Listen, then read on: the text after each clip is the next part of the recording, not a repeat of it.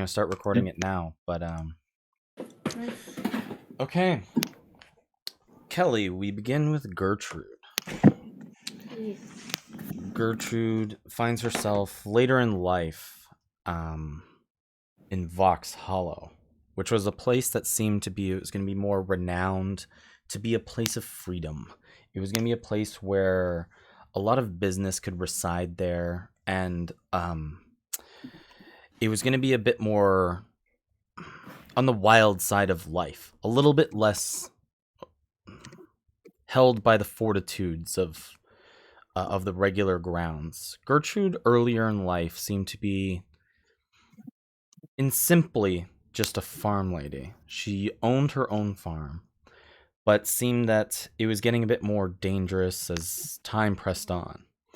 Those that surrounded her as family moved away, and everything else seemed to retreat from her life.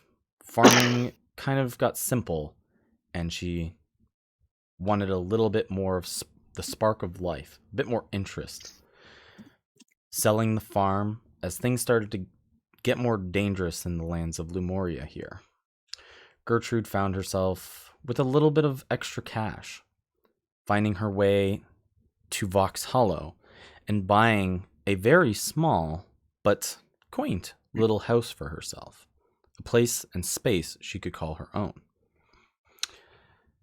The problem is the place was not quite the promised land that she believed it to be. There was so much interest within the business she had to do at the gates of Vox Hollow. Jasper Miklovich, what seemed to be the town's mayor almost, was so excited to have a new resident, especially somebody with some money coming in. It didn't seem uncommon. This place was thriving. It seemed a little bit loud, but the purchase of a home seemed relatively easy here in moving in. But the problem began when she found out that there was no leaving. Vox Hollow was a one-way in and no way out town. Without Jasper's permission, none of the residents or its people were allowed without his permission to leave. Things only get more complicated when Jasper starts randomly going around the town asking for tax money, contribution money. The same gold seems to cycle between the rich, and it leaves the poor even poorer. What happens when you don't have your contribution money? Guess we're going to find out real soon. Because Gertrude, you still own this home, but you find yourself with about 15 gold pieces left to your name. You know that the taxes or the amounts that Jasper goes around asking for is a random amount to any which person that he decides to pick on. Jasper doesn't go around by himself. He has a group of people that he goes storming the town with. You know, in Vox Hollow, there's a large shopping district. Almost anything of cheap value to expensive, exquisite items can be purchased here. Shady business, people doing real business, repair shops, mostly anything you could look for could be found in this shopping district, as it's renowned to people from all over. People have set up complete tents and encampments to ensure that their spot in the shopping district is their spot. The nights aren't quiet, as the fighting in the streets between those who are poor about measly glimpses of handfuls of gold become more and more dangerous as the pennies begin to slip from the hands of the people. Within the night, you kind of toss and turn. It's hard to imagine you're stuck in a place like this from having such a life of freedom. It's not what you were promised. But it's the life you have to live. Gertrude, you have this little home just outside the town square, just like a few other people do. And you remember that you put all of the locks on your door this night. You understand a lot of people want to get off of the street and try to enter into these homes, but you've made sure that you have barricades and such, lots of locks and pads. Would you like to describe your character as you have this morning glimpse of sun, like the day's sun begins to gleam through the window towards your character? So Gertrude gets up. She's a very old woman. She's probably in her late 70s, early 80s. She gets up, wears a just like very simple clothing, carries around like a cane to sort of help her walk, takes small but confident steps. Um, and her home is also very simple because in her old age she doesn't see a need for flashy things, just a need um for living a life that she is proud of, more or less.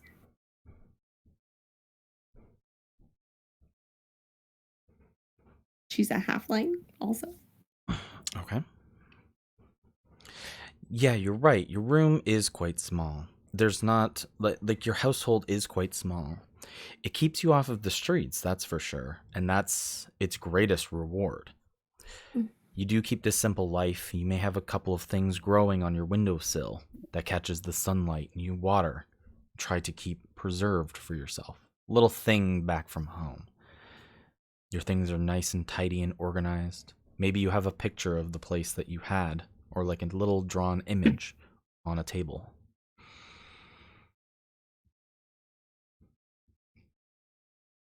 Probably not Okay. not really any pictures, but definitely simplicity is key. Her focus is not on hosting or really necessarily remembering her past. Like, she's not running from it, but she's not terribly nostalgic either. She lives presently, but also toward whatever future she has left. Okay. She doesn't keep knickknacks or like trinkets to remember people by. Okay. Doesn't. Even as the morning begins on this day, the common shuffling of feet begins to erupt outside, for people start to go to the shopping districts and setting up. You can hear those people who have things to offer to sell, and you can hear that there's like people at the gates that have been waiting overnight to get in. And you can hear that the town's like starts picking back up to get busy, as the nighttime doesn't really have much to offer to the shopping ideal, but it shuts down a lot more for that. But this at this point, from like the brink of day till the night, it's all business.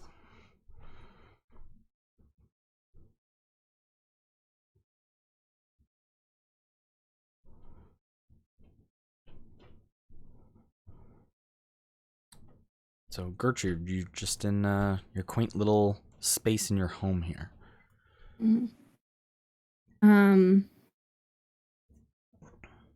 she will take a she will take a small satchel with her that doesn't really carry much, if anything, in it, because she knows that anything that she has is uh, hard to come by in a city like this without paying a lot of coin for, which she does not have.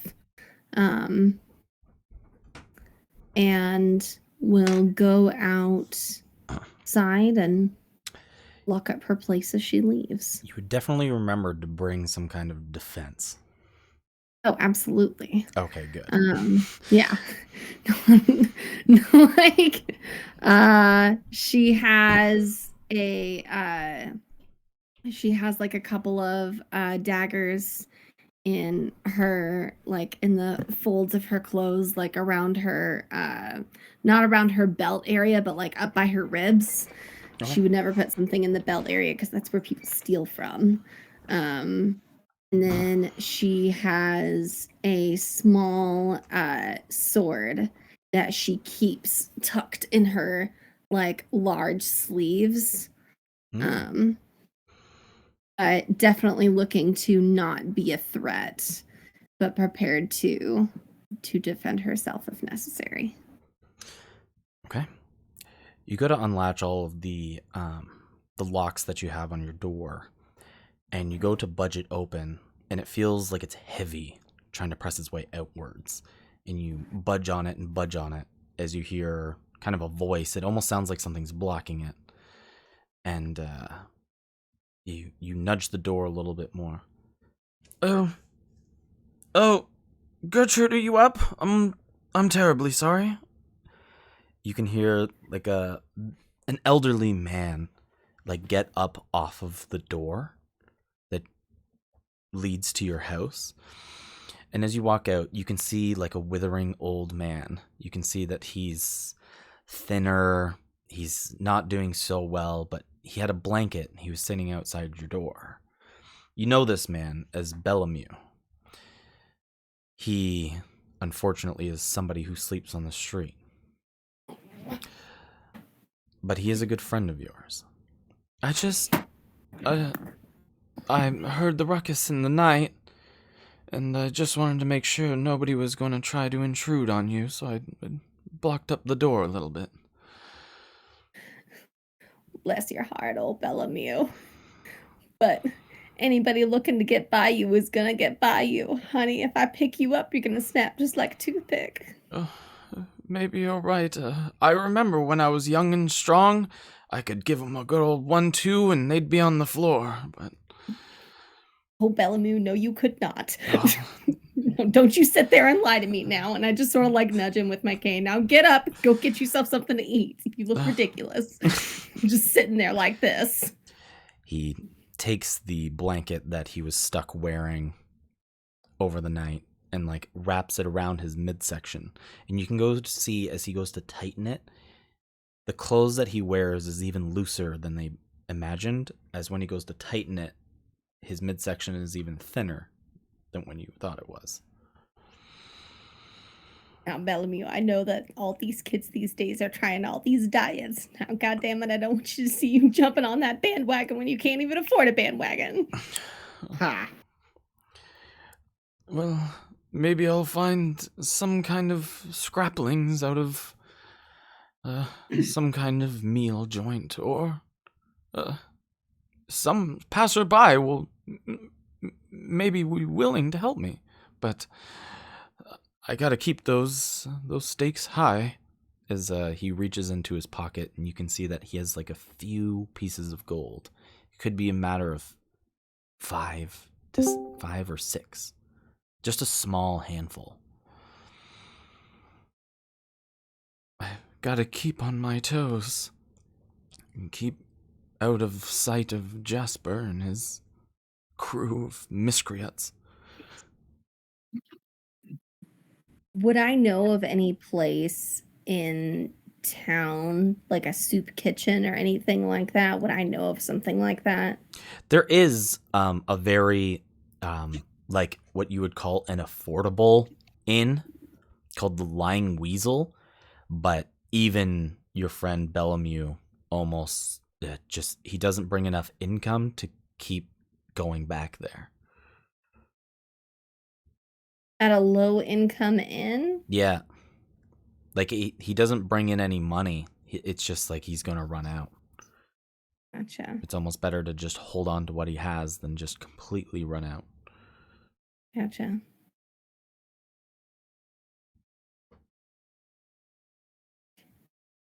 Um, my notes.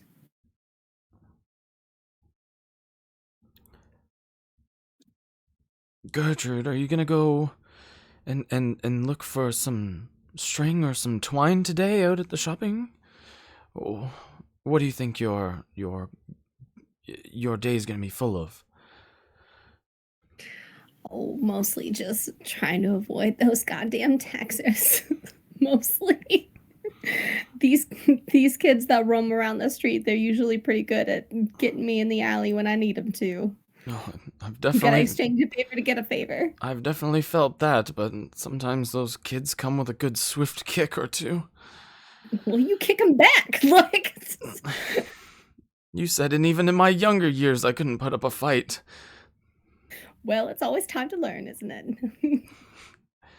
He looks at his like grazed old like red knuckles just from like the cold night.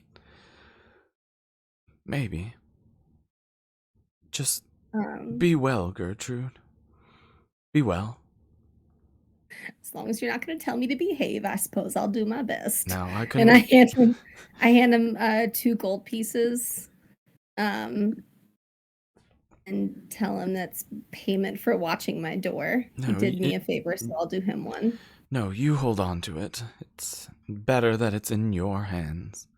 Now, damn it, Bellamy, I'm not going to expect you to post station outside of my door all night and not get paid for it. Now, you take this and you go get you something to eat, or I'll give you a swift kick you're not going to forget. Maybe I can go to the boar hut, and maybe they've had a good rain from the past day. You know that the boar hut is some local hunters that go out to the east and they hunt wild game and bring it back and sear it and Mm, sell it to the people. It smells amazing. that's awesome. Yeah. Yeah. It's whatever they find, but boar is a big one that they try to find. Sounds a little expensive for you, but Just a as long as you scrapling. can save some of it for later, and don't spend it all in one place, or you're not going to eat tomorrow. Gertrude, I will try to hold back. Good, because I can't afford no security guard. You can't expect me to pay you for doing this every single night now. What? You pay for all this good muscle? As he like brings his shirt back and it's this No, you horrible can put flat that right line. back Yeah.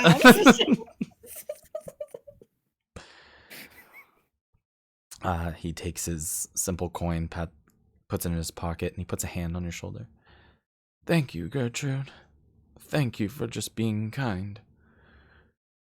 Ain't no kindness. You gotta give a favor to give a favor, and you gave me a favor by watching my door with your creaky old back. So I guess I'll give you. So I'll give you a favor by giving you some money to get you something to eat. Now go on now, go get you something to eat. So you live on the most western part of town, and the town square is the thing that's closest to you. The town square is set in with all of these cobblestones. It's so well built that there's like a podium that's made out of stone. There's like a fountain as well. It seems like it should have been a place for like open discussion and things to be like celebrated. But even from the view of your house, you can see that many people are sprawled out, just either pissed drunk from the night before, or they could have lived on the streets and wound up there. A few of these squares are covered in old blood, where you can tell that the town square is even made for local fighting. People in town bet on the poor who fight just for sick sport. Is there any one of these, for lack of a better word, gentlemen who are pissed drunk, lying on the ground? Do any of them look like there's something that I could absolutely steal from them? There could be some gentle women who are pissed drunk too. I don't. Hey, I mean, I don't stereotype. If they've got money, I'm here for it. I'm not trying to either, but Any they thems that I can rob? None of those. There is species and creatures. It gets a little bit more complicated. Here for it. Sure. Give me. Based on what I know of these fights and how they usually end up, like who looks like they won and they are about to lose some money by me. Give me give me an investigation check on some of the people who are still sleeping in the town square. Okay. Like you can see some people are like within the fountain but leant over, so like they're not drowning. Love that. D&D dice is ready to fuck me already. That's a 5. Physical It dice. begins. God damn it. Not doing this anymore. I can't do this D&D Beyond. This is an unhealthy relationship and you know it. This is why you own like 20 pairs of dice now. You need to choose. I know, but this is so convenient. I'm tired of getting fucked. Yeah. You know, it didn't even buy you dinner first. I know! Especially since it gave me like 3 crit ones in a row when we did Blood in the Water. You go to look around the town square as you can try to inspect some of these people.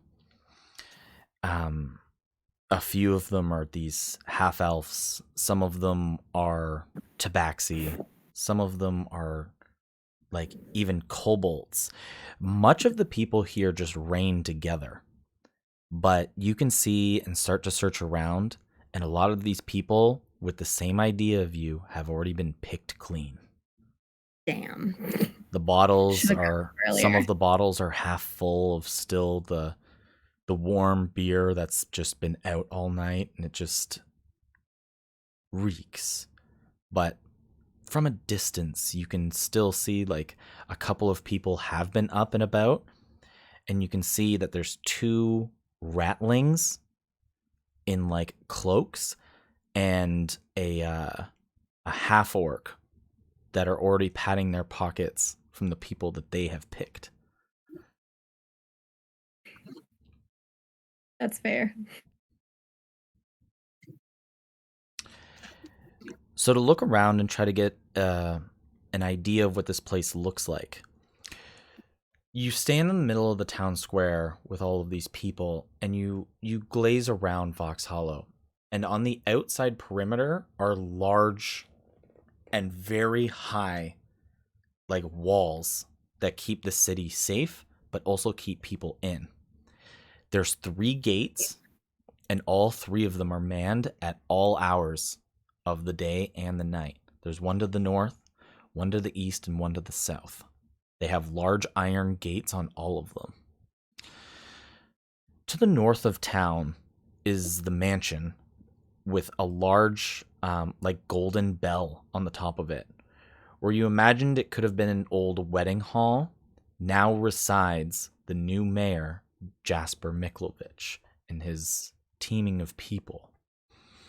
He took the biggest home and the biggest prized thing in town, as if he makes the bell tower his announcement to know that it's time for people to pay.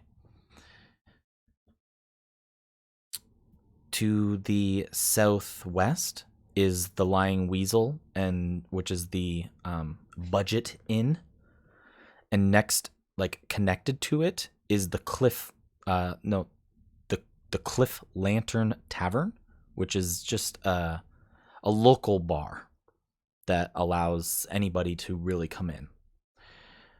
But on the eastern southern side of town is an area that you know that nobody goes to, because there's a gang of Jasper's men called the Striking Vipers that live in this city. Excellent. Since the bell has tolled, I'm gonna walk over to the rat boys, the cloaked rat boys, and the orc. And Oh yes, look at you. Go picking the litter off those little ones. Ha ha. Too late. Listen, it was an investigation. Well, no, it wasn't perception. It was investigation. So I was looking. You find nothing else good on them? Maybe your old fingers and your lack of, how I say, better age can't get the best of you. Getting up early must be hard for somebody like you. Go back to your bed. I'd go back to my bed, but your mother is still using it. One of the ratlings. Hey, One of the ratlings looks at the other one. And he goes, "Hey, that's funny. Your mom's a hoe." And the other one looks at the other one. The other one looks at the other one. And he's just like, "No, your mother works at Joe's Crab Shack, not my mother." Your mother has Joe's Crab Shack. Kelly, you would know that there is a brothel in town called Joe's Crab Shack. Good God, are you serious? I'm 100% serious. I'm a little sad. What an unfortunately named. No, before you came on here, we did a roll off for the name. Oh, good. yeah. That explains a lot. It was over a D10. There was 10 choices of names. That explains a lot. They serve crab, and they serve crab. And it's also a shack. Oh, you'll get crabs for sure. Absolutely. Actually, on the menu, it offers unlimited crabs. Oh, there you go. Oh, Hey, absolutely fantastic. So the two ratlings kind of square off with one another as this orc is just like, "Honestly, she is funny, but you're broke as shit and you look dumb." That's a lot coming from a guy who looks like he failed before he even got to school.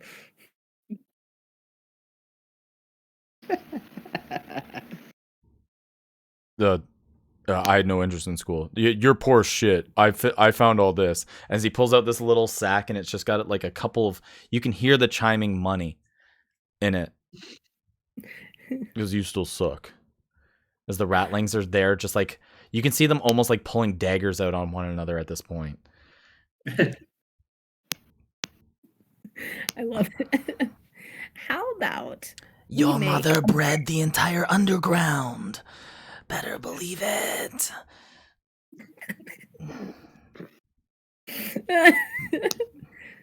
How about Your mother is my mother, stupid. We are brothers, you fuck. Not the same. Rude, you dumb idiot. Doesn't sound like you've got a whole lot of coin in there. Must have been a shame.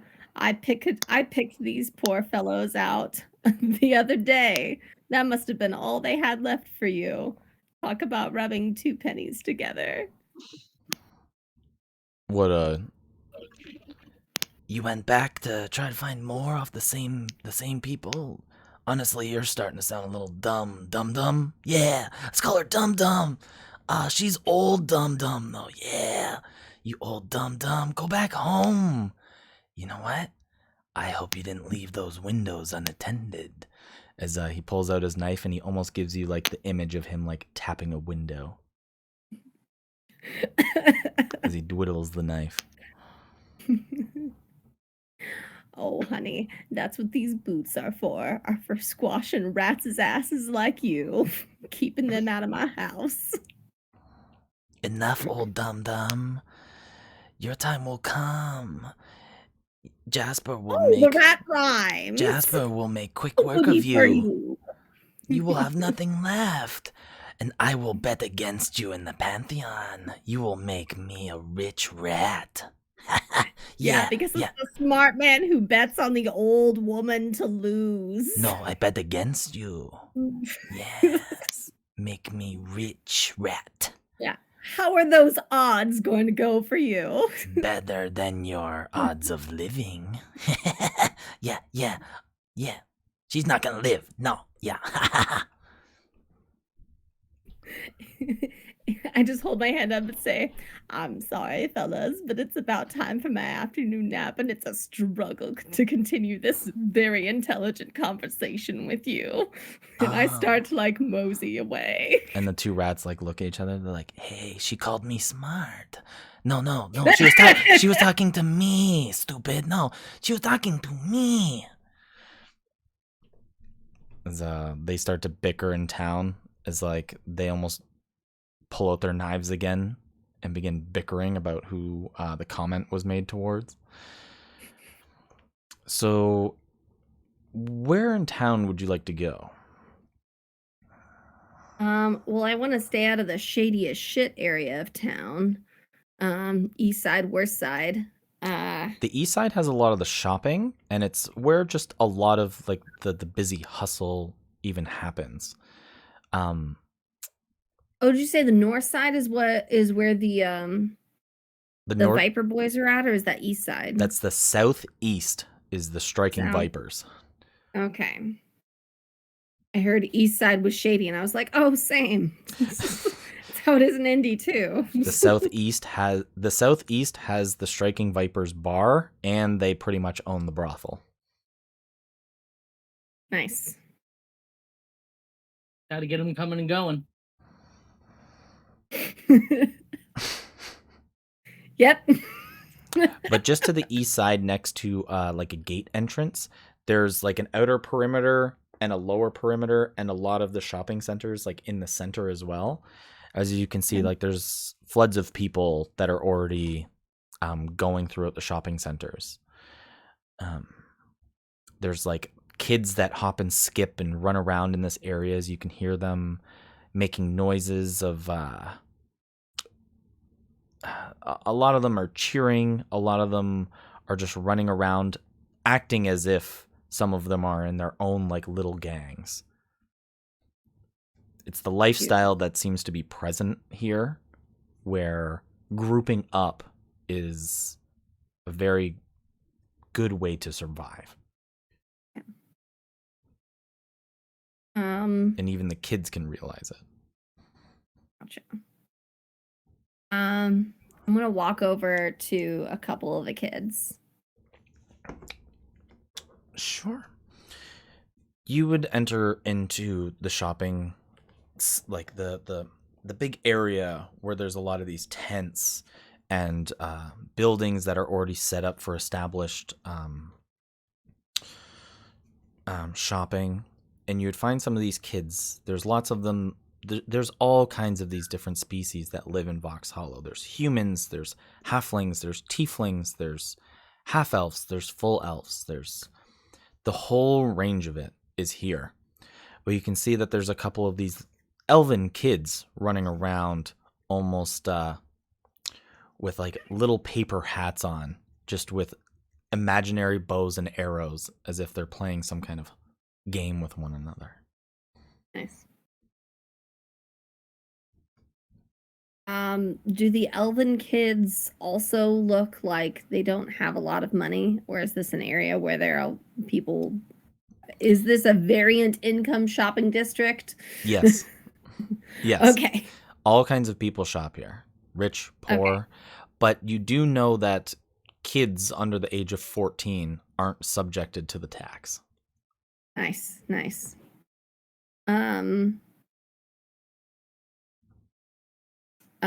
I walk up to a couple of kids that look like they're on the lower income side of the spectrum.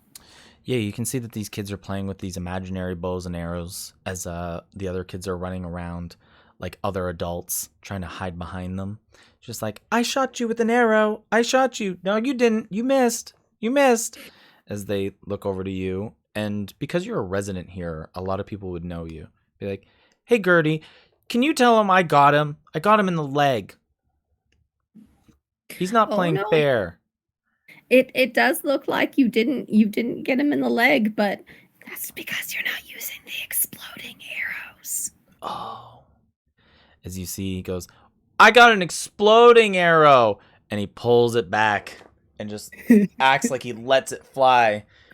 And he's just like, you're not allowed to have exploding arrows. That's not fair. from like across the market. You got to get a better shield, honey. We talked about this. The bantering goes back and forth. I have a shield that reflects them, so you blow up. That's not fair. The kids are kind of pouting as I lean down to them and ask them if they'd like to do Grandma Gertie a favor. two more of these kids like run up behind you and like grab onto your leg really quickly and like look around and they go, hey, what are we doing? Are we still playing bows and arrows? Oh no, we're playing trip and fall. Trip and fall? Yeah, trip and fall. And then I look around. I want to look and see if I can find a resident who is fixated on shopping, who looks like they have not like a ton of money, but like money to spare. Okay. Give me a perception check. Hopefully, a better one. Oh wait, I gotta use the dragon box. Dragon box. Okay.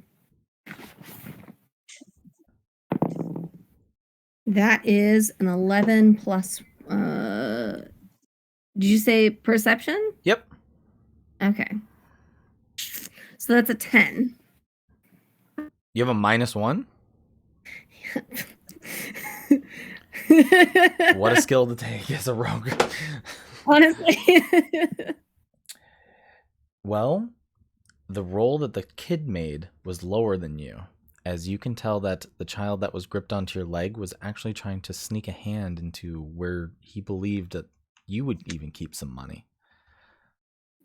I pick him up by the wrist. Hey, no, we were just playing bows and arrows. I just wanted to get a real bow and arrow. Now you know Grandma's rules. If you want a real arrow, you have to do Grandma a favor first. No. Oh, these You favors try that around again, town. Oh. and Grandma's not going to ask you for any more favors. Trip and fall. That's Trip what and I like to hear. Trip And I set fall. him back down. Damn it. I thought I'd get a wild boar sandwich today. You just got to do Grandma a favor. So do I see anybody who looks like they have some money? A couple of the kids like get together and help scout out with you. As you can see that there's a few people here that seem like they would have had a bit of extra money to spare. Like a couple of dwarves that you haven't seen before, so you can imagine that Jasper let them in. They stayed the night, and they've spent some time shopping. Some of them seem like they have some pearly new hammers and maybe some little trinkets from the town. Just some little things that people have made. But what seems to be more interesting is a single bugbear and a single my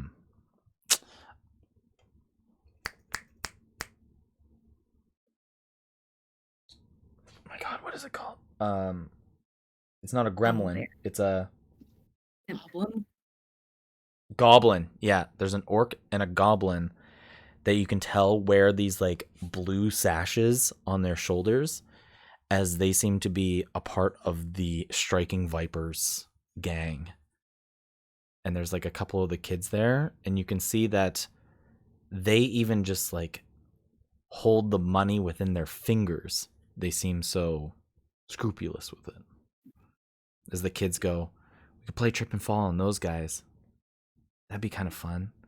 I could shoot him with an exploding arrow and I could just blow up on the floor.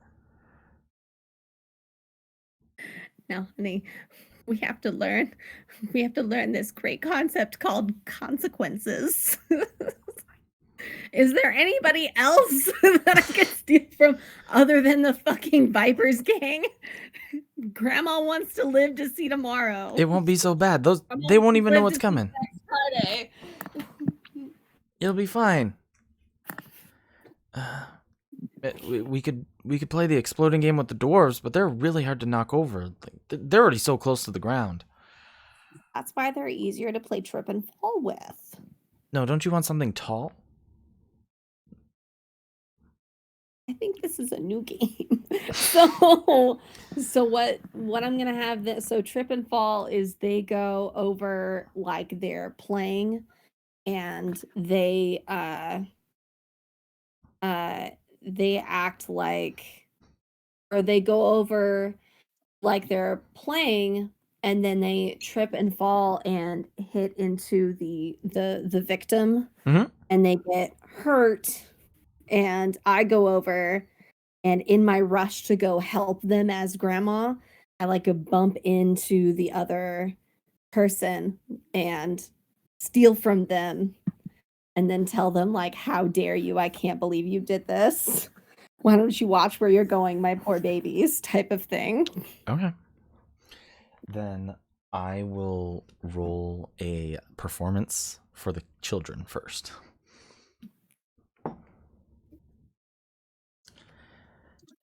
So the kids become organized as much of the crowd starts to pass and wean between the shopping district here.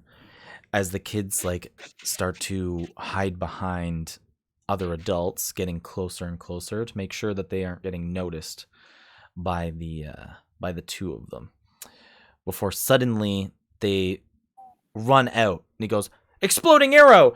And one goes, "No, I dodged it," and then slips, knocks his face into the knee of the bugbear here, and falls flat on the floor, holding his face. Oh! Oh, why'd you do that? Watch where you're going! As they kind of look down to attend to him for a second. What would you like to do here? I'm going to just like I said, I'm gonna rush over. So I'm coming from behind, like I'm running towards the dwarves' backs. Okay. And then bump into them in my like fervor to go help these children and pickpocket them. Okay. What would you like to say? And then you can roll me a sleight of hand against the perception. What are these kids' names? I don't have anything written down. I can make it for you. Just go for it. Throw some names out. It's fine.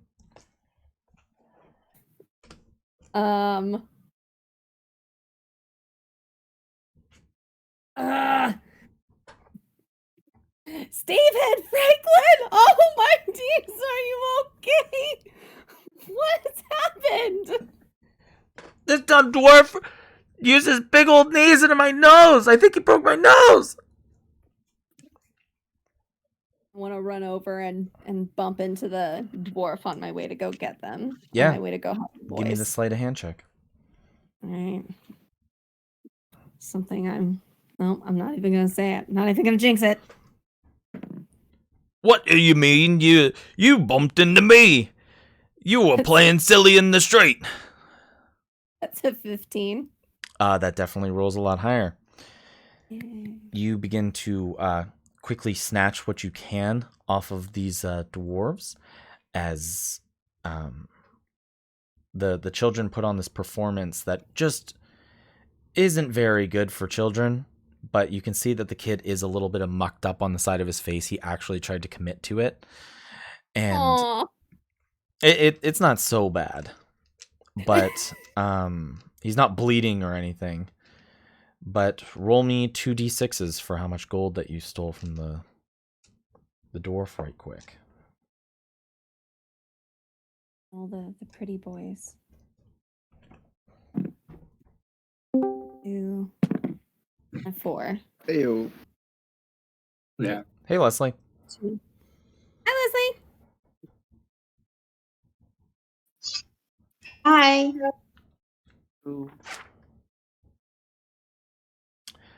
Sorry, how much Don't did mind you me. get? What? How much did you get there, Kelly? I got a 2 and a 4. So I got a 6. You picked 6 gold pieces off of the dwarves without them noticing. Nice. Not a huge haul, but I'll take it for now.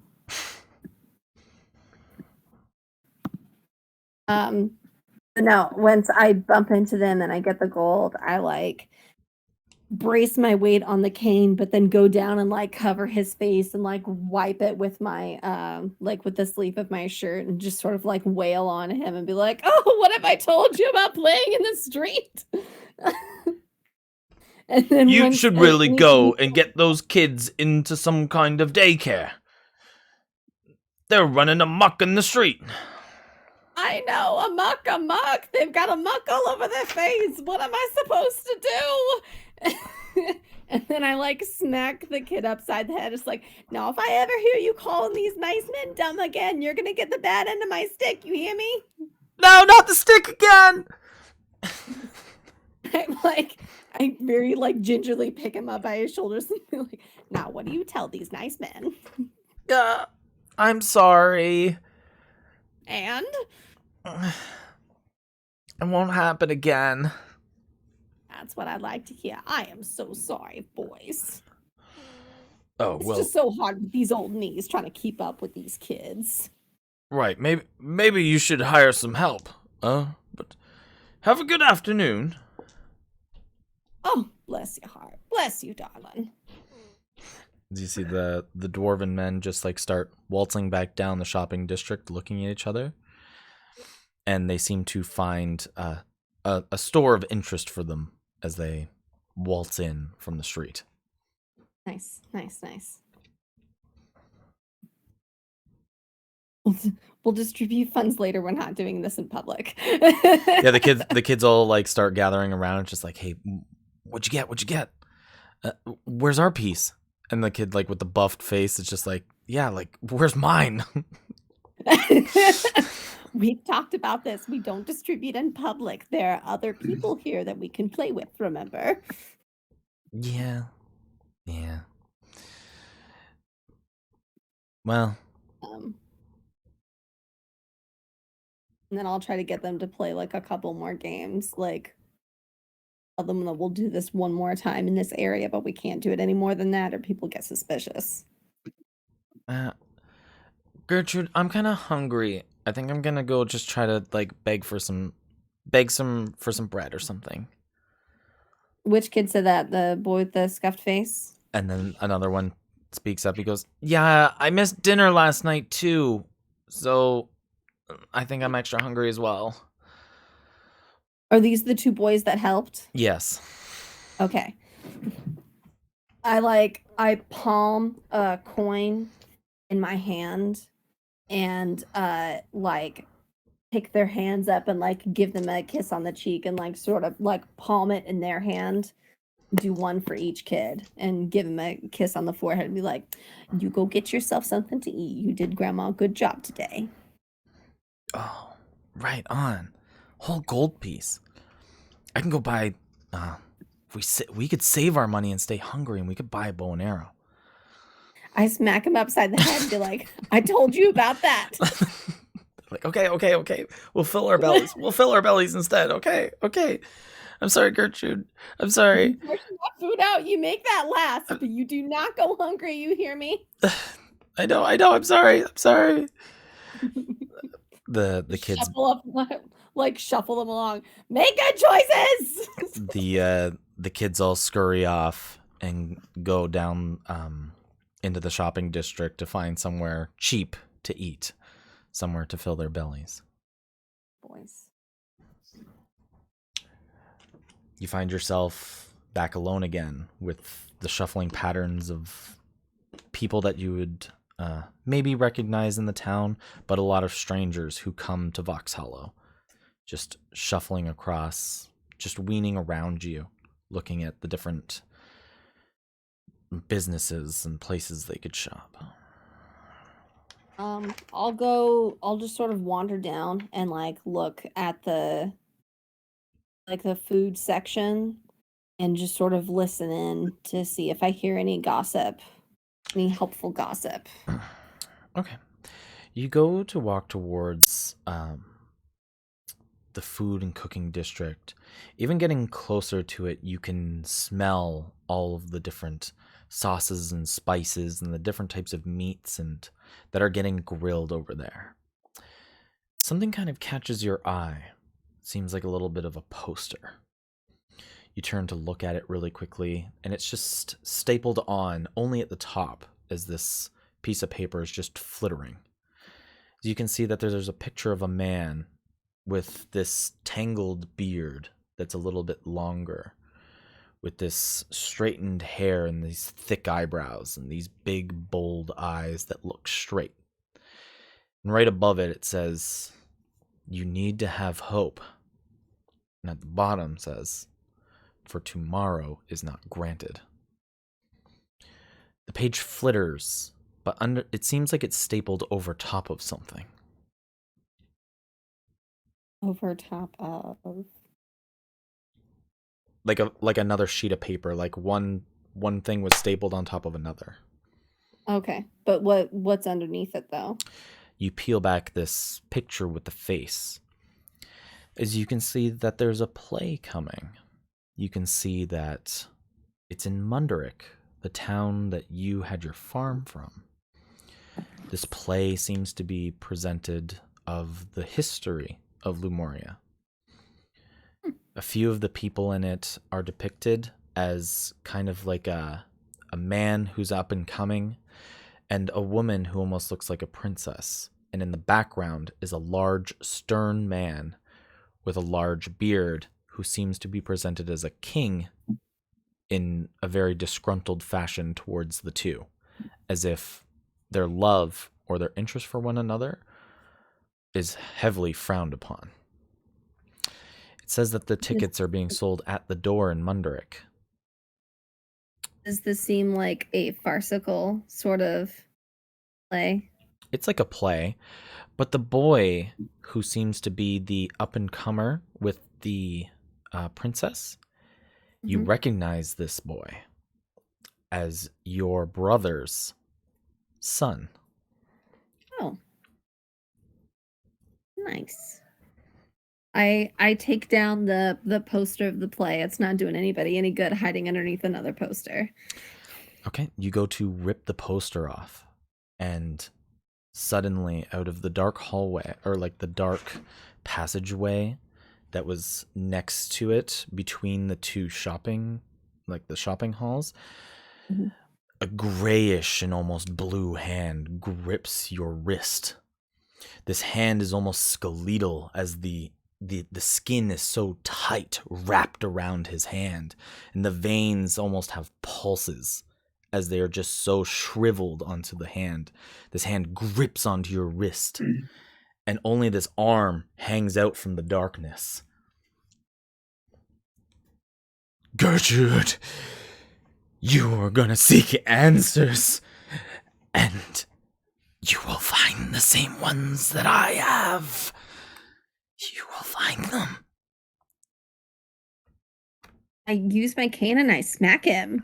You go to give him a whack as this hand tries to like pull back on you and tries to almost wants to bring you into the darkness. No, like I smack him. Okay, give me an attack roll. I assert my footing and I smack. Give me an attack This roll. motherfucker! Not gonna bring grandma into a dark alley. Absolutely not. So, I'm not equipped with like a staff or anything like That's that. your cane. You can use it. So as would this staff. just be like improvised combat? You can Or, make it with you can make it like a proficient weapon, like make it like a dagger attack. Okay. It's just to make it simple. Something you're Okay. good at. Okay, I'm not gonna say no to that. So that's a +5. So that's a 21.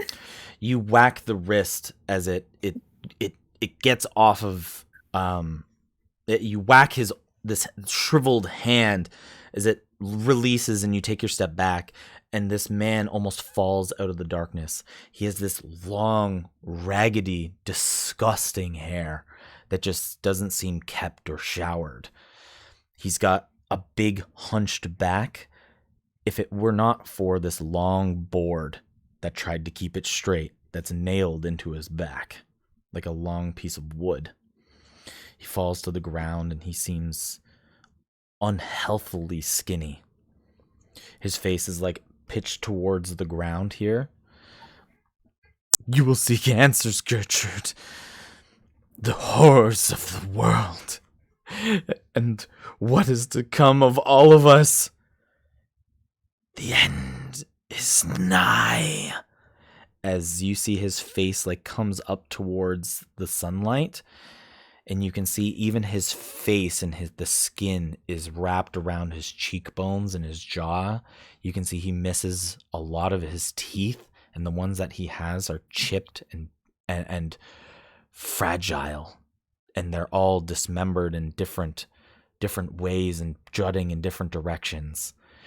But the thing that stands out most is the 2 hollowed sockets where there would be eyes in his head.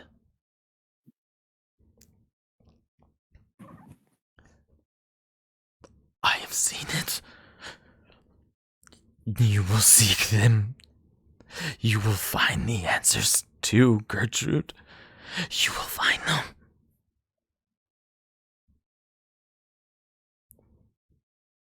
Enjoy your days here. The end is soon. You would know this person to be Morris Oldfield, the crazed lunatic prophet. No shit. Me ghosts what don't know they're dead. For fucking Your real. fingers, let me touch your fingers. He's the. God damn it, Morris! You scared the hell out of me! Don't you ever do that again, or I'll You whoop should you be so terrified. Any day. I have seen it. It will come. The horrors will come. They will not show us mercy. The end is soon. The end of us all. I promise, Gertrude. I promise. This land is tainted. This land is worse than haunted. It is cursed. It is what?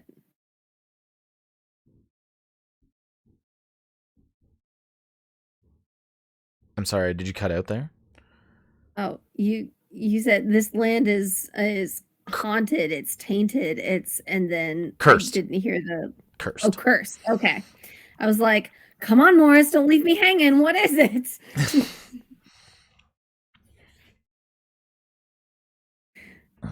Morris, I am 78 years old and I live in a city that I can't leave to go see my own grandson. The world sucks, but I'm not long for it. Now you scare the hell out of me like that again, and I'm gonna take that board off your back and beat you with it. And I like walk away.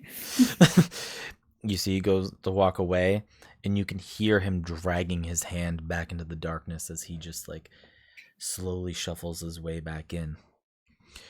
The stories about Morris is that no creature took his eyes, that he took them himself. Probably after seeing that Ratling's mother.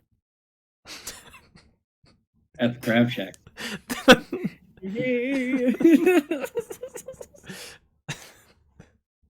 The crabs ate his eyes.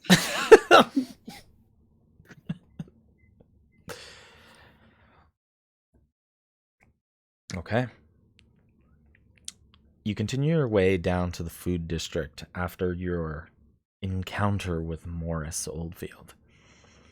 And you can see the kids, the little elven kids, are all sitting around in a circle in like a passing hallway. As you can see that they're all nibbling this long loaf of bread that maybe they could have spent a little bit less on, but they are sharing it between one another. Oh, good boys. You do go through the different sectors here, and you can see that there's some people who are offering like fresh bread from far away. You can see that there's lots of grains and fruit to buy, especially from Mundrick and the fields and the farm fields. What seems to be interesting is there's a lot less meat to be able to be purchased, except for the people who are selling the wild boar. that's the thing that smokes up the most. So it seems like a lot less farm-raised animals are being sold. But the I'm wild not hunted terribly ones. interested in the solvent green. I'd like to go check out the produce area. Like you're looking for just like fruits and vegetables? Yeah, like spinach and potatoes and Yeah, like things. you'd definitely be able to find like a couple of shops, especially going from one vendor to another. You'd be able to find exactly what you're looking for. As a couple of Great. vendors are trying to wave you in to look at what they have as their competition tries to get your interest. As eventually you land on one with this, let's say it's a halfling woman, and you can see that she has like this large backpack on, and she has unpacked all of her vegetables very early this morning, so it's all very presentable, where some shops are still trying to get prepared for the day. Would I know this woman? No, she would have been like a vendor from far that's come here to sell. Gotcha. Top of the morning. Well, hello there. Looks like you've gotten a good early start to the day. What they say, the early bird gets the worm. Well, those who prepare themselves get the best shoppers. So I take it you've had a good day then. It's going fine. Better than expected. You seem to have a bit more hungry people in town. All we got is hungry people. Well, good start for me then. What are you looking for? What could catch your eye? Oh, old me just looking for maybe some for some lettuce and maybe some potatoes. Greens, beans, tomatoes, potatoes. Chicken, pork, a lot. You name it. She gets you You a name it. good couple days worth of rations of these assorted produce items, and asks you for about 6 silver.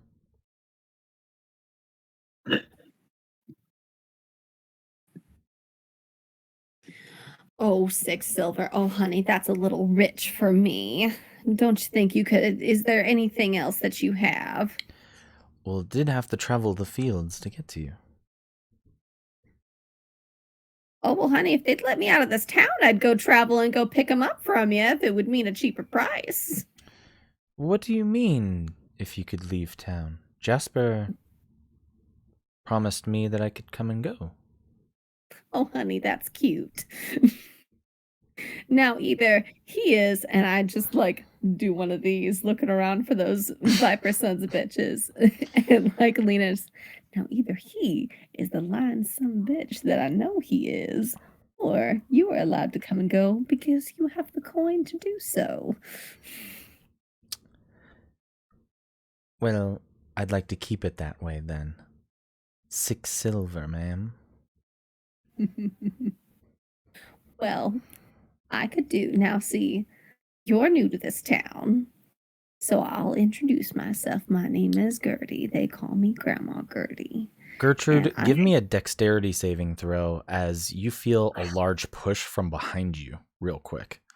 Fuck. Why is everybody being so mean to me? This is a rough town. Because fuck old people. I don't know. God damn it. A dexterity saving throw? Yeah. Alright. That's a 17. You definitely keep your footing, especially with your cane. It definitely helps as you see that what's getting brushed beside you is the large bugbear, and the goblin comes around the other side of you. Oh, look at this place. It's got some good produce, as he just like goes and grabs straight into a potato and goes to try to eat it like right away without paying for it, without even asking price or even trying to compliment who they're trying to take from, as he bites hard through the starchy potato. Honestly, I these wait come for better him- in a stew. I wait for him to go like he's about to swallow, and then I like hit him with my cane in his stomach. Okay. You go to jut him with the elbow into the stomach there. Hey. The hell do you think you're doing? As the little halfling woman here is just like, you're gonna have to pay for that. The bugbear is just there. He's just like, don't you know where you are? As he shows the sash of blue with like a viper head on it. These motherfuckers. We don't pay for nothing. We run this town. We'll run you out of it too, with nothing on your back. Is he the only one here, or does he have any more of his viper buddies nearby? That and a goblin. Oh, it's a goblin. Okay, that's good to know.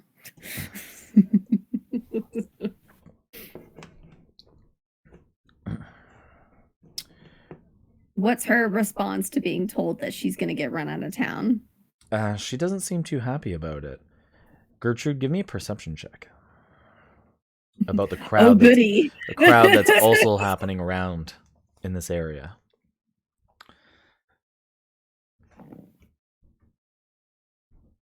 That is, oh, damn, that's a 17. Throughout this little area, you see that there's two younger girls that are humans who can see like the mischief happening a little bit. And you would know these two as Aster and Gracie. They are kids, or they're like grandkids to an older man who runs a shop in town. And you can kind of see that they're starting to make some kind of brace for it to distract these two. Good girls.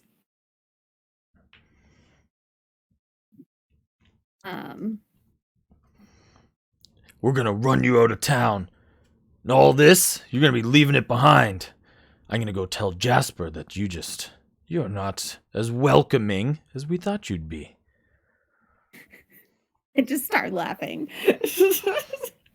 As the goblin looks up at you and he's like, hey, what's so funny to you?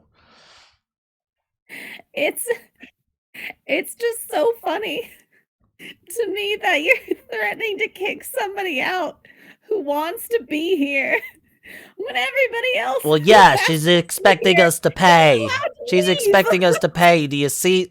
We're the Vipers. You don't fuck with the Vipers. Oh, sorry, these poor old ears are having a little trouble hearing you. As in this moment, you can see that the two girls kind of dash up really quickly behind the bugbear, and they both kneel down behind him, one over each leg, almost like waiting for you to act.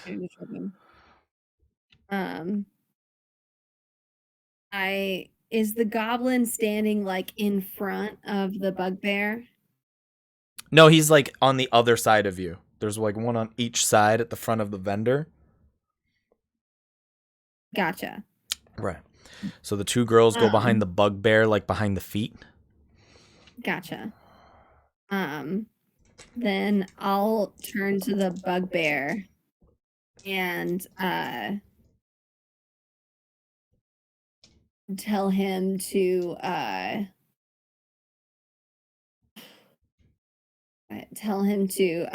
lean down because I'm having a little trouble hearing him.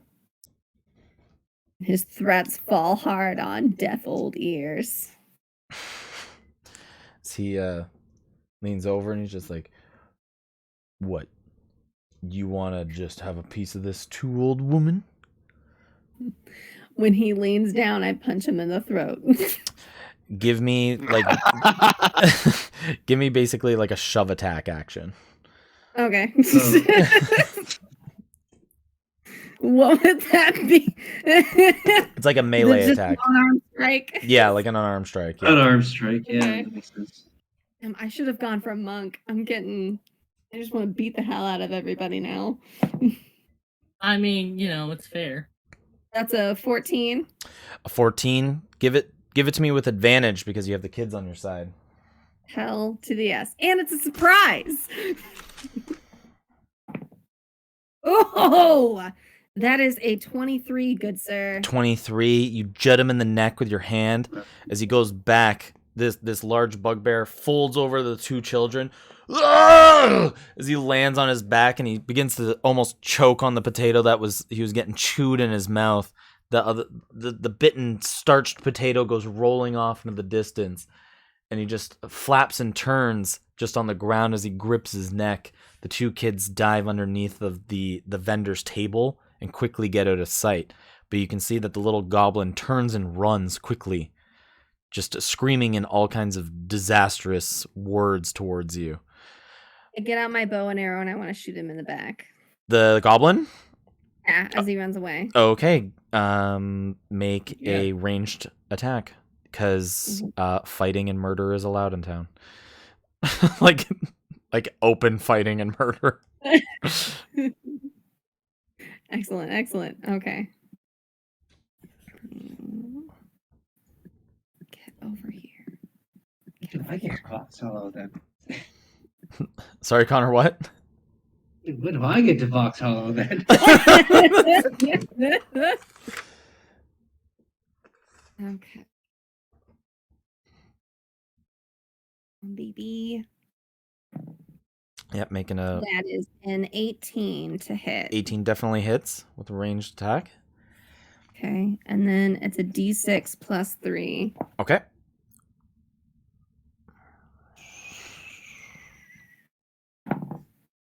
That's a 7.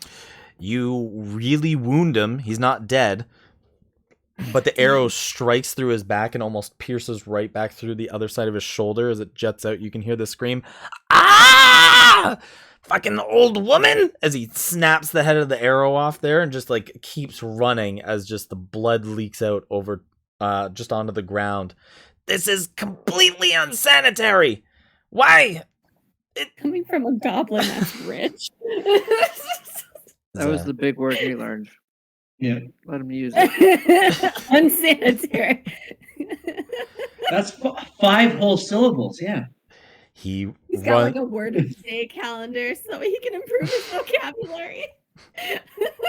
It's like posted at the door of the brothel. Yeah. Learn a word. Word of the day is unsanitary. You can see that he At the brothel. Dirty.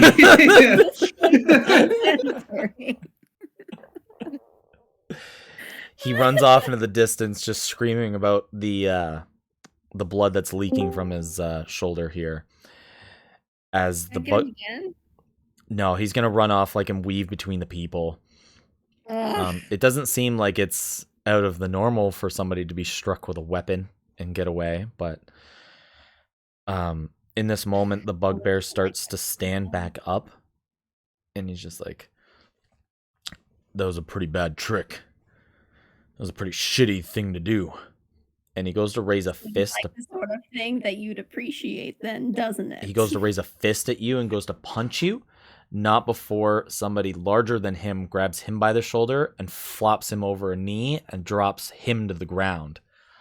Nice. This man is known as Draken. This guy's name is Draken Kosi. He is the grandfather to the two girls. Gotcha. Excellent. I just have him in my notes as Burly Barber. He is the barber. Yes, he is the barber in town. He's got this full beard, and he stands very tall with wide, strong shoulders. He's older, but he's very big and very strong. Human in type. As he flips him over, and the man cracks to the ground. The bugbear cracks to the ground and looks back up at who he's tussled in combat with, and the bugbear kind of whittles back and doesn't stand up until he's at least a couple feet away from Draken.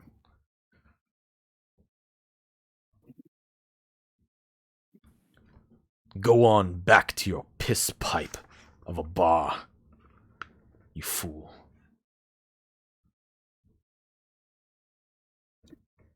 The bugbear gets up and races back, ensuring that he still has his sash of the viper on his shoulder. I turn to Draken and say, now, honey, that was a mighty chivalrous thing you did for Grandma, but you know Grandma doesn't like witnesses.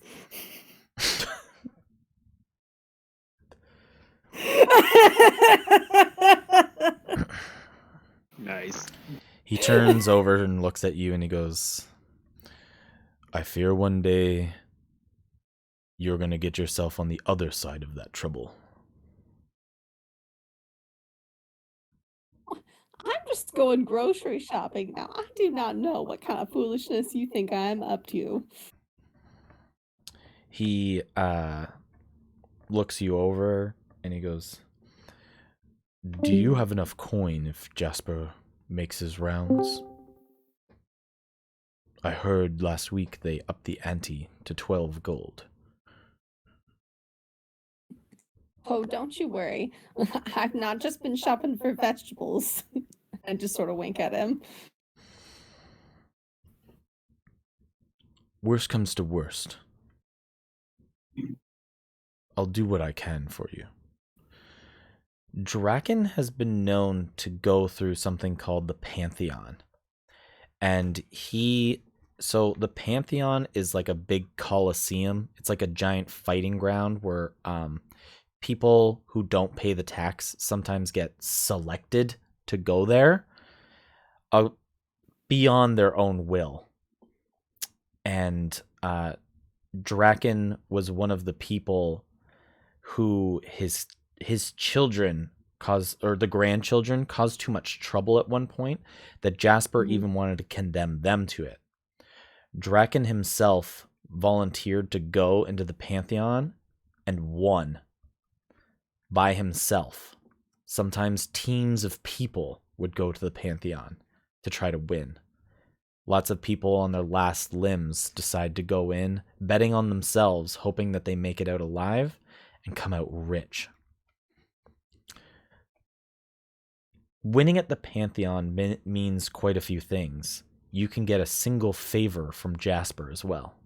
So some people do it trying to leave Vox Hollow. Not many people win at the Pantheon, as it gets extremely dangerous. But it was told that Draken won, like in a large favor, and it was favored that his win was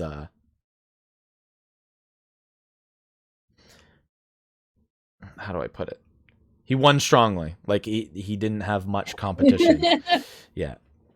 Competition seemed weak against Draken. Wanted a landslide. Yeah. He was up for 20 in the final fight. But did Draken ask for his wish? He did, and his wish was that the grandchildren and him were unable to be picked on specifically by Jasper. That's all that he wished for, was favor that no longer that Jasper picks on them. So he even stands up to those in the gangs of the Vipers with confidence that no repercussions will come from Jasper to him. I mean, geez, being a winner in the Pantheon is enough to intimidate. Goddamn. But you can imagine Jasper hates the shit out of Draken though, because he's unable to do it. Nice, love it, love that for him. Okay. I just sort of pat Draken on the arm, like, "Oh, hush, hush! You'll do no such thing. Now grab you a potato, so Gertie can get you a potato for being so nice." And I turn to the halfling and ask her, "Now, what did you say that price was again?" I did say 6 silver for all of it, but getting rid of those rudish intruders. 4. Now you're catching on, darling. I'll go ahead and take that spinach and that and some of those potatoes off your hands then for 4 silver. You make the kind exchange here, and you understand that you have decent rations to last a few days. You go to make the exchange, and she's very happy about what's been done here. And just before the exchange happens, a large wedding bell goes off in town. Ugh.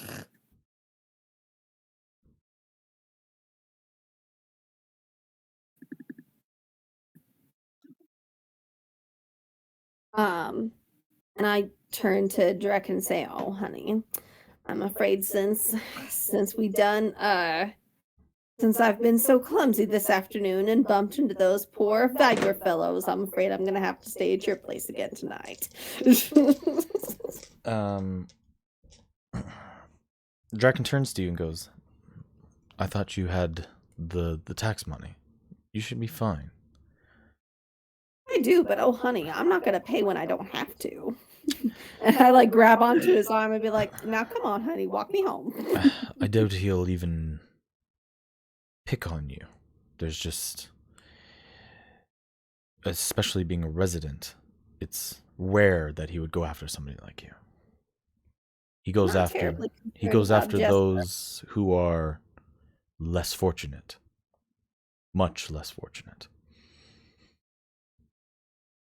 He'll go after whoever he thinks he can take advantage of. And honey, I'm just not interested in doing that in my old age. I'm just not limber enough anymore. Not only that, but you know those vipers act on their own. They do. The Vipers are terrible people. Worms, more like. Come on now, honey, walk me home. You better grab some of these potatoes for those nice girls. Yeah, you can Those see that nice the girls have girls. already like left the stand and probably already like headed home. Yeah. You take the strong arm of Draken and you begin to walk through the shopping center here. And throughout the alleyways between the buildings, you catch a glimpse of town square. You can see there's a large crowd starting to survey at the town square, right by like the waterfall and stuff like that. But you can see that there's a bunch of people. And even from here, you can hear Jasper Miklovich's sinister, maniacal laughter. As lots of people start to go, like more and more people are starting to crowd the town square.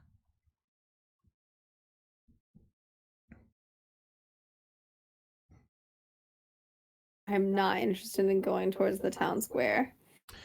Gertie's caused enough trouble for today. She wants to go back to Drecken's house and go make some soup for these nice girls and me. Draken turns to you and says, "We'll be fine. But are you sure there was nobody that you could... Maybe I'm thinking too much." Honey, if I got attached to everybody in this town, then I'd be crying every day of the week, knowing that something bad has happened to them. Okay. You begin to walk back, and you find Draken's small barber shop. As it seems to be it's almost as small as your home, but it's split in two to be half business and half a home for him and the grandchildren. There's a bunch of crates that surround his little shop here as well, like wooden crates on the outside of the building that just home some mundane supplies.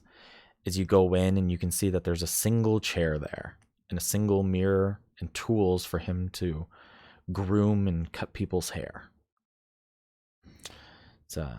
He walks his way in, and there's a door to the back of the barber shop, and he makes his way through there. And like I said, it's half the size of your house because half of it's a business. You can see that the two girls are just recently sneaking back through the back window, as if you guys beat them back.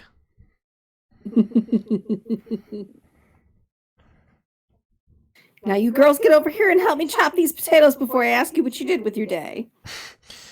They kind of like giggle at one another as some of them pull out some of the scraplings from like the markets that they found and some odds and ends and trinkets that may have been screwed across the floors or dropped out of people's pockets. I cup their faces and kiss their foreheads and tell them they did a good job. Now go wash your hands. You don't know where that's been. They give a quick giggle. I'd like you to roll me a high investigation check. I'd like to roll a high check too. Yeah.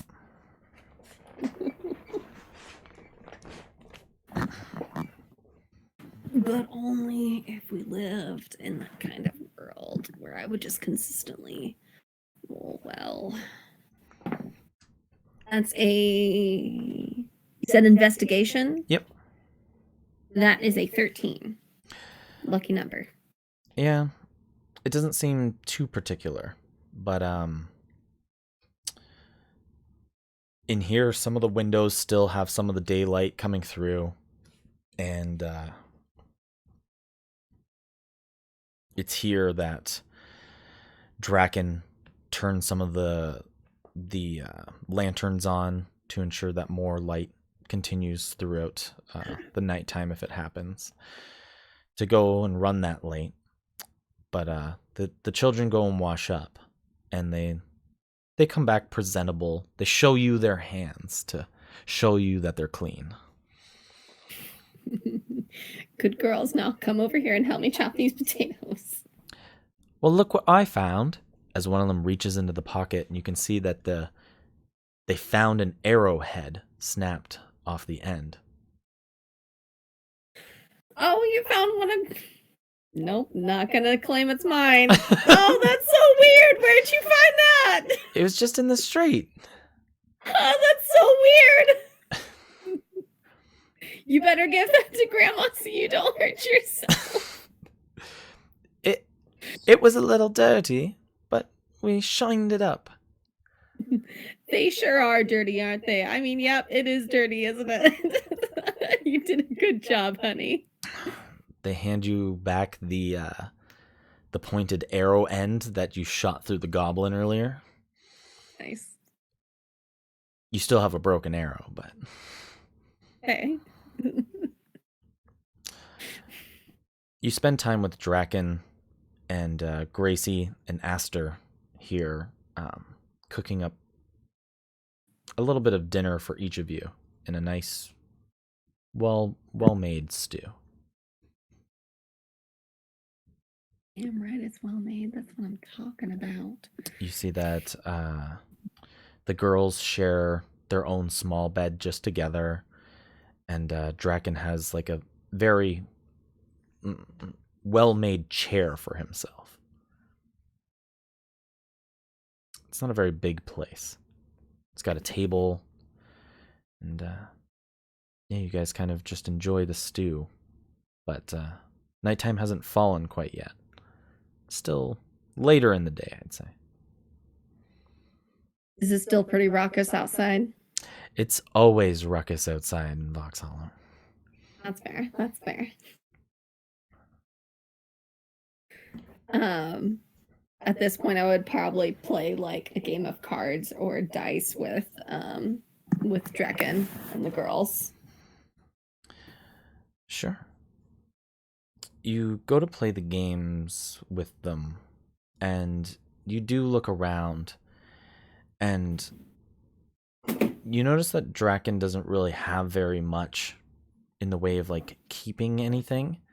You can tell that there is only one prized item, and it's just in the corner of the room, and it's a large blue axe. Like the head on the axe is actually blue, and the rest of it is a nicely thickly like oak wood handle that goes across the entire the bit of the handle of the axe with some good metal tapers on it for grip. Mm-hmm. I assume that's what he used when he was in the Coliseum. When he would fight, yes. I don't know why you insist on hanging that darn thing up. It's just like Everything it's almost like a broom. It's like in a corner, just leaned up. Oh, in the corner, okay. and it's like almost gathering dust. Good.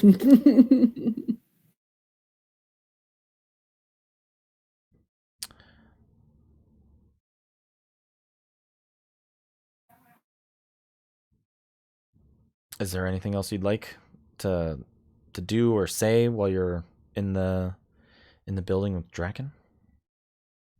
We'll just have idle conversation, exchange any gossip that he has. I'm not going to steal from him. Okay.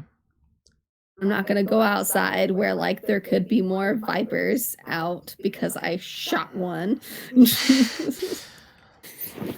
Fuck that.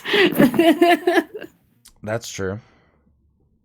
That's called consequences, and I'm avoiding them. Oh, the consequences of my own actions. Coming back to haunt me? Whoever could have thought? Who could have anticipated this? Draken brings up a bit more of the problem, even that the girls are still here. And he goes,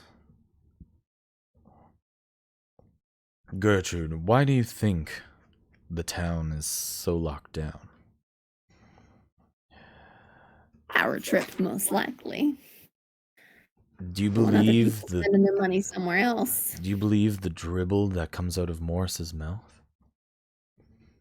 Oh, what's he saying now? The same thing he says anytime that somebody will listen. Ugh. He tried to get me today. Some nonsense about the end is nigh. Same old thing he says. Right. And I've looked for answers and find them. I'm not looking for anything but a good meal, and I found one. I'm glad you're around, Gertrude, but there needs to be a way for you to... What do you want out of this place? I know that you came here from Munderick, but there must be more than just the day-to-day pocket thievery.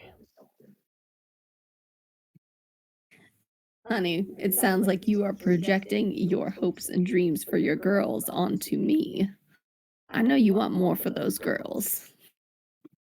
I want more for what this place stood for. Jasper's grip over this place changed it.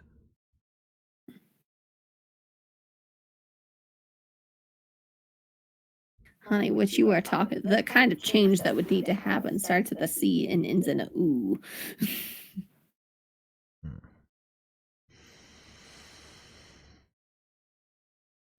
It's a coup, darling. Draken brings up the two henchmen that Jasper has. He has two cloaked beings that walk around with him. They don't even seem to have like faces within the cloaks. It's all shrouded in pure darkness, even during the day. Jasper calls them the Aeons, and their names are Doa and Zayas, and they're known around town as the Reapers. It's the only reason Jasper feels like he could be this power in town. You would know them because you've seen them before. They only walk around town with him.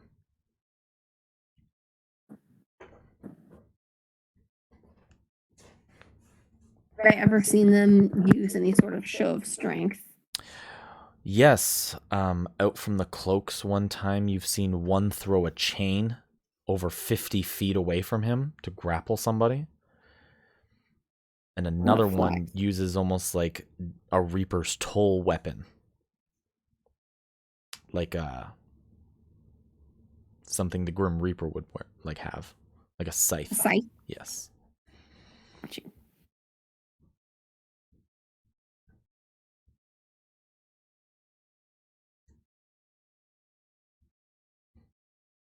So what you're suggesting is that the world would, or at least this town, would be a better place without Thing 1 and Thing 2. I think without Jasper's discretion and his pushing of the way of life that Vox Hollow must have, I definitely think.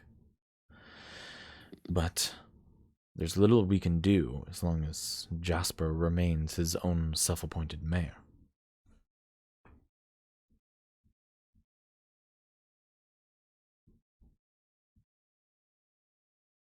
Things just continue as they are until somebody takes action.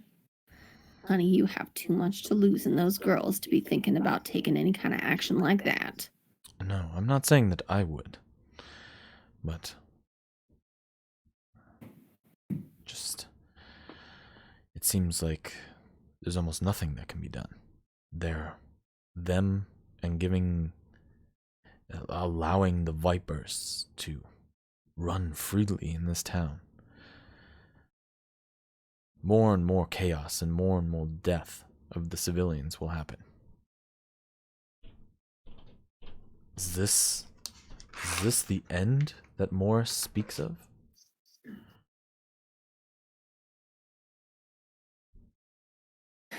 I think with the size that Morris is at, that his end is going to come over a stiff breeze. But I think that doing something foolish, like knocking down the wall to try to let people out, is only going to bring more monsters in. Of course, knocking Jasper down a peg or 6 feet would certainly be nice as well. But that sort of thing takes organization. Not a quick decision in the middle of the night. Things will change if you want them to. The people who are able to do it. Right. So he kind of glances you over and looks at just the condition you're in, and kind of looks and sees something sticking out of like one of like your jacket pockets there. He goes, "What did you find? What do you have there, Gertrude?" As he points towards the flyer. Oh, that's my grandson. And I pick it out and I like flatten it out, like sort of crisp it out, show him how proud I am of my grandbaby, or my grandnephew. Now it'd be awful nice to go and see him in his play. He says he's up and coming. I guess that means he's doing real good now. As you guys are having the conversation here, and you are showing this little pamphlet that you found, you can hear this retching screech out in the streets.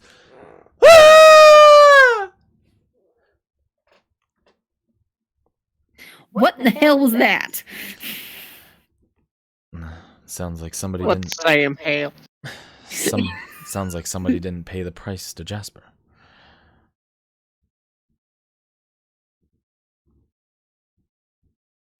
Like you said, bad things are just going to keep happening for now. There's not a whole lot we can do about it now, but...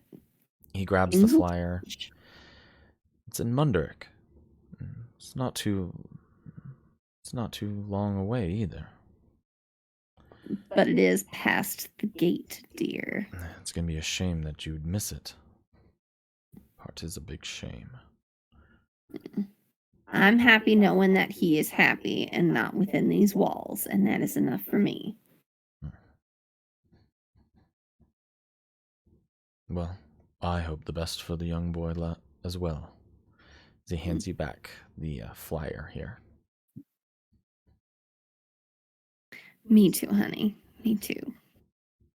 She just sort of looks at it in sort of a sad way, like, for all her sassiness, like, she does miss him. She hasn't seen him since he was little and does really want to see him, and just, like, keeps it sort of smoothed out, and she doesn't want to tuck it away just yet.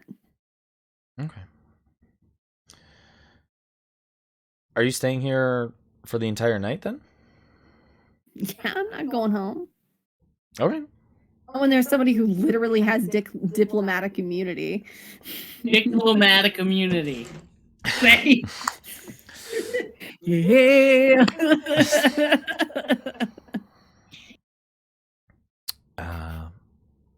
The night kind of withers on as a lot of the prowling sounds happen outside. For all those who maybe stayed open for too long for the shopping district, a few of them are starting to get a little bit more razzled by the night folk that roam around Vox Hollow. Draken takes to his chair, and the two girls go and recede back into the bed. They do the little candles down to a small little flicker to ensure that you have enough light to wean yourself around this little room if need be. Is there anything you'd like to be doing?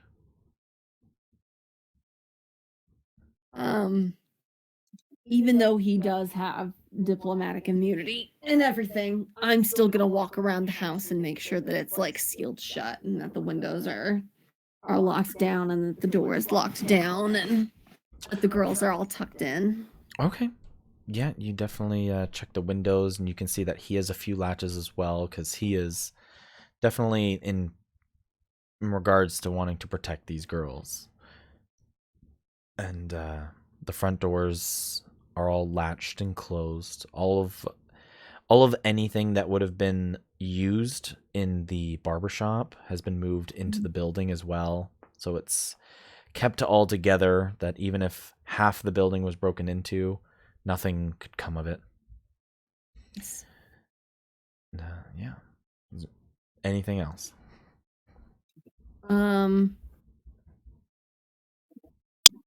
I'll head into. So, what is the size of this bed? It would probably fit them, maybe for the next few years as they grow. Bless their hearts. Like, is it wide enough that like they could lay this way and then I could lay across like by their feet? I'm sure that they could make room for you, Cool. if that's what you're asking. Snuggle with grandma. They could definitely make a little bit of room for you to ensure that you could spend the night as well. They've enjoyed having your company, as you're well known, and your actions out there today were fond upon them, so they enjoyed. Yes, I am a delight. And the night obviously goes without, doesn't ever go by without a screech every now and then out in the distance. But something that's so wild to regular people almost becomes normal to those who live here.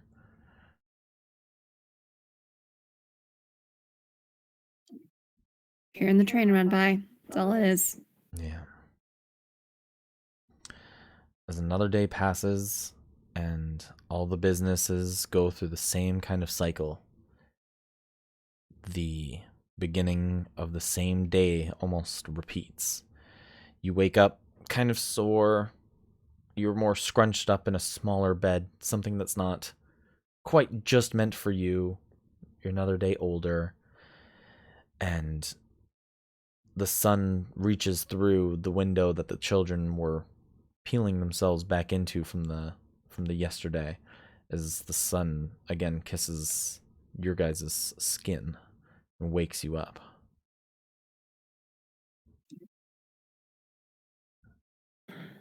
The two girls are still like quite asleep from the busy day yesterday. Girls. I'll get up as gingerly as I can in my old age so as not to disturb them. And if they do wake up, I'll like tuck them back in and like pat them on the head so they go back to sleep. Sure, give me a stealth check.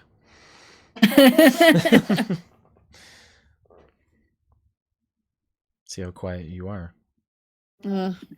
What a great question.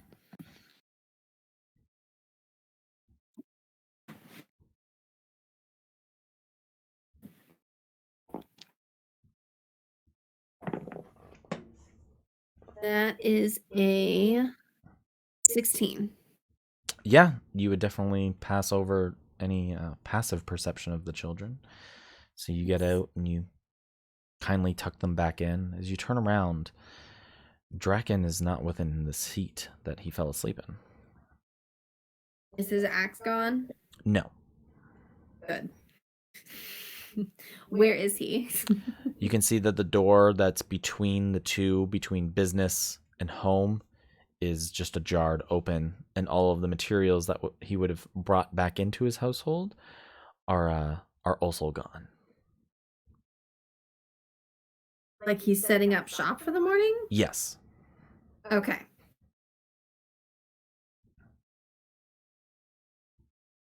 Great. Then I will get up and I'll go say hi goodbye to him before I leave. Be careful out there, Gertrude. As long as you're not going to tell me to behave, I'll do my best. I would never. Damn straight. Even Draken knows better. I pat him on the arm and then make my way out. Okay. And just as you do, you leave through the front door of this building, as it has like a little chime that's on it, and the little bell rings as you leave out into the busy streets of the shopping center again. And you can see that it's the same day repeating for those people. There's a few who've already set up shop, and then a few who are setting up shop once again. But it's too early in the morning, and it's not so busy this time. Because there's more people who have died. You are only in the shopping center. Okay, great. Just checking.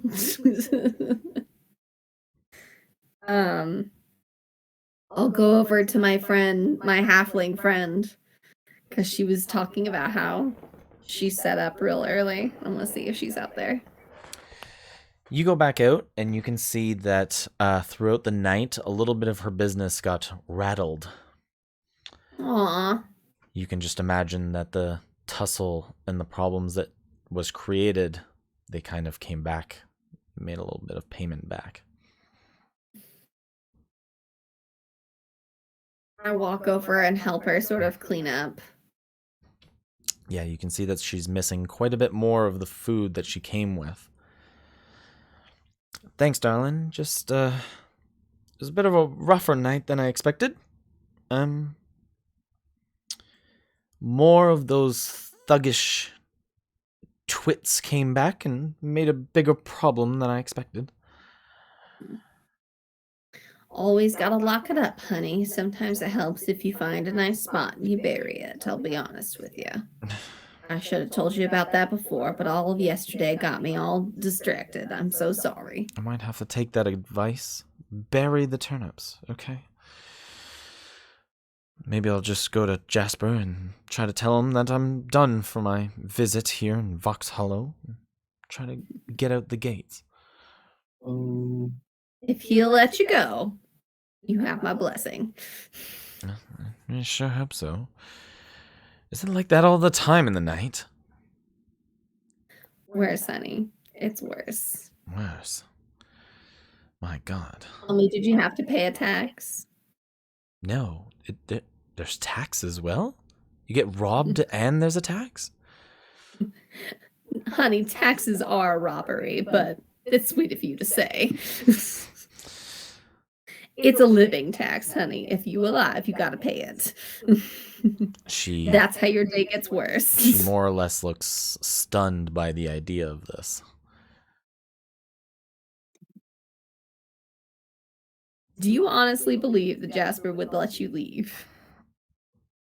The way that he welcomed me in, and it seemed that it was apparent that leaving... But did he say specifically that you would be allowed to leave whenever you pleased?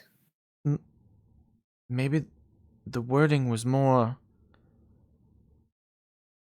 I could come and go as he pleased. The attention to detail here. As the thought rings through her head. You do the best you can with what you got.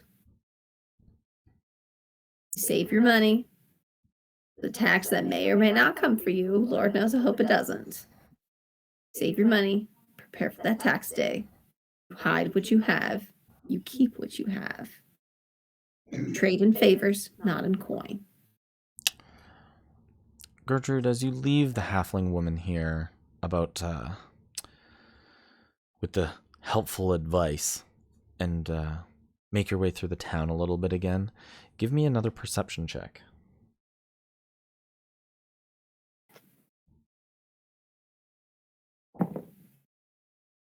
That's a 15. It's pretty good as you see that there is a torn up and ripped blanket that hangs outside of a small darkened hallway and a couple of legs that hang out the side of it. I'm not interested in going on that hallway. The blanket that is torn up here, you can already recognize belongs I know to whose it is. Bellamere. It seems like your friend also didn't have a very good night.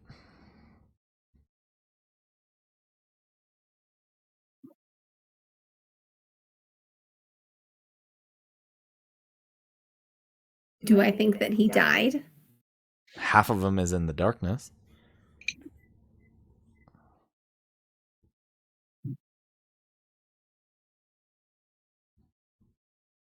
Nope. Just leaving him? Nope. Yep. Gertrude is not emotionally prepared for this. She's just gonna walk past. She's gonna walk in the opposite direction. Like she's not even gonna walk past the alley. Okay. Is there somewhere you're trying to go? Are you trying to like go back home? Are you I'm trying to go not here. Specifically not here. Okay. You She'll go over to Joe's Crab Shack. you want to go to the brothel? Sure. You want to go to Joe's Crab Shack? I want to see if they have any good gossip for me. See if there's anybody that I can rob. Right. So Not the hoes. They're earning their money. you go down to the southern east part of town, and you can see that the Striking Vipers bar and the brothel are very close to one another, as they both have these signs outside of them. And obviously the one bar is called the Striking Vipers, and the other one has a little sign with a little painted red crab on it. And it says Joe's Crab Shack. Nice. As you go to walk towards the brothel, you can see that it's a 2-story building with many windows set within the top of it. And they seem to be dimmed down, as some people are leaving it in the morning looking quite rough. But at the entrance of it, you can see just standing outside are about 6 bugbears. Any of them look like the ones that I punched. Almost like security, but all of them are also wearing the tag of the Vipers. But do any of them look like the one that I punched? No. Great. I walk up to them to walk past. You go to walk up the stairs, and all of them look at you. Well, I certainly know that you're not coming to work here. Oh, honey, you couldn't afford me. One of them turns over their arm and shows their wrist with 2 puncture holes in it, and then looks towards you. Is that his bitch mark? Shut up. Yep.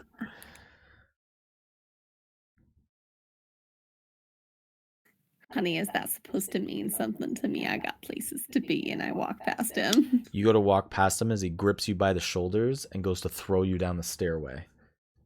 Oh, you motherfucker. No, you do not. Give me a contested strength check. You absolute bastard! Why is everyone trying to manhandle me? It's Leave me wrong. alone. I'm old. And they're all assholes. They're all assholes. Shit, they're meaner than I am. Okay. Okay. So, what would I do for this? Is it my strength saving throw? Yes. Is it my... Yeah, be a strength saving throw. Okay. So, I don't know if you can see this. The 16 Plus. plus 2. Okay. 18. You ended up getting the exact same as the bugbear here that's trying to throw you down, as another one grips you. And they're both going to try to toss you down the stairs at this point. So make another contested strength throw. Another goddamn... Leave me alone! That's a 17 plus 2. Do you want to see it? Nope, that's fine. You shake off the two bugbears here, as they don't seem to let you pass, though. But you stand at the foothold of the top of the stairs towards the brothel. You just got to shake down, that's all. As long as I didn't get thrown on the goddamn stairs. Jesus. Do I look past them? Are there any girls that I recognize? The door is closed. Ah, bastards. Now, why in the hell are you blocking the door of this old woman? You don't have the mark. You aren't one of us. It's a goddamn brothel. I don't have crabs. But she's crabs looking for That's why you're not one of them. Yeah, you gotta get crabs. Well, why in the hell do you think I'm coming here? I'm coming here to get crabs. I'm bothered only in D&D. I'm supposed to get them. I'm here to join the crab club. The crab I feel- coalition, if you will. I feel like their motto is something along the lines of "Come get some." If it's red, don't scratch it. Yeah.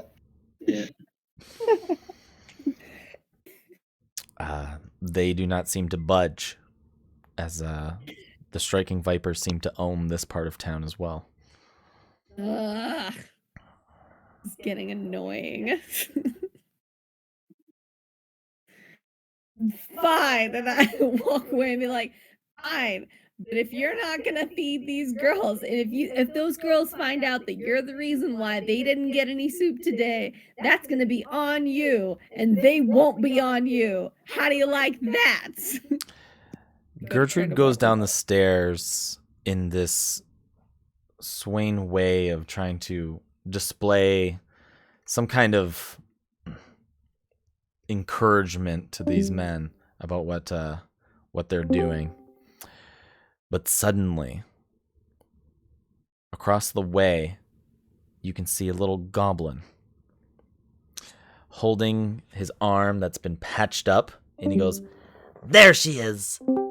Hold her accountable. as turning the corner, you can see that there is the two reapers. And in the dead center of the two of them, Jasper Miklovich locks eyes with you. Damn it. I'm going to send a picture of what Jasper Miklovich looks like into Does he look like a bitch? into the chat. Jasper Miklovich is a man in his mid-20s. He's dressed in I already don't like him. It's here that Jasper reaches out and he goes to understand what's happened with his little goblin that comes from the striking vipers. Oh, don't you worry, darling. We're gonna get her. Now, Gertrude, as he begins to strut foot over foot towards you as the two reapers follow behind him. What is this?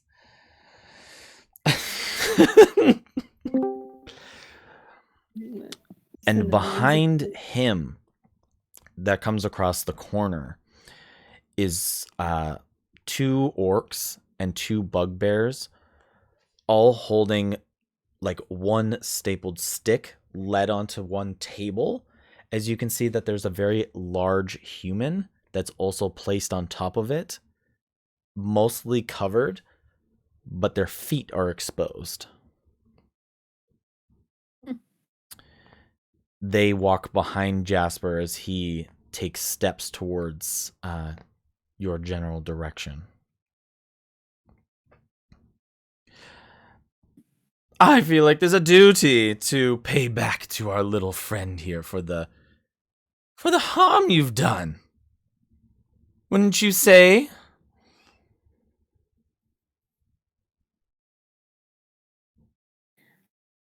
Jasper, I would say that is a far that is far from the truth. You calling you and me friends.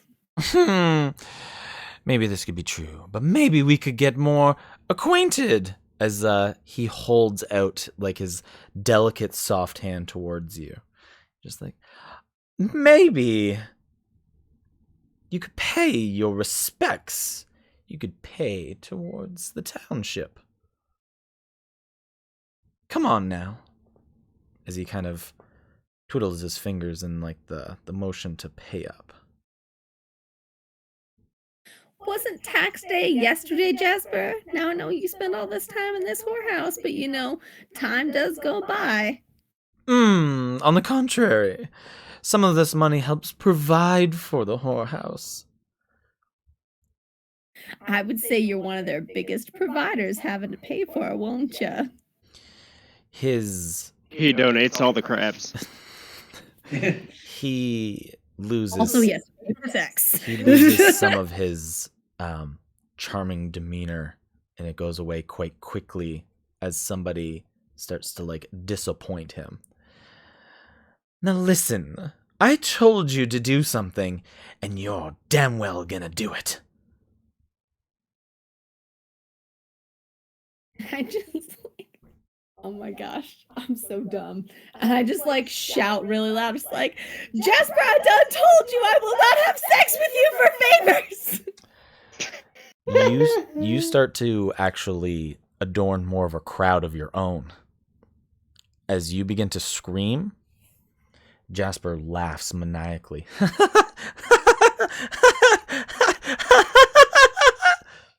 One of the Reapers has the cloak, and it comes outwards, and a chain that has 4 prongs on it launches towards you. Give me a dexterity saving throw.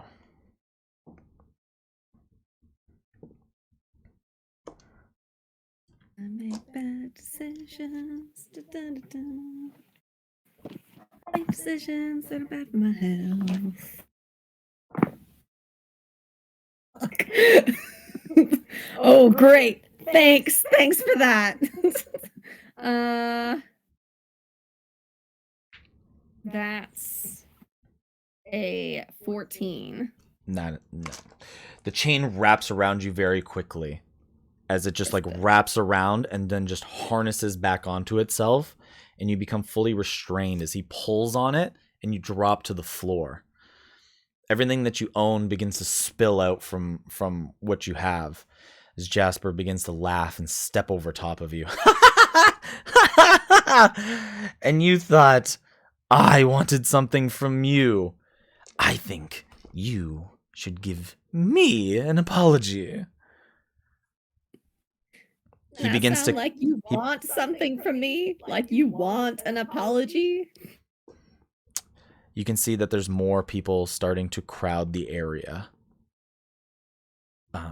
Some of them are beginning to whisper, and a lot of talk is starting to happen. And somebody yells out in the crowd, "Servicer, fucking kill her!" What the fuck? You said people knew me around here. They do, but some people are here for the sport. A bunch of bitches. I'll drink to that. The, First Cheers. campaign. the other Reaper comes closer towards you and stands close to your head as one hand comes down towards his knee and the other one is held up by his hip, as what materializes in his hands is the Reaper's Toll, as it comes as if it's coming out of nowhere and glistening out of the air. The blade hangs and comes straight down towards your neck. Can I like roll? You are fully restrained by chains. Or can I roll? You could try to move around. Can I roll though? You can give me a deck save with disadvantage to try to roll around being hooked by chains.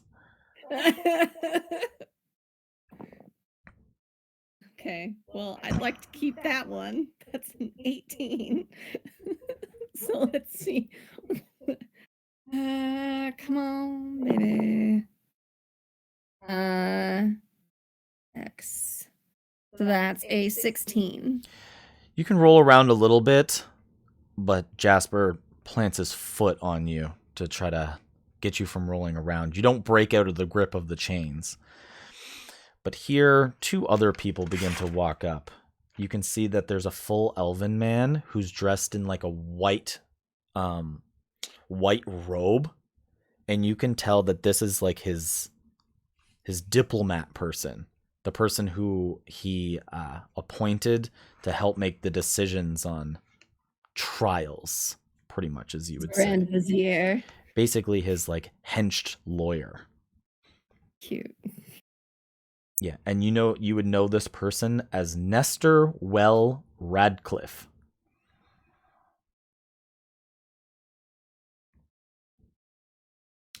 Is a full elven man, and then another one comes up who is a ratling named Erwin Clever, who is always writing down notes about notes and like making books about the cases that they've served before. Jasper looks at all of the objects that is spilled and adorned across the ground here. Now, let me just take the payment that you were supposed to give me.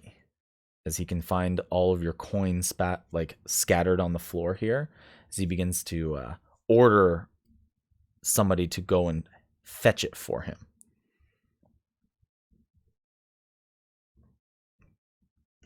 I start whistling like to summon a puppy. It's like, yeah, come here, boy.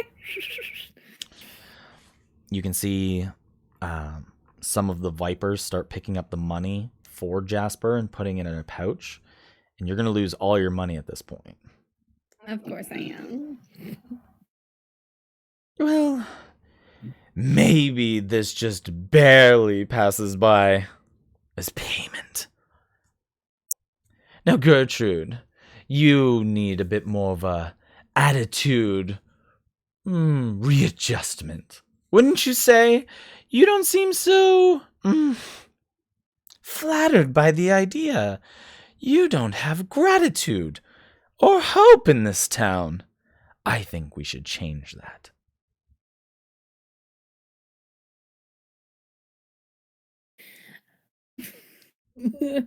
How do you plan on giving me some hope? Another person yells Without out, getting down on your knees. "Take her head! Take her head!" And another person That's just... not giving, that's taking! Jasper holds his hand up in the crowd. Now. I'm sure sweet Gertrude will find her way. But I will take the head of anybody who does business or trade with this little woman. How about that? You want to fend for yourself? You want to make this You want to be this outsider in the society and not contribute? Fine. Let's see how long you last. He takes all the coin that's on you and takes it off of you.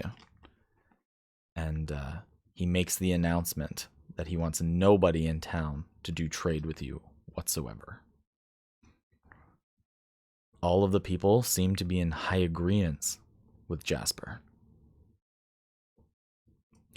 The chains unrestrain you. From 50 feet away, they recoil back into the Reaper's cloak here. And the other one dematerializes the scythe that was pointed towards you.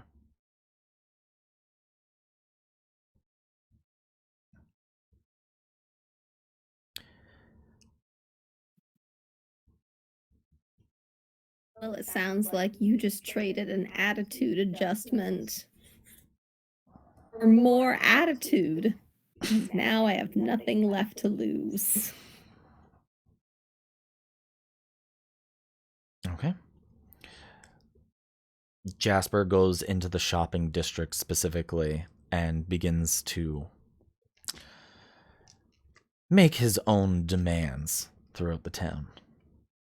You can hear, but the crowd of people follow as if they expect some kind of grand sadistic sport to come out of them.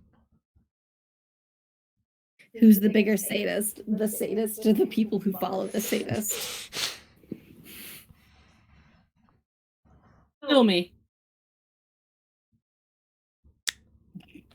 Gertrude, you're left kind of on the street here, outside the brothel still. A lot of the bugbears that stand up on the porch there still giggle and laugh down at you, knowing that your uncooperative nature has led you to this spot.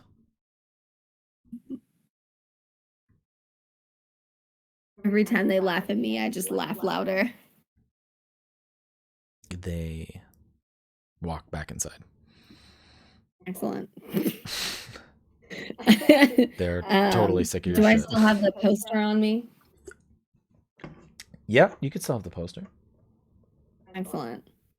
I pick up the poster and I look at it and oh, well, looks like it's time to leave this dumpster fire. And I fold the paper back into my robes. And I'm gonna try to find somebody to smuggle me the fuck out of here. Okay. Where would you like to go?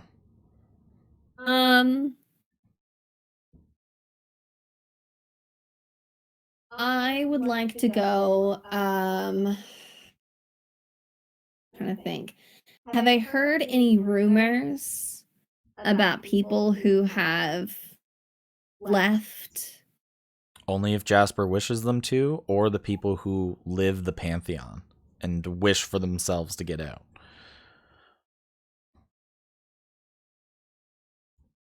What about the hunters? Those who go for the boars and stuff like that. Yeah. They get let out because they have Jasper's wish, and then they come back to sell more items there. Okay.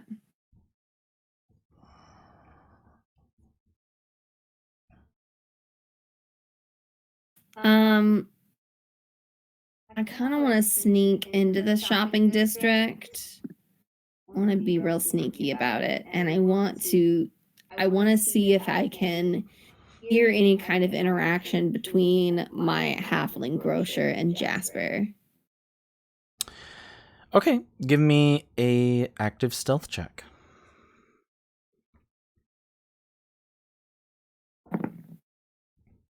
Oh, that's not great. That's an 8. You go to the halfling here, and Jasper hasn't made his way over here, but he is just making his way through the shopping district. She kind of stands nervously, pointed towards you. Beat his ass. How with the Reapers right next to him? Are you insane? I still haven't met you guys yet. You said she sees me? She does see you, but she's Just do like one of these. she's a little bit more nervous and upkept about seeing you here now. Yeah.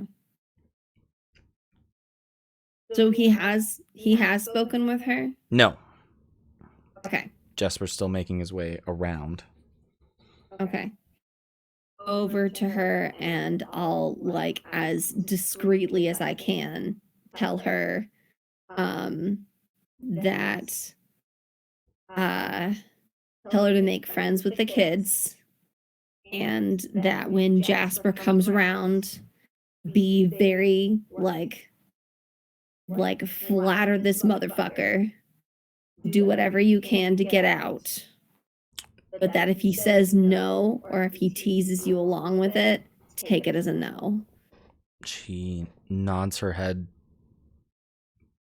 in some kind of understanding, but doesn't But say if he anything says back to you. yes, then give me a signal and we'll meet later. She leaves like an empty stare to look back at you. That's not a good signal. Think of a different one. And I leave.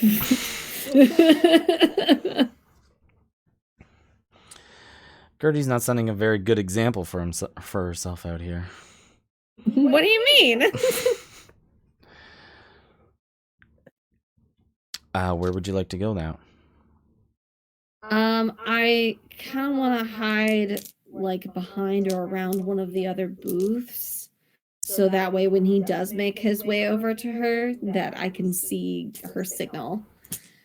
If he tells her, because she was pretty sure that like she could get out, and if she can, then like we'll talk more. Okay. But if she can't get out, then I'm looking for another way to get out of this piss pot. Okay.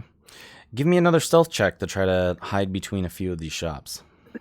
Oh, let's try a different dice. Maybe one that's not such a bitch. That's better. Okay. That's a 16, 17, 18, that's a 19. That's pretty good. You wean yourself in between one of these the crevices between the shops here, and you sneak your way in as you shadow yourself in the darkness, and you keep an eye out, just waiting for the moment to happen. As you can see, like the crowd that follows Jasper and the Reapers and the trails of the Vipers that follow Jasper as he sprawls his way through town, just giving like no regards to payment or flatterism. He just goes about doing as he wishes, as if he is their mayor and everybody else is a peasant. He is a king in his own mind. Mm-hmm. As he makes his way finally to the half-elf woman who has her vendored shop, who was also ransacked a bit last night. Oh, I remember you. You had much more than you had now. You must be selling like crazy. Look it! You must be doing quite well for yourself. Now, have you heard that there's a contribution tax in town? As the half-elf woman nods her head towards Jasper. Good. I'm glad you understand that everybody needs to make contributions. It's how the system keeps running. As he holds a hand out towards her and gestures for her to give him some money. Come on now. Pay your contribution. She whittles a little bit of something together. This is it? You had so much coming in. She goes and relays. Well, most of my shop got ransacked last night. Well, that's not my problem, Jasper replies. Be ready. Contribution payments are whenever I wish. She quickly tries to stop him. When can I leave? As Jasper looks back. When I tell you, you can. And just shrugs off her suggestion and continues walking through the shopping district. Is there a way that I can like disguise my voice while I'm hiding and be like, but how is she supposed to get more produce? There's like a whole whack of people that are following, like a crowd of people. You could definitely do that. Give me a deception check.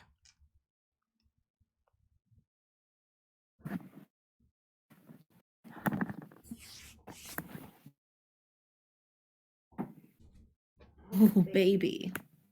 That is a dirty 20. You go to yell that out throughout the sprawling crowd of people, even though that you're like in the hallway, about how would she get more produce? Jasper throws his hands up in the air. We'll make that an issue when we get to it. She'll figure it out, I'm sure. I want to do another one that's if hunters are allowed to leave to get more food, why not the grocers? Starting to try to make like a revolt. I'm gonna start a goddamn riot in this grocery store. As you go to say something like this, a hand quickly covers your mouth from behind, even in the darkness.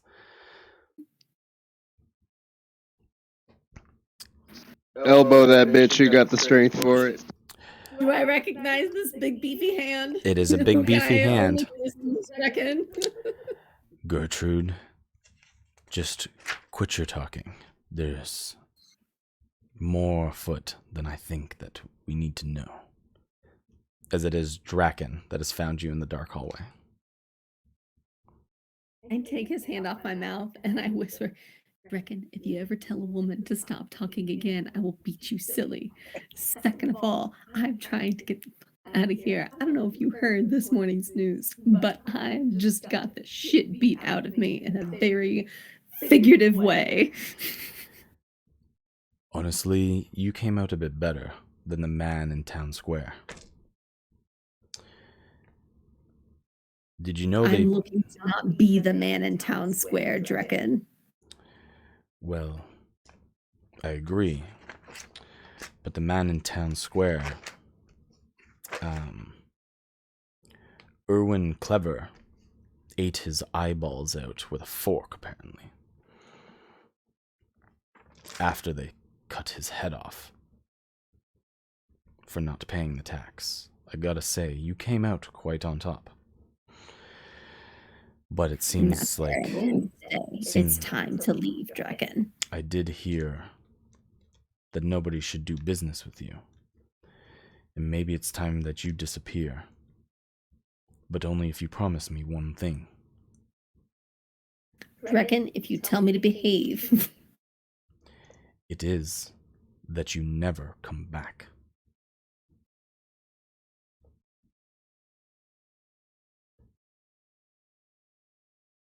Now, why would you say something like that to me?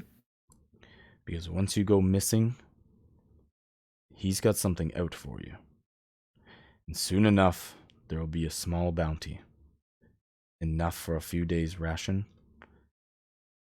People will do it. People will scour this place to find you. Every nook, cranny, hallway, or space to be hidden in. They will find you. You must never come back.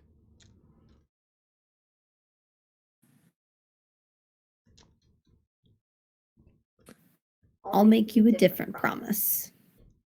I won't come back until I'm ready to change this place by taking Jesper's head and burying it. He wishes this could be true as he looks at you and goes, so it sounds like you will never return. Agreed. Don't you smart mouth me like that. He takes your hand and takes you through the alleyways back to his shop. And he goes, I had one favor from these folk that I helped out a long time ago. Once I heard the news about you, Gertrude, I knew that I had to cash it in. Their kind were almost at the point of extinction, but I had to help them. They came to me. They heard about me in the Pantheon. You can see that on the outside of the building, he moves a few of these ridiculously heavy crates that are full of like steel and iron. As he moves the crates out of the side, you can see that there's this little beacon of like a sewer grate in the ground. I've reached out and contacted their great lord, their greatest runner. The greatest of all is going to guide you. I've recruited only the best, one that has been at this for years and years. His name is Frogger. There is no doubt that he will get you out of this place, but I promise you there is no way back. Once you go, you must follow. He's going to be resilient. He's going to know the underground like it's... he lives there. He knows it all. He's going to know the passageways to lead you, and he's going to be able to escape the ratlings and the skaven that live down there in the pits, in the sewers.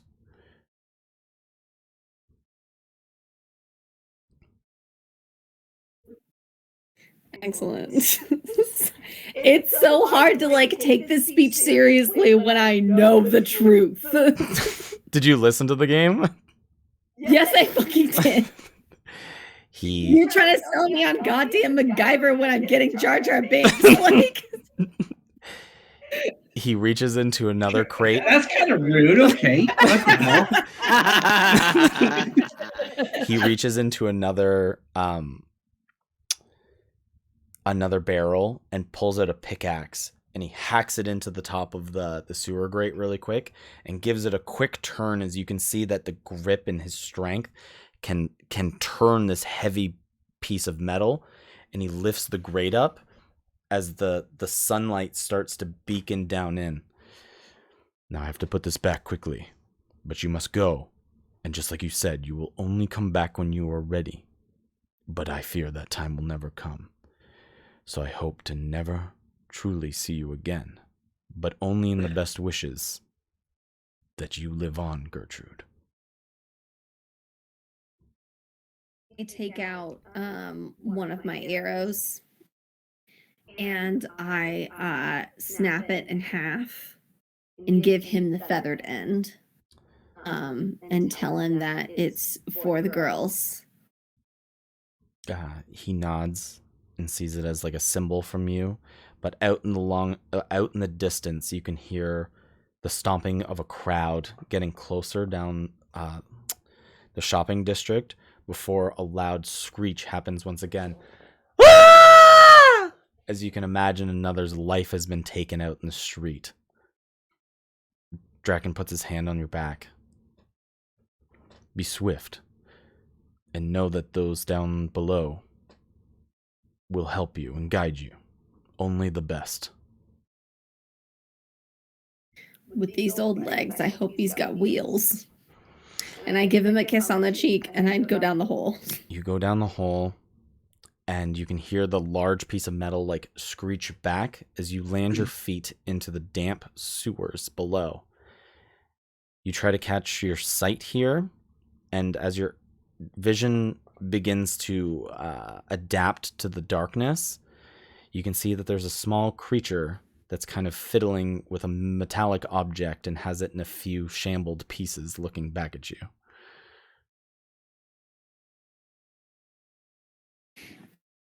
I hear you're my guide.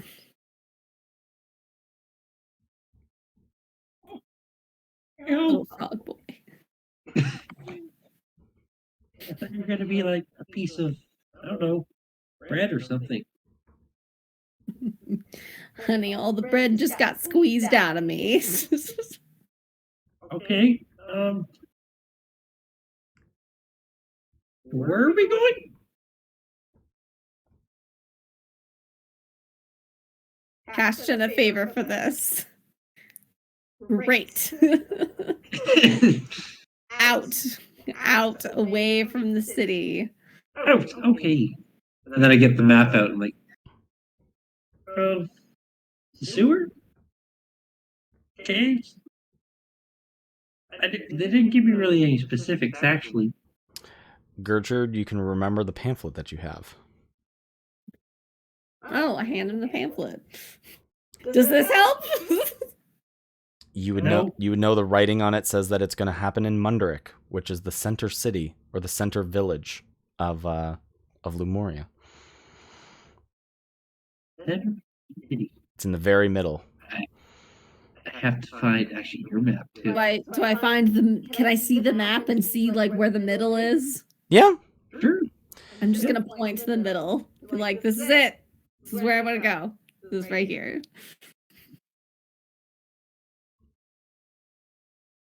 It'd be a half a day throughout the sewers to walk there, for sure. Gross. Okay. Don't Yeah, that's worry, the doable. sludge is the protein. But is it though? There you go. Connor finally uploaded the map. Yeah. Lovely. So it's like to the center, to the south. It's the city that's in the green. In the green. And where's Fox Hollow, the gray one beside the mountains? The one Yes. that has the giant wall around it. Yes. Okay. And I think that is where we're going to come to the end of Gertrude's first session. Yay. Made it out of that hellhole. Like we need to play that like Send Me On My Way song. I'm on my way. Misery. Oh, who are they? Da-da-da.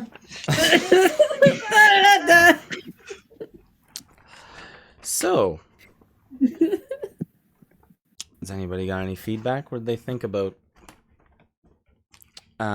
interesting style of Gertrude? It's okay, Gertrude's gonna like get fucking swole. I love Gertrude. I love Gertrude. I do. True. She's a wonderful character. Shaking drum like Rug Revolution. She's gonna be fun. She's a lot mouthier than I had planned on initially. No, I love it. You're talking shit. Yeah.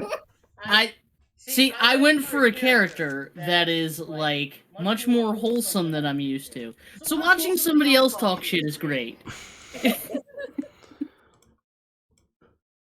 You also did decide to live in the most dangerous place. It's just grandma's living on the edge. I actually thought that the drum camera was underneath Fox Hollow when we talked about it. Say that again. No, I thought I was going to be underneath Fox Hollow as well, but I guess it ended up anyways. You are like underneath it. You were waiting for Yeah. somebody to come down. Yeah. No, I think we were talking, like, I thought, like, there would be a drum thing underneath it. No, you just like traverse over here for like business. Yeah. So you've been doing business with the Vipers. Oh. You motherfucker. Oh, shit. And Jasper's crew. That's right. Yeah, you didn't. And frankly, Kermit said that Gromit said that he enjoyed the surface and especially Vox. I like the surface. That doesn't mean I like the Vipers or anything. A particular part I mean, of would you really know that they were bad guys though? If you think Probably about not. No. That's the thing. Exactly. Oh shit. Did you Okay. only come out for Joe's crabs? Is that why you enjoyed the surface so much? No, they got bread and cheese and Gotta get the breadsticks. yeah, All you can eat, baby. Cheesy breadsticks. cheesy breadsticks.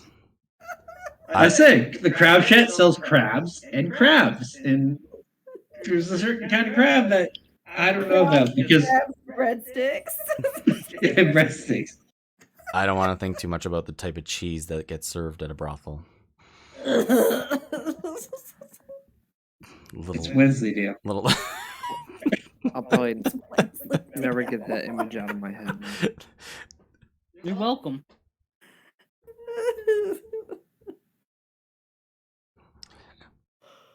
Yeah, does anybody else have anything else from Gertrude's section that they'd like to go on about?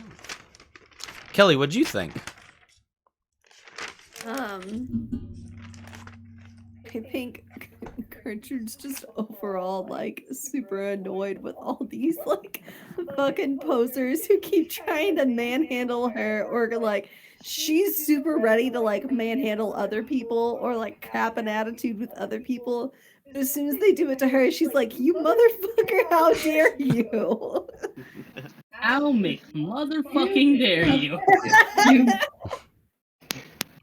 I lived through the war. Obviously you like Jasper. Jasper's 100% a homosexual, who just like who wants so bad to be bisexual, but like he just can't perform in that way. And so he has to like exude his power trip over the rest of society, and that's the theory I'm going with. Because Daddy got him 2 new Reapers for Christmas.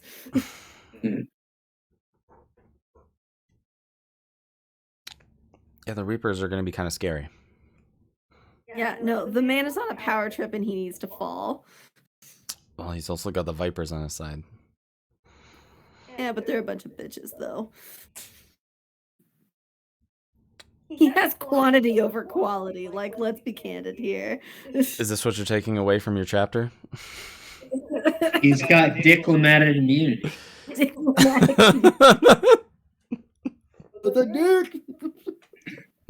You know, the dick you eat.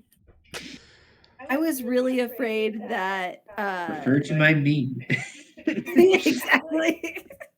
I was really afraid that like when Draken was talking about how like Vox Hollow is so terrible, and he was thinking about like these terrible prophecies that this no-eyed creep was yelling about, like I was really afraid that he was just gonna be like, I've got diplomatic immunity, why not behead the king? Like I was really afraid that the man was gonna start something and then get murked for it.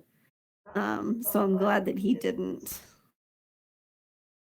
at least for now, while Gertie was there for it. I think he's smart enough not to know not to overstep. Yeah. Yeah. By the way, that image was drawn by Leslie, our very own. Nice. Hey. Yeah. So, if you guys want a 5-minute break, washroom break, get a snack or whatever, get a water. Yep, I'm gonna get me a water real quick 'Cause before we're gonna head into deep territory with Todd. Todd. Stoked. Todd. Just Todd. God. Yeah, does anybody else have anything about the last chapter they'd like to put out?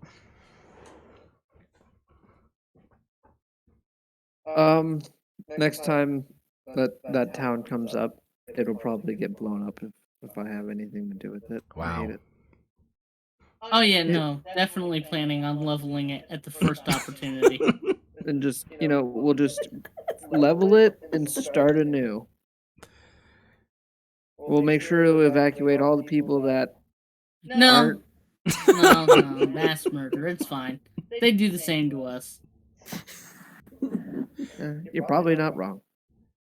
I kind of feel like if you guys made a lot of money and you went into that place like blindly, you guys would love it. You guys would be like more than welcomed. Yeah, but Yeah, and then they try to stop us from leaving and have to commit mass murder. Yeah. Same thing. It's not mass murder if there's no witnesses. It's mass murder in self-defense. We also all collectively have an issue with authority. So, like, as soon as we find out that there's some Oh, yeah. dick around, we're immediately like, well, Time to go Like, kill if I him. start with Vox Hollow, you think I'm going to stop there? I'm going back to the underground. You think I'm gonna stop once I have the taste of blood? So the Killer son, take it back to the underground. So Gromit, I imagined that you were fiddling around with your flute Mhm. and crafting something new while you were down there just waiting. Yep. Okay. Chilling. No, the thing Yep. that you found him doing was taking a flute completely apart. Aw. No, it's like a long tube now. It's still a You gotta flute. learn somehow. It's a tube with holes in it. Like, how is it not still a flute? This is I can use the washroom if Connor wants to explain it. I think I explained this already. Maybe not to them. Yeah, you wanted to make a blow dart gun, right? Yeah, it's a blowpipe now. it's a blowpipe. Yeah. It's a blow So I dart. can play go do do do do. Just be careful on that inhale. Yeah. Oh, I can get poisoned. I might choke, but I can't get poisoned. Oh, that's good at least. Yeah. All right, well, I'm gonna go work on my dinner a little bit more, and I will be back.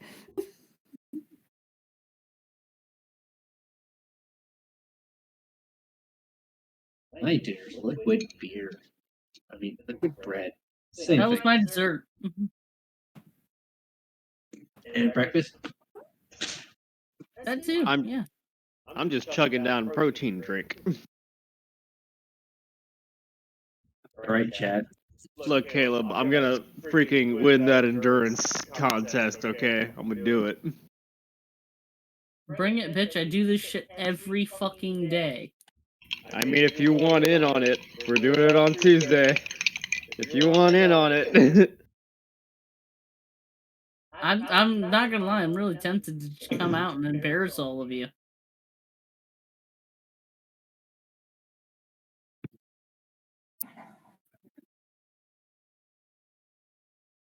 We might see, bitch. We might see. Also, I'm sad. I'm running out of protein drink. Sounds like a personal problem. Just, It is a personal just, problem. It's a just very eat a bunch personal. of almonds. They got protein. Oh boy, then I get the shits. Yeah, it's protein. Yeah, but like, then I get the shits afterwards. Start growing spinach. Yeah, I'm really surprised you made the saving throw for getting thrown down the stairs twice. Oh, is she not here? No, Yeah, no, she's working on food. Oh, what's gonna be cool that I finally figured out? This winter I had a med arrow plant, like before in the last summer. So I took a bunch of the seeds of them, Okay. and then I put them into a little thing. And now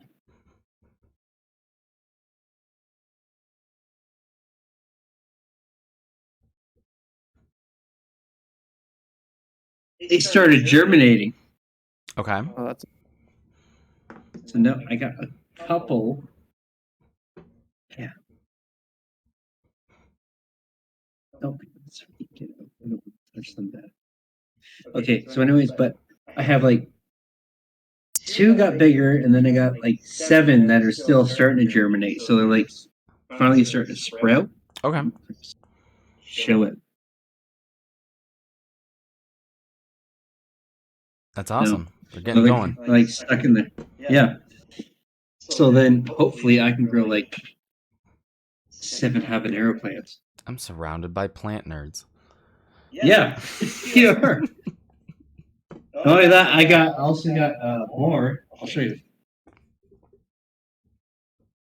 Is Will back as well? I've been here. Just drinking protein drink. Okay. Yeah. I have your portion. You can go pretty much anywhere because you are in 2 different books, my friend. Oh Jesus.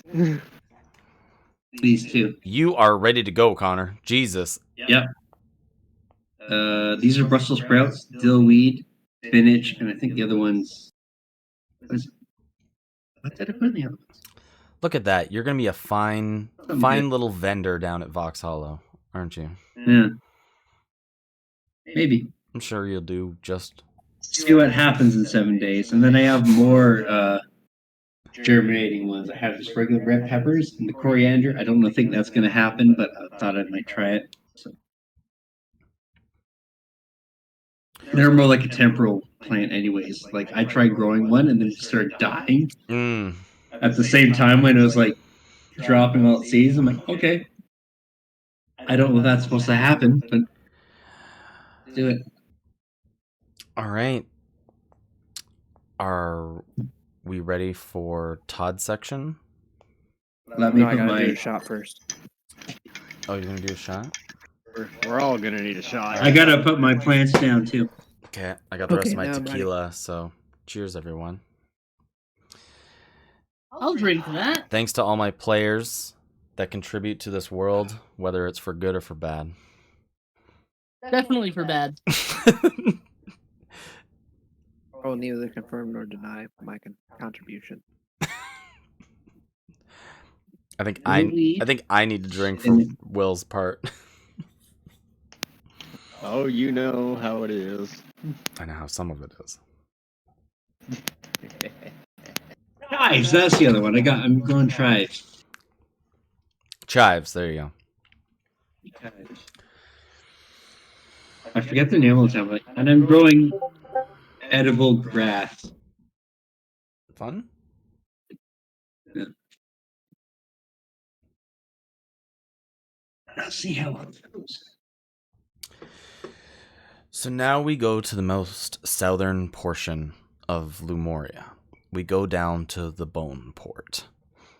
This is where the majority, actually all of the fishing is done out, as it's built onto the coast of the ocean.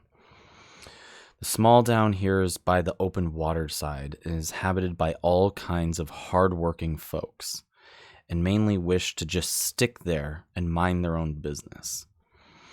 It's here that all these people don't believe in the adaptation to the Corium. They think that the hard work done by the people is going to continue and strive on. There's a few docks to this simple town. There's not much that goes on here. There's a lighthouse, general shop where people can come and sell their goods. It's very good in the way that they can ship a lot of food out to the rest of the civilizations around them and get the materials that they need. But more than that, they're pretty self-sufficient when it comes to smithing and being able to build their own infrastructure. Like I said, a lot of these people are the hardworking people who believe their own craft is the way that they're going to get by. Now, none of this has fallen onto the shoes of Todd, who's an irregular person amongst all of the hardworking. Todd has found himself not striving in any direction. He kind of just slips by every now and then. When people ask him to do any of the work, it's not exactly reliable when it comes to Todd. He may have been the third or the fourth person asked to carry out such duties. There's an inn, and there's a bar, and there's not much else to the town. There's a broken down old library that gets some attention from time to time, and a lighthouse that beacons over the dark, stormy waters when the guiding ships need a way home. But it's here that Todd finds himself on a small little bits of cloth that he would call a bed on a bunk inside of a ship. He can find himself feeling the waves of the water as he keeps trying to have his eyes closed for his night's rest, knowing that his shift is coming up with a partner that he has. Of course, they give him somebody who's just as capable, just for basically lookout to ensure that they don't crash into anything. Todd feels that the water's rushing and rafting, that you guys are quite far out in the ocean, and it's good that you're not the only crew on here, but you know that there's a crew of maybe, how many people do I actually have? 8 others that help sail the ship. It's only every now and then that it seems a little bit odd that you get a little tick feeling on your shoulder. It's almost just like a little flick it's a sharp little flick that you feel. You try to go back to sleep. You feel another one hit the top of your head. You try to keep your eyes closed, but this is starting to get a bit more of a frustration than it is anything else. Another quick one gets you in the back of the neck before your eyes open up and you find yourself in a bunk with another bunk bed across from you. Todd, would you like to explain your character, the way that you look? Todd is an extremely tired young man. Like, early ass 20s. Bags under his eyes. Shaggy ass hair. Not particularly strong. Really thin. Like, for a town full of, like, these big burly ass people, he is not. He's not built for the fishing life. He's built different. And by different, I mean not well.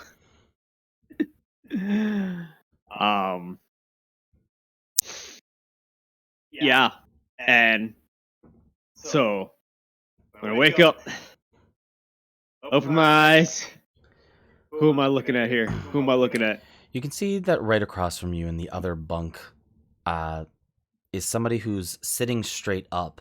One of their feet are planted on a table in the center of the room. You see that this man is completely bald with these big ears that come halfway out of his head, just struck right out with a big fat nose, and he's got his jaw completely wide open and these big teeth that have these spaces in between.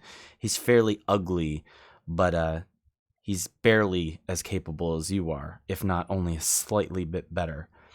You know that this is your crewmate, and his name is Dean. As you can see that he has these clippers as he's hanging his hand over top of his foot, as he reefs another one and it clips off and it bounces off of your shoulder. The toenail flings across the room and bounces off of you. Is that what I've been getting hit with this whole time? You look within your bed sheets and you can see that there's a small abundance of these clippings around the room. I didn't mean to wake you there, Todd. Look here, Dick. I mean, Dean. If I find another one of your toenails in my bed, I'm gonna throw hands, okay? You cut that shit out right now. Well, I'm sorry, Todd. I'm just, they're a little rusty. They could clip a little better. As he puts one on another large toenail and tries to clamp down on it. I swear to God, don't. I swear to God, don't. He clamps down on the edge of it, and then he reefs it over as you see that it peels almost half of his toenail off. God. Okay, yeah, you deserve that one. They need better grip, Todd. They need better grip. Sure. Dean has Whatever. like these yellowing teeth, and he has these yellowing fingernails, and you can tell that he's got this large pouch of a stomach, and no part of him is taken care of whatsoever. Yeah, I'm definitely built different from the people of this town. Definitely built different. Todd, Anyways, why don't you get some more shut-eye before our shift starts.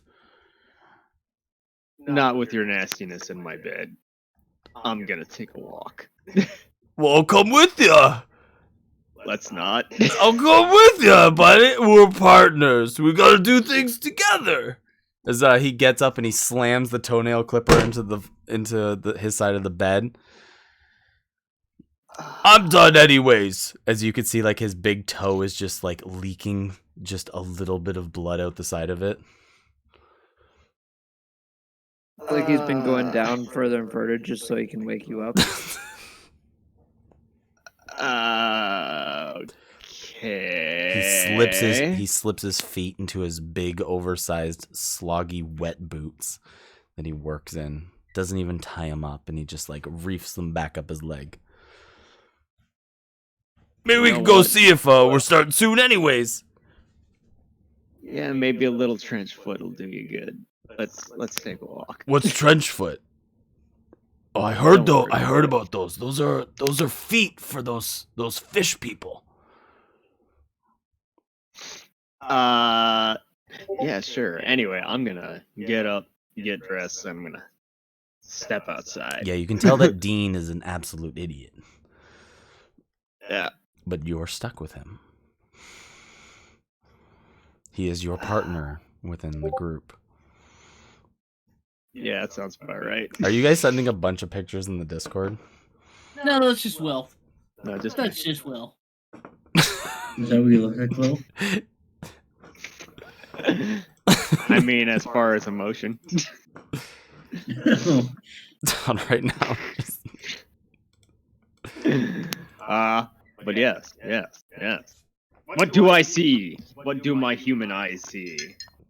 So it's a small little corridor that contains the two of you here with just like little bunk beds. You guys leave here and it leads to another small hallway that leads to a set of stairs that goes upwards. And you can tell that it goes up to the top of the deck. It leads you back up to the surface of the ship here. As you can see that there's many amounts of people that you clearly recognize because they are the crew that is a part of the ship here. It is getting dark outside at this time, but you can see that there's a few people manning the ship, and you can see that there's almost like this large crane arm that's just like done on this large pulley and a crank, and it's done by hand with this reel and a giant net to catch as many fish as they possibly can. Yep. That's fishing equipment, all right. Yep. God, I hate it. Yeah, you can definitely see that there's there's lots of people out there helping adorn the rigs and everything. You can see that there's a crew out there that you would understand as Adam and Poppy. There's a half-elf, bald and chubby half-elf helping with the rigging of trying to pull the crank in. As you can see that there's Poppy, who is a human woman who's much heavier, but she wears like these big overalls, and she's like looking over the edge of the boat here as Adam is like reeling it in, and Poppy's just like, I think we got a big load here. I think the captain's gonna be quite happy. And Adam's just like, oh, if you just help me reel it in a little bit more. And he glances over and sees you, Todd, and he's like, great, Todd, how about you go get someone strong like Dean to help me? I turn to Dean and I'm all like, hey, work. Dean, Work like, time now. Dean definitely brushes past you and goes, because they're very much into this life. They go and help one another as you stand by and idly watch as these people do all of the work. Poppy guides the reel and the catch. Wow, Will, you're playing an electrician in D&D. Yeah. A passive watcher. I sit back and I watch. And I occasionally do work. I don't typically do the heavy lifting. That's for the lesser people. I just want to point out that there are lesser people. Boy, howdy, are there. So Dean and Adam both here like reel the net in as Poppy guides the arm back onto the ship. As you can see that there's like this big wooden crate that's been crafted, and they dunk the entire net full of fish and the sea creatures and the bits of seaweed and whatever kind of garbage that got caught out of the ocean into this large crate. Oh, that's a decent catch for the night. As Adam and Dean look at each other. Just like, Dean's like, well, we could take the night shift if you guys are tired. And he looks at you, Todd. Right, Todd? We're ready for night shift. Yeah, I'm just about ready, I guess. Yeah, Todd there had so much sleep. He had a good rest. I don't know how well toenails let me rest, but I mean, I suppose I'm sleep still really sorry about that. I'm sorry for waking you up. I was just, I just felt like I needed to have them done. You know, they were kind of getting in the way of my boots. When I put my boots on, they would, hit the end. It didn't feel very good. Yeah, that'll happen. That'll happen. You guys go to look. Awkward silence. Up at the next tier level of being up at top of the ship, you can see that there's people guiding up at the wheel, and you can see that there's people manning like the way in the direction of the ship.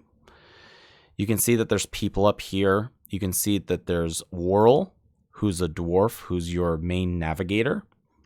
You can see that there's Chili, who is your humanoid captain of the ship, who is guiding in directions with the wheel. You can see Kenneth, who is a half-orc, who is known to be your strongman. You can see Huxley, who is a half-elf. He's very scraggly, but always has a story to tell. And you can see Susie, who's a halfling, and she's always dirty because she's always just like really interested in getting into all of the. She's a really good working gal on the boat. Good work. They're all up on the upper level while you guys are reeling in the fish. Okay. Well, shit. Looks like everyone's all busy. Just gonna slowly try to back away into the cabin while everyone's distracted. Okay, give me a stealth check. Oh boy, something I'm. Because how could there be everybody but one person? +2, so it'll be a whole whopping 6. Yeah, you'd be noticed quite quickly, as maybe the wooden floorboards creak as you try to back your way down, and Dean reminds you, "No, Todd, we got the night shift, buddy. The night shift. We're gonna have a great time." I bet. Okay.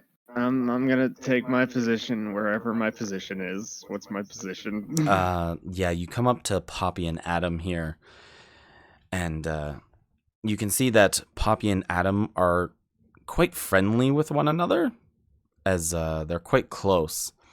But they go and talk to you about how some of the rigging needs to be worked on, and maybe how the giant gear that he was working on needs to be oiled up, and maybe check the nets for any holes. What they're basically telling you is don't do any of the work. Just check maintenance. Don't do the big shit. Don't do any of the shit. But just do basic maintenance. give it a perfectly fine with me. give it a good look over, is what I'm telling you. Yeah. I just kind of like eyeball everything. Like I don't even touch anything except for maybe the oil part because I guess I technically have to touch. But everything else, I'm just kind of eyeballing. Maybe I like kick something over just a little bit, just like yeah, it's fine. That's fine. You can see that This is even the fine. upper crew seems to switch, as you can tell that there's like a day shift and a night shift, and it seems like they're wanting to guide you guys back to the shoreline. It's here that Huxley and Susie take over as the other three go back under and into their quarters to go to sleep. And Adam and Poppy go back down to their quarters as well. So you're left with Huxley and Susie out at the top end that are guiding the ship back to the port. And you are stuck here with the Dean to do maintenance work. Great. Stuck with Dean. Hey Todd, you want to play a game? Oh, what kind of game How do you about want to play? let's reach into the barrel and see how many fish we can hold on to. You know what? You go first. I bet you I can catch 3. I bet you I can get 3 of the squirming fish in my hands. I bet you probably could. But look at your little hands. Look at your little hands, Todd. You probably couldn't catch a single fish. I probably couldn't. You make the game not very fun, Todd. I don't know. I think I'd have plenty of fun. Go ahead. Catch your fish. You can see that without checking the maintenance on the crate or anything, the big blubbering man of Dean goes to look over and peer into the box, the crate with all the fish that flutter around. As he leans against it a little bit, you can hear it begin to creak. As he leans over a little bit more, it begins to creak again.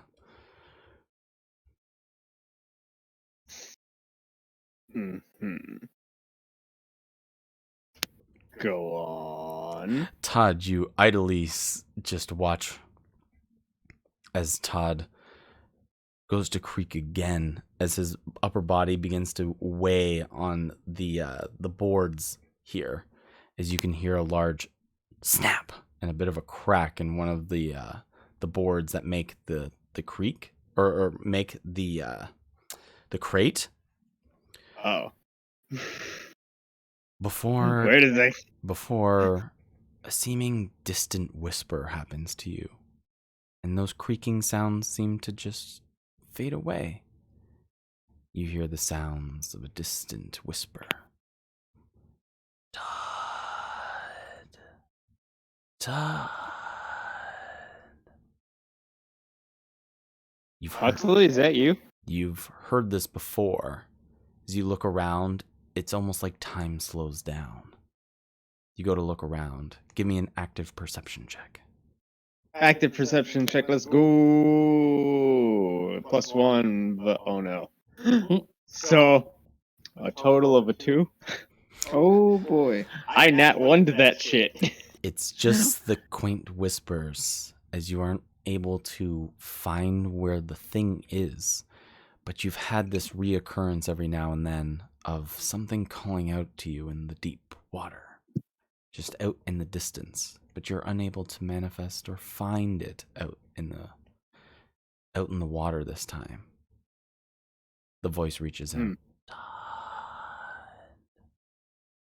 your place is not here. Before the loud snap and the crack sound happen, and you hear the oafing man, Dean, "Oh shit!" as he falls through the crate. And some of the fish begin to spill out the side of it onto the deck. Ah, shit. And I'm gonna attempt to drag him out. Huxley and Susie come over to the edge and just like, "What are you buffoons doing down there?" As they can see like Dean's feet like his dirty, disgusting feet kicking out from the top of the crate. Todd, what you're do you here to mean? watch him. Your one job is to watch him. I did watch him. Then what the hell is this? What is this? I watched him fall in the crate.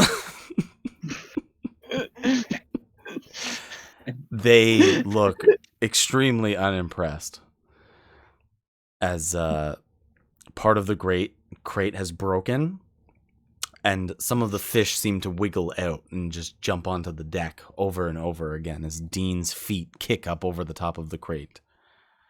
All right, I'm gonna drag his ass out. All right, give me a strength check Strength check. to pull heavy ass Dean out of the crate. Let's go. -1, so a 4. This is going just as Oh, expected. Yeah. This is going even better than I expected. You reef and you go to grab Dean's dangling feet as they kick around. You see that a boot flies off and hits you in the head as you grab one of his stilled feet that is stuck in the air. You grab one of the feet and the toes that have just this hanging toenail. I swear to God, don't touch me with that. You grabbed it. Ah!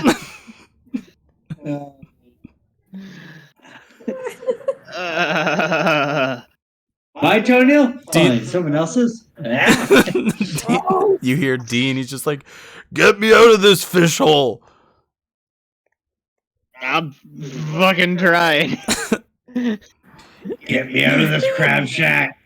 You hear another You hear another distant whisper. "Todd, this life is not for you, Todd." Give me another strength throw from trying to pull out Dean out of the fish crate.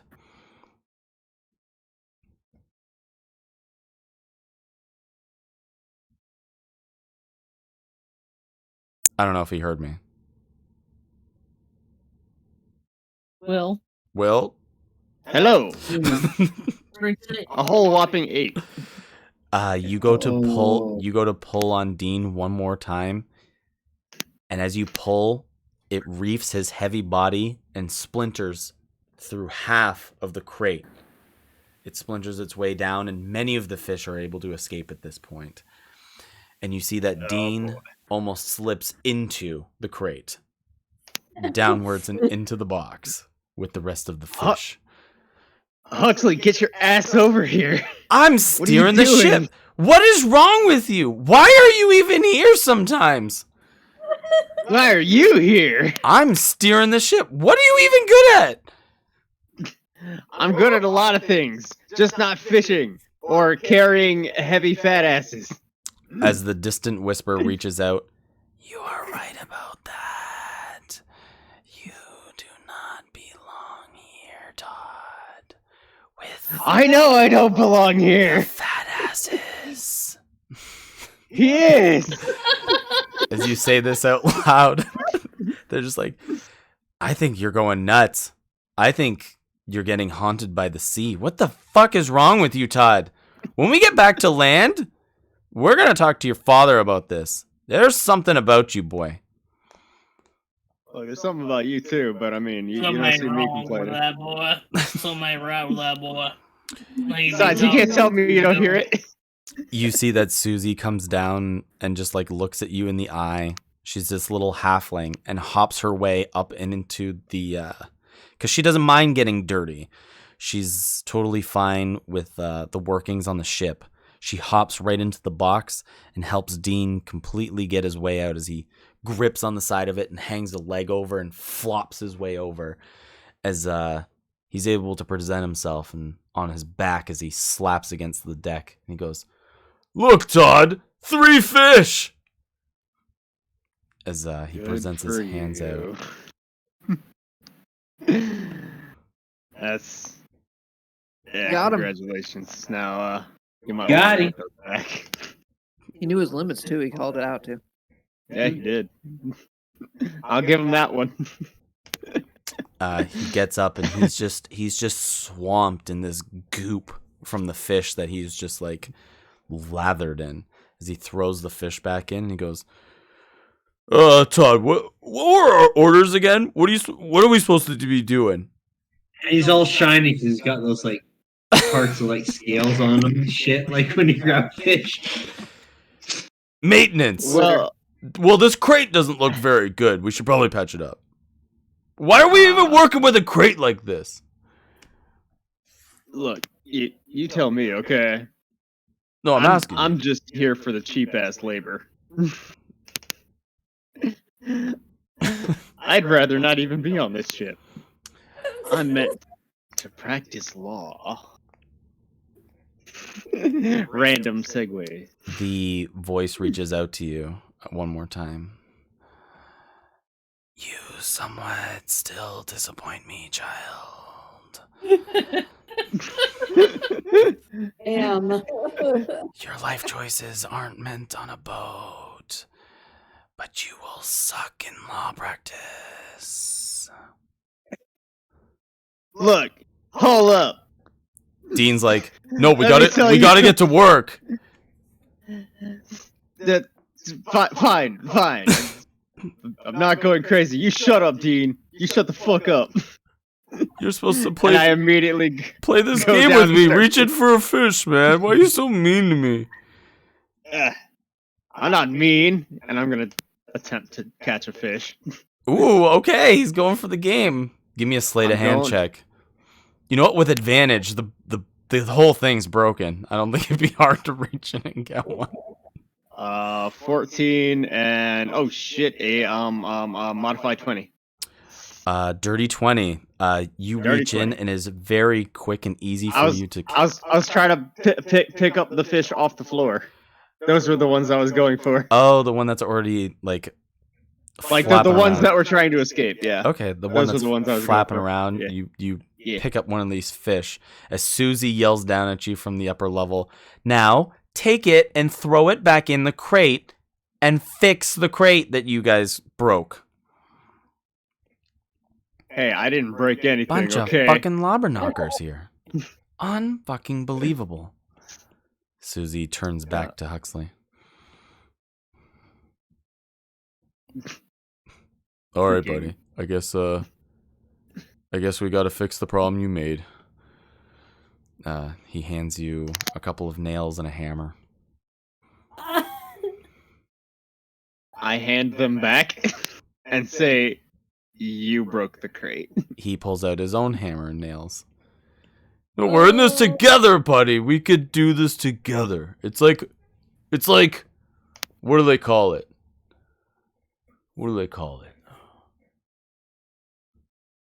Bonding. Yeah. It's bonding. No, I don't think I will. Oh, fuck yeah, bro for life. Come on.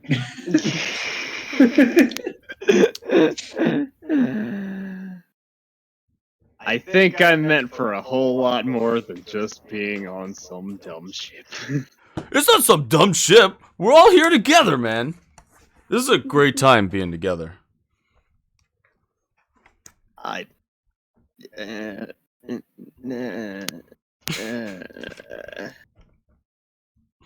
And I just silently just start trying to patch up the crate. All right, we'll start. He starts helping you nail it together, so I'll give you an advantage roll. You can either make a medicine, survival, or some kind of sleight of hand check. Because it can Medicine check. It can be a numerous amount of things here. I'm going for medicine. Sure. Medicine. That's the highest one I got. So you said with advantage? Yes, because Dean is helping you. Okay. Because he's such a nice guy. 9 and so a 9.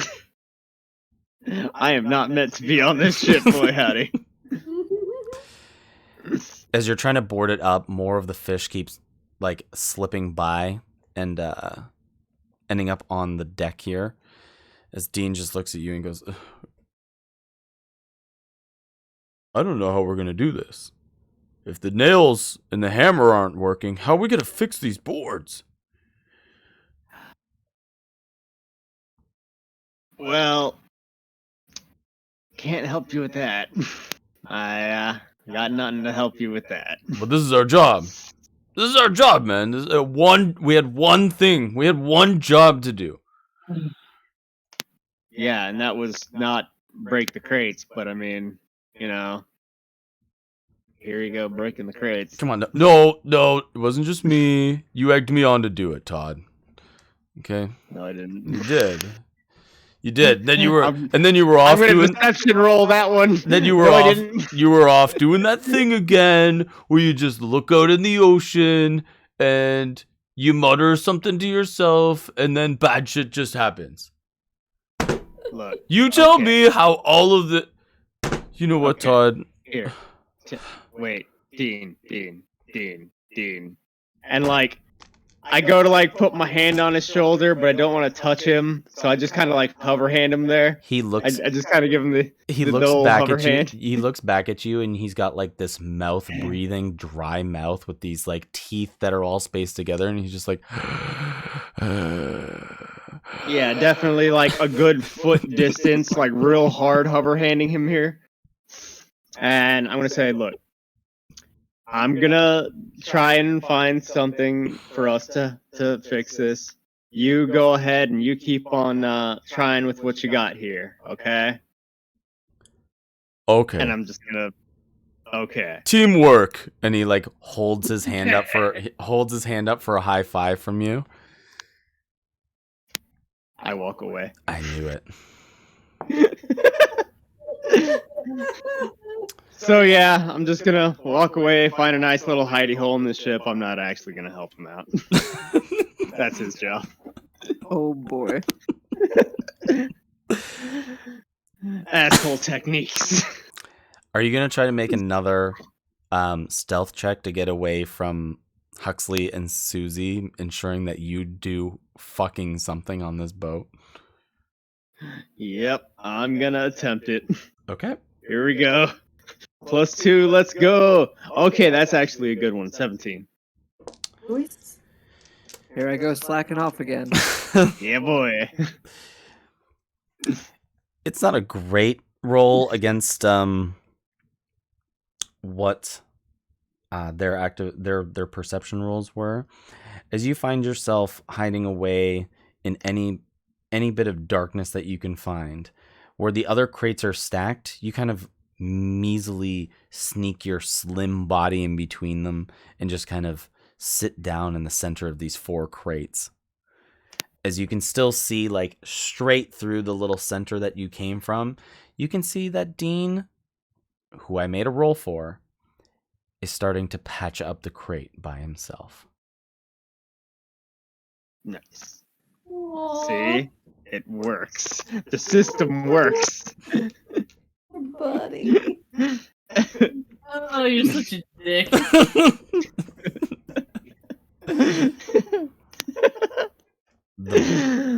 Just a little bit. The voice reaches out once again. Oh boy, here comes my psychopathy kicking in again. Why are you like this, Todd? Here's You need to be better. better at what? Not helping others. A world is out there for you to discover. These people are vile. You need to escape. Could have told you that. I'm stuck here. Nobody Please. is stuck. I have traveled the realms to find you. Worm, Oi, who you calling worm? do better. You disappoint me. Yeah, well, I don't see you giving me any particularly useful advice. You disappoint me. Suddenly, the voice stops talking back. That's what I thought.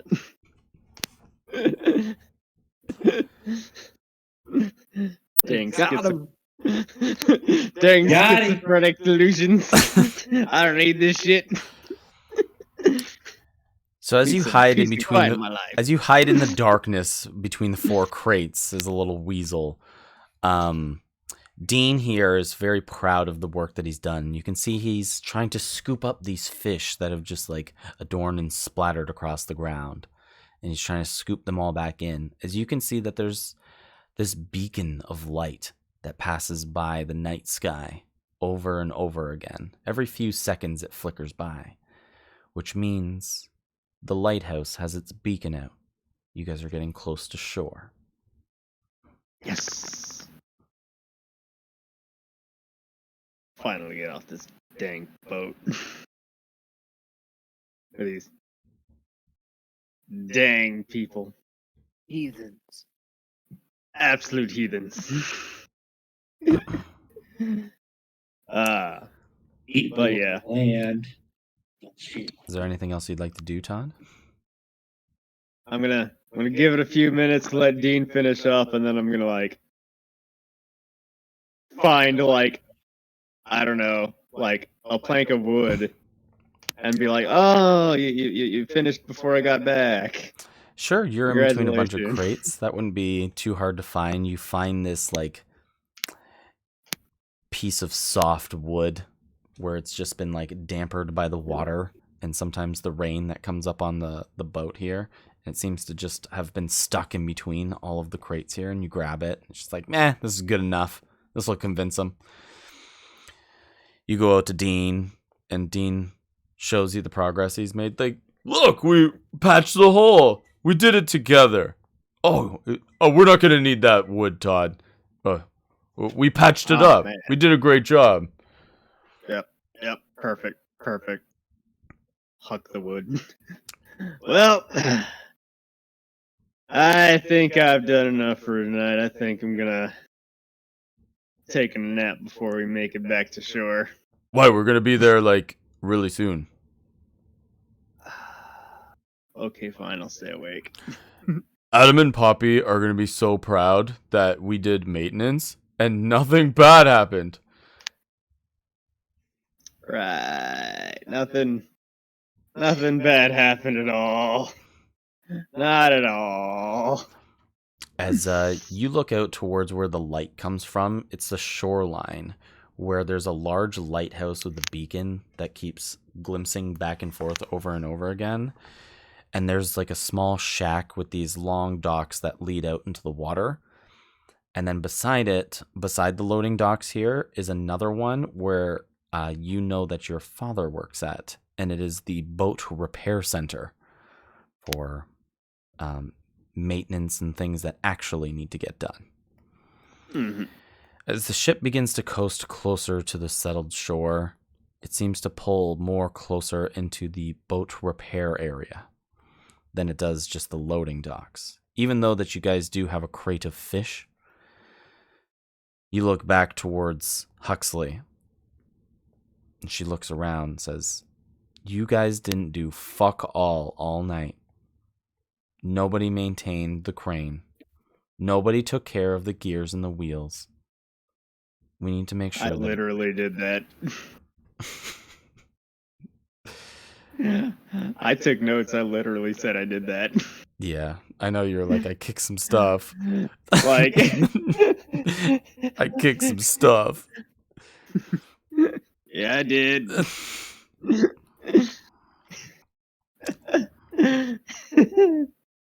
And just as it begins to pull in, the light from the lighthouse goes out, and the sun begins to break the shoreline as the morning sun begins to start. Mm-hmm. It begins to start the day. But the boat has landed, and you guys are all back on the shore. Well, see you bye, and I'm just gonna leave. Dean's just like, see walk you, away. buddy. We'll be back later. We're gonna have some more fun out on the boat later, okay? Sure, yeah, whatever. As Chili, Kenneth, and Worrell, basically the main captain crew, get out from the under loading docks and kind of look at you quickly pacing off of the boat to just go back into town. Mm-hmm. They gonna do anything, or are they just gonna be... You're the one that's quickly pacing off, so you leave the... Damn right. All right. So heading back in towards town, you can see that there's like a shipping, like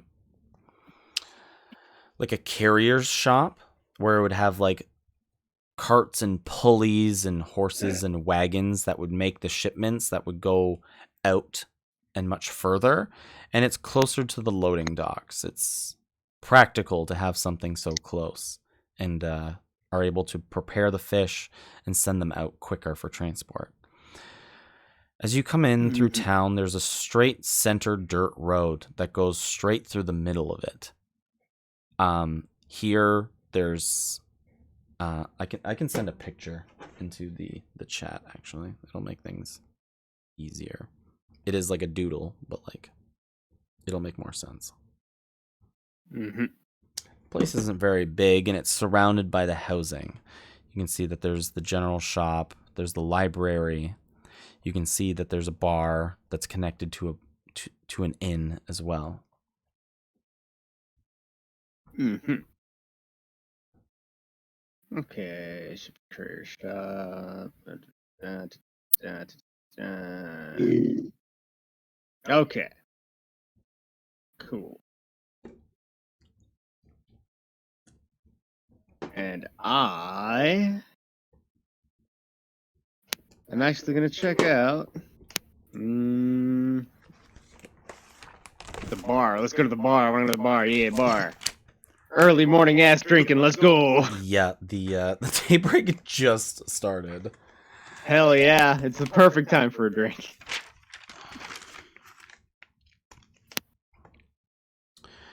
All right. So outside of the bar, you know this place to be called the Stuffed Turtle. Mm-hmm. And as you round the corner, you can see just off the path through the middle of town is a long single-story tavern decorated with anchors, seashells, fishing lines dangling off of the roof. Accompanied those lines is a large clay-bodied turtle sitting with its head back and a large wood mug against its lips, sculpted with dribble streaming down the sides of its mouth across the sides of its chest and down the sides of its very large belly. You can even hear that there's loud laughs and cheers that can be heard even from the path in the center of town from the tavern, as many people are still even in there. Nice. Well, I'm a stroll right on in. You go to enter the bar here. I'd like you to give me a perception check from the outside. Oh boy, let's go, let's go, let's go, let's go. Perception, where is it? Right here. Okay, an 18. It's here that just before you grip the handle here, you look and peer through a window. As you can see that there's some of the other fishermen that are on other boats are sitting at tables, but there's one man that strikes out indefinitely.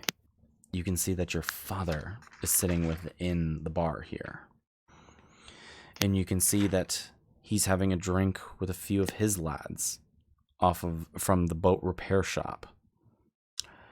But it's not only that. You can see that he has his arm around a young woman who sits on his lap. He seems to attest and talk to her. You watch and observe this from afar. Before, he kind of laughs and she laughs and she gets up and cleans the table before walking off.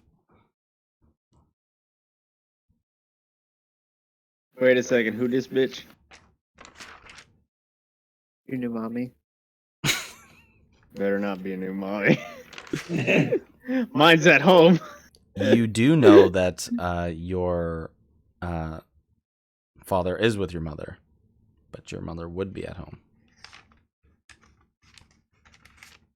Uh-huh. Uh-huh. Just gonna walk up, slap him upside the head and say, "Sup?" So you're gonna go. You're gonna go in the bar. Yeah. I wanted alcohols. Okay. And yeah. now I want violence. We all choose violence tonight. So you I've chosen violence this you morning. instantly stroll into the bar, and you can see that the woman that he had his arms like crossed over, like her curvaceous hip here, and you would know this woman because there's only three bartenders, and this one's name is Mimi. She's a young, thin woman dressed with a short top layered with an unbuttoned plaid shirt sleeve. Attends tables with a bright smile. Her hair flows as quick as she attends the tables, with a perked up voice, with striking green eyes, and a sway to her curvy hips. Mimi greets you at the door. Welcome to the Stuffed Turtle. What can we get for you today?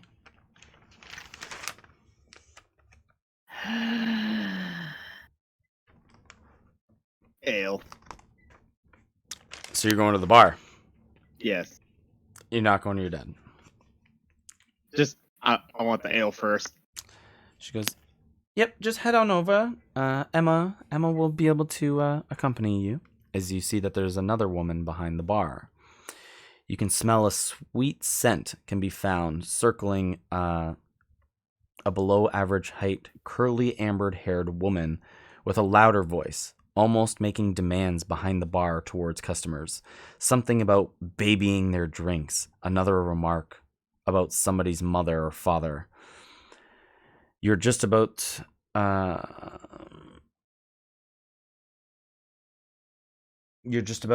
out of ear's reach to discern quite what she's saying, but it's almost like she's lipping off to customers about staying too long with their drink and not finishing it. Mm-hmm. So you come up to the barkeep, and this girl is named Emma. Hey, Emma. Can I get some ale? Hey, Todd. Hey. Are you sure you're going to be able to just... I know what happened last time. You couldn't finish the whole drink last time. Look. I might not finish this one either. God damn it. When are you going to grow up, Todd? When are you going to become a real working man? Look. Probably never. Some Probably fucking there. toxic masculinity up in here.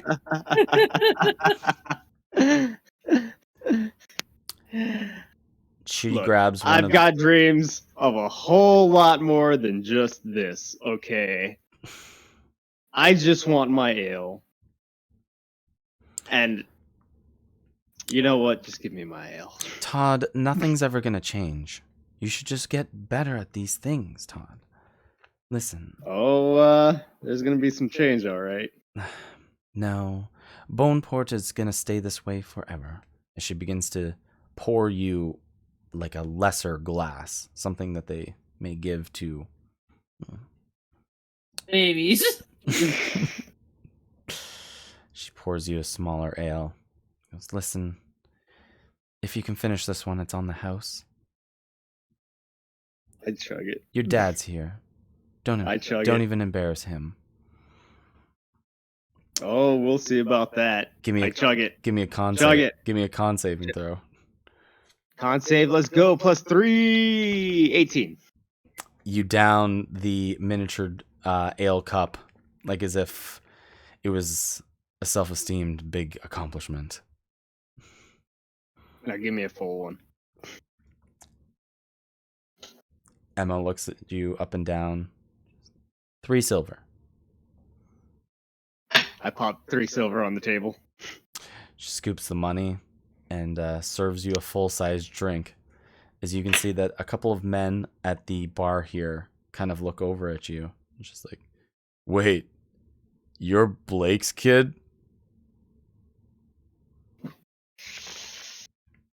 I ignore them.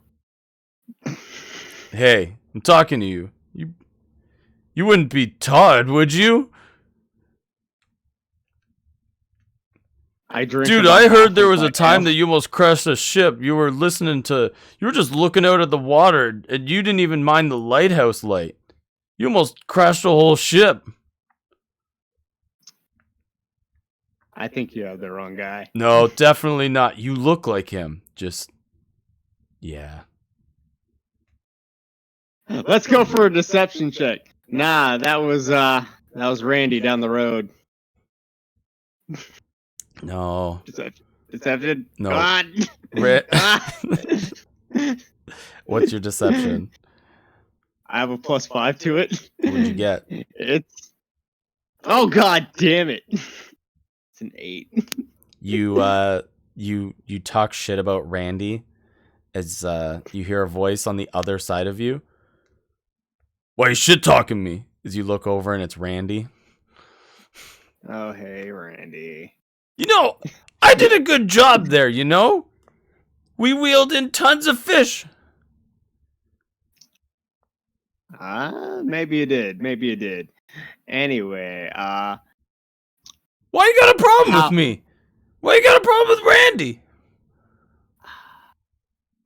Hey Randy. What's I'm up, gonna Todd? put down I put down 3 silver on the table. And I say, hey, can you get my man Randy something? And he puts And I'm just gonna take my half of my ale and walk up behind my dad.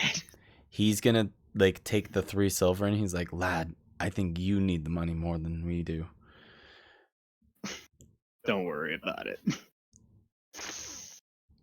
Anyway, so I walk up behind my dad. Stealthy like. Stealthy like. Just in the crowd, whatever. You are obviously recognizable among the people. Okay, Being fine. Blake's I dad. walk straight up to my dad. But I'll give you a stealth check against him noticing you. Okay, If perfect. that's what you're Roll. going for. Sure. God damn it, a 7.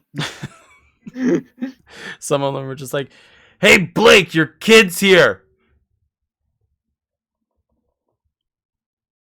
Blake almost It's the creaks the seat. shittiest pub ever. Creaks the seat back and looks behind him. As soon as he turns his head towards me, I smash him in the face with the ale. I woke up choosing violence today.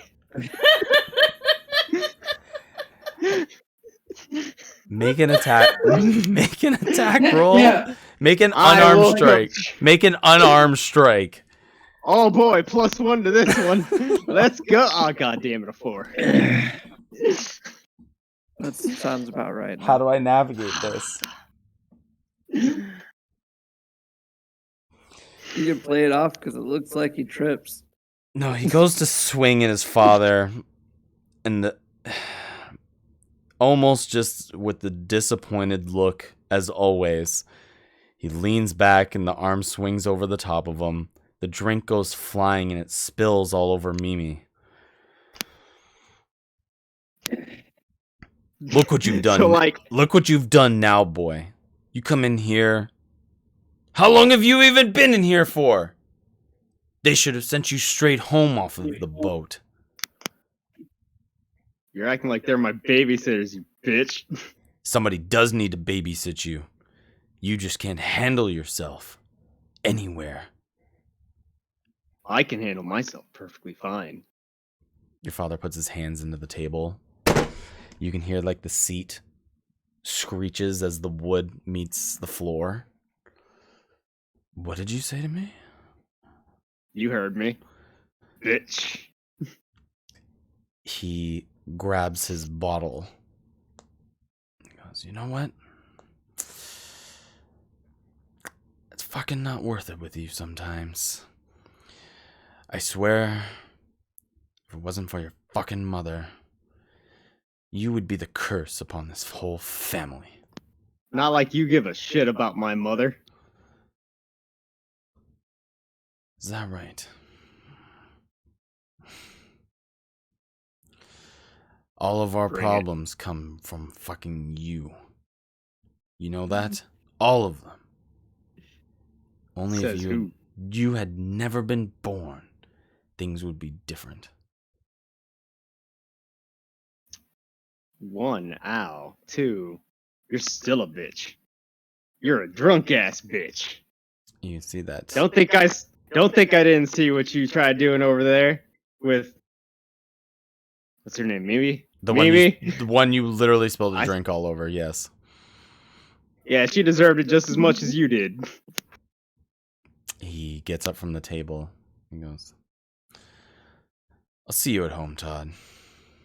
Maybe we'll discuss this another way."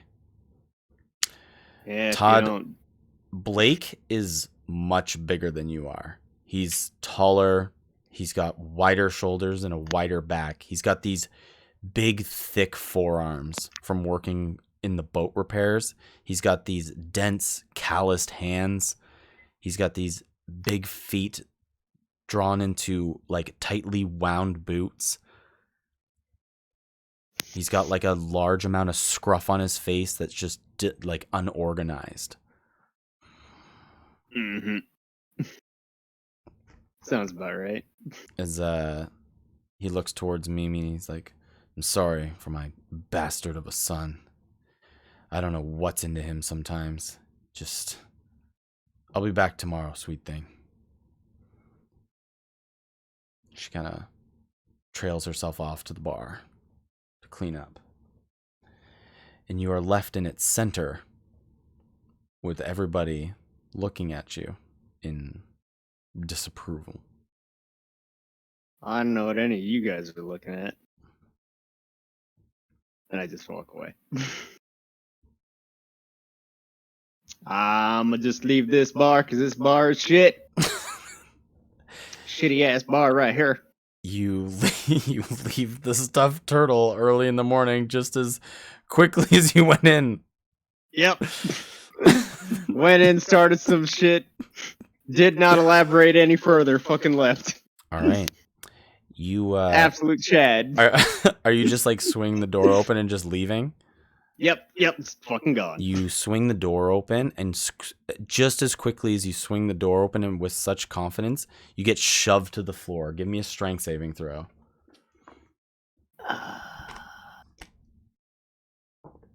A whole whopping ass 9. Yeah, you get knocked down to the prone as you see that there's 2 other fishermen that work with your father push you over and start kicking at you into your ribs. They're going to make an attack roll against you with advantage now that you're knocked prone. Does a 19 hit? Yep. Oh my. They rolled a 6 and a 5 on d6s. You take 11 points of bludgeoning damage as you get the shit kicked out of you outside of the bar in the morning.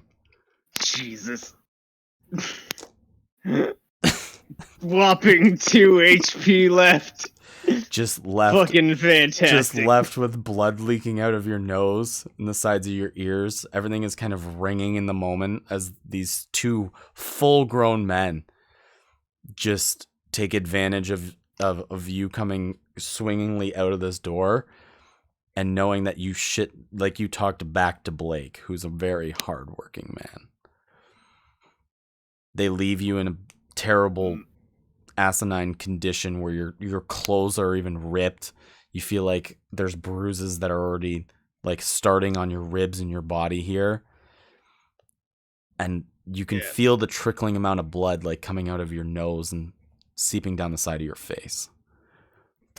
Yep. That's about right. Yep.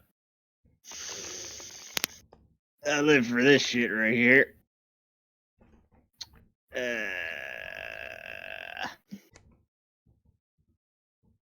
Did they leave or what? Yeah, they'll leave. Yep. Yep. That's about right.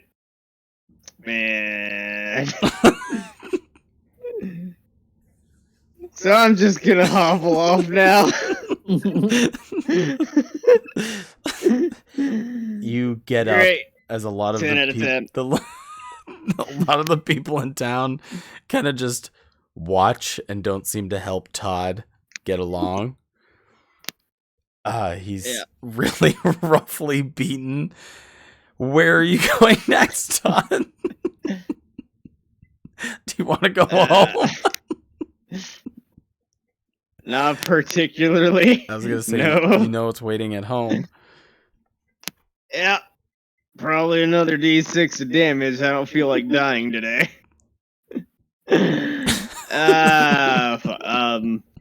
Let's go to the library. All right. It's probably a lot quieter with a whole lot less dudes willing to do D6s at me. Or even D4s, that'll do it too. I'd like to reach out to the group. I definitely made it so that people knew who Blake was and respected him, right? Yeah. I mean, I guess. Yeah. All right. I don't know about respect, but he was definitely like The He has a boss. ragtag group of Yeah. assholes with him. exactly like a bunch of guys getting off the oil rig together. Yes. Exactly. That's exactly what I was saying.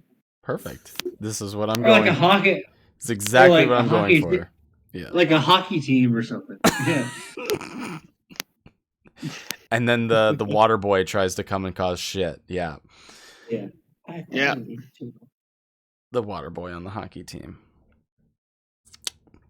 All right, you're going to the longest chapter. And this lone building seems to get very little attention from all that the paint is chipped away from its structure, but the garden path leading to the door is beautiful with color, decorative rocks, and even some small figurines, seemingly acting as if they are real people shrunken down amongst the flowers. A double set of wooden doors enters into the longest chapter. Oh boy. So I'm gonna stroll on in, and by stroll I mean hobble my wounded ass in. You go to the double set doors and you go to push on the door, and it feels quite heavy in this moment as your energy is definitely keeping you up more than it is providing you strength.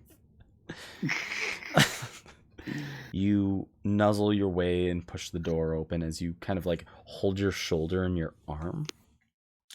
And it's here that a rather pale woman with glasses that hang off the bridge of her nose seems lost in her readings.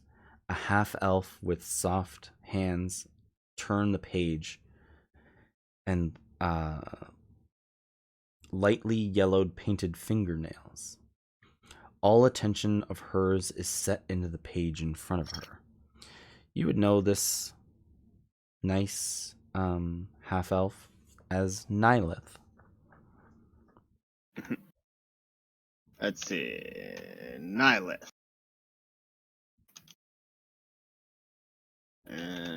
I'm taking notes, I'm sorry. That's good. So I just hobble in, I'm like, don't mind me. She Just kinda- bleeding. It seems like whatever you say doesn't quite catch her away from the page in this moment. Yep. That's about right. I'm just gonna like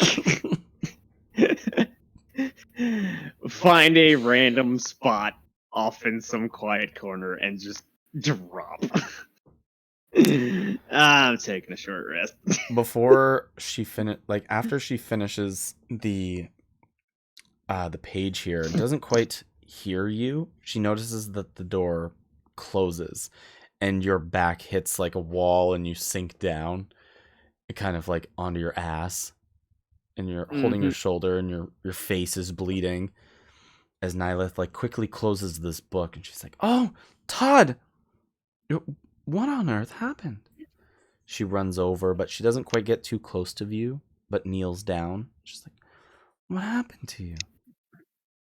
Oh, you know. Blake's friends. You out Or there causing lackeys. trouble again? No. Hmm.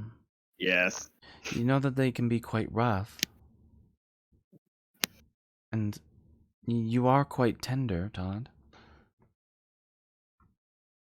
What? Look. Like his body is not She's strong. calling him a slice of milk toast. I'm not even toast, bro. I'm Like, He is the wet plank of wood.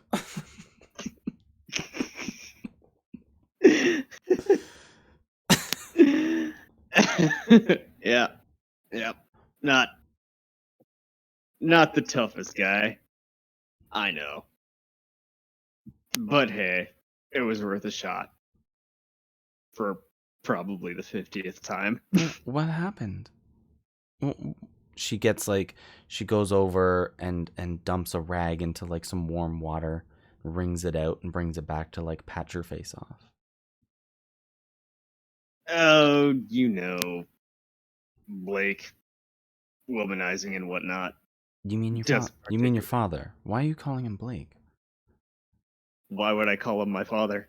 He's your dad. I mean, whatever you say. Do you really? He's an asshole. You really disgruntle him that much that you wouldn't even call him your father? No, That's such a shame. just She continues to like pat your face off and clean you up and ensure that you've basically stopped bleeding. not quite dying anymore. Not quite. Not quite. I'll let you roll your hit dice from a short rest. If you'd like. Let's see. Ba-ba-ba-ba-ba-ba-ba-ba. Sorcerer's hit dice would be. How much time would you like to spend here at the longest chapter? Just give me a couple hours. Give me like 2 hours. So Nylith Okay. helps. Go ahead. So that would be 2d6. Roll high and you'll get them all back. A 5 and a 2 plus 2. So a whole whopping 9 hit points. Not bad. You're feeling better, especially with Nylith helping patching you up. She's like a nice, sweet girl who shows you a bit of attention when everybody else thinks you're a shithead. Yep. She goes behind the counter, and to spend a few hours here, she presents you something. She's got like a weathered book. She goes, I know you like reading these, and another one came in. And Oh, really? she goes to hand you a book here, and hold on, let me see if I can find the other part. Yeah. She hands you the book, and wait, is that? Hold on, because it's like 2 books. I just want to make sure that the name is right. Mm-hmm. Ron.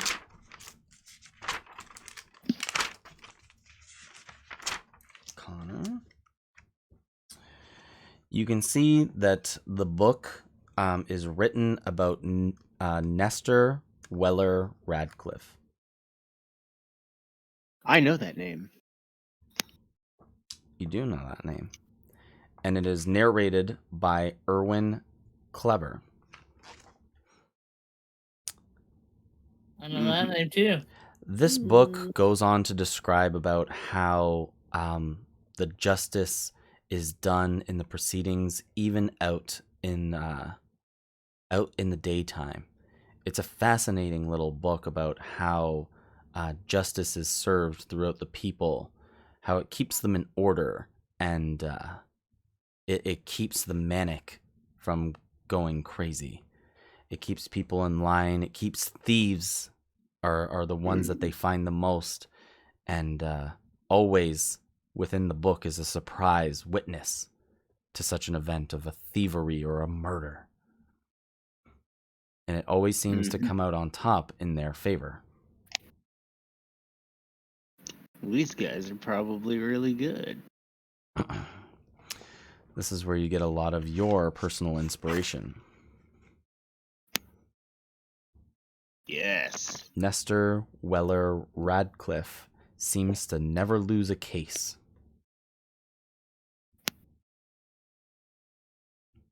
Wish I could be like that guy. He's always coming out on top. Want to be like that. Nylith kind of giggles a little bit. She's just like, "You really think you could be like that?" I know Kelly's seething over here.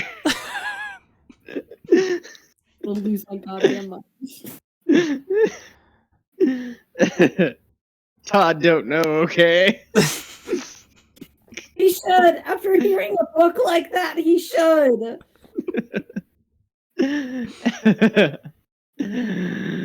Anyway. All good, man.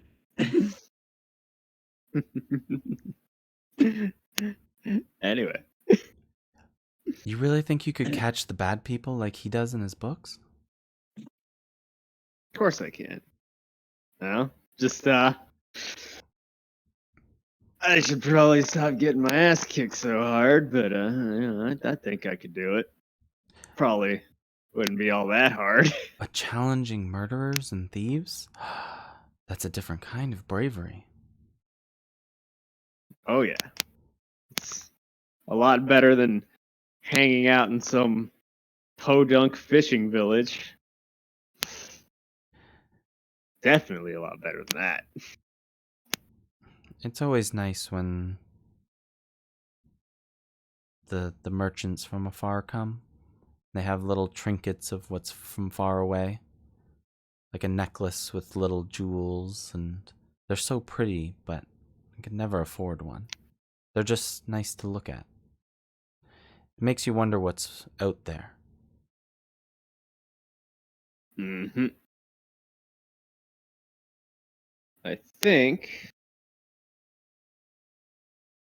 if I can get out there, get rich, I'll get you some.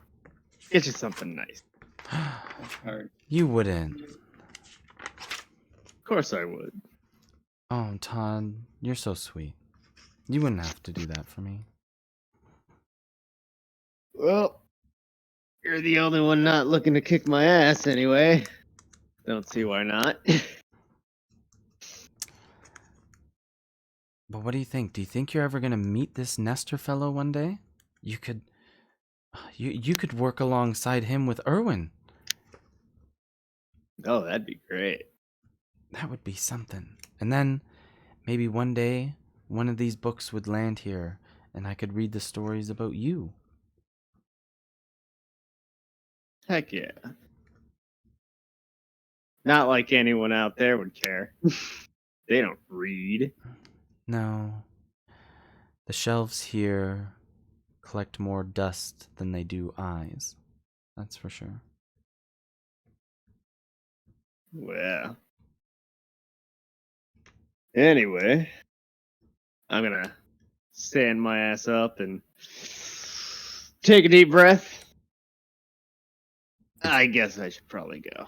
And what's nice is it doesn't hurt to take that deep breath anymore.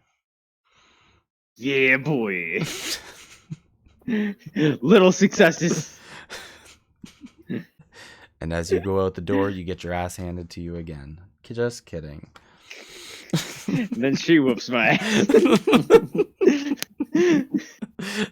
You make me fake promises.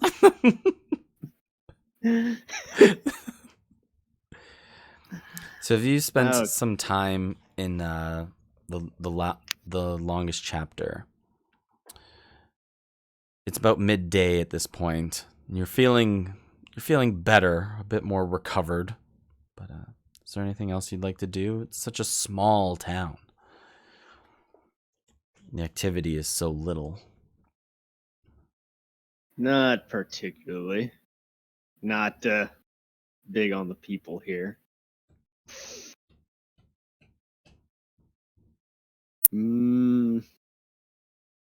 What else we got? There's really not a lot, man. There really is not a lot. I know. You know that you do work the night shift again. Yeah, I should probably get some rest before the night shift.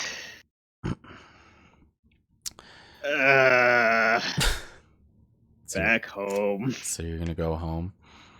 Let's go. So as you traverse the town and go across one of the dirt paths, you can see that the stuffed turtle bar is still quite busy. Yep. As you go past and find your little settled in home and see that there's a few lights on and creak the door open. And you can see that your mother's standing there in the middle of the kitchen. And you can see that she's stirring some kind of large pot over like a little wood fire. You can see that she's got this long brown hair that is almost with a hint of purple. You can see that she's just in this regular buttoned up clothes and these like trousered pants and regular shoes. Nothing strikes you differently about your mother. She's pretty, but she's quite normal. She hears the door swing open. Darling, Todd, is that you? You made it home. Barely. Still alive anyway. Was it rough there out on the sea? Not as rough as it was in the bar. Well, your father's not back yet, so...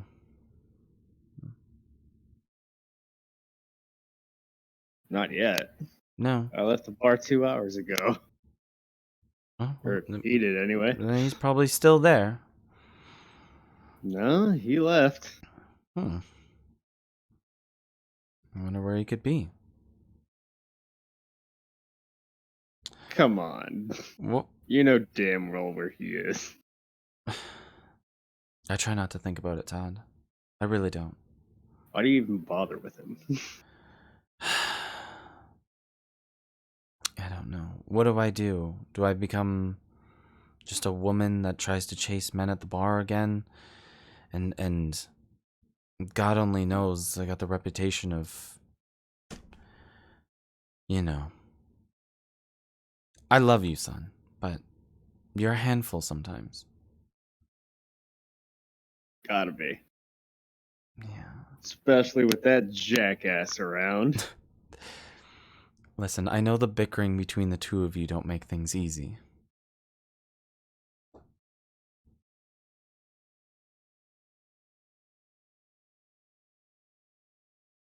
All I'm gonna say is one day that dude's gonna go missing. And I'm not... You're not gonna hear any complaints from me.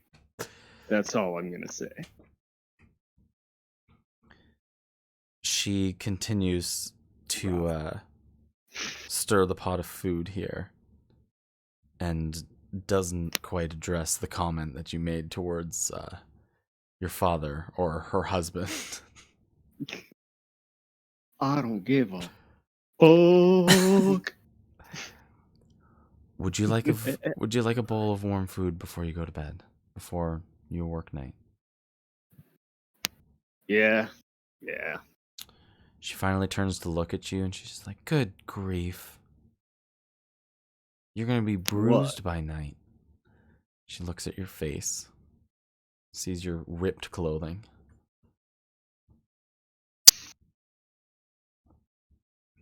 What? You look like you fell down 100 stairs. 99. Just 99. Not even a smirk comes across your mother's face as she puts the bowl of food in front of you and says, "Just get some rest. Todd, just try to stay out of trouble. You can't go without a week without getting in shit." I went 4 days a couple of months ago. It's close enough. She sighs once again. I wish we could find something else for you to do in this town. I really do. Leaving would be better.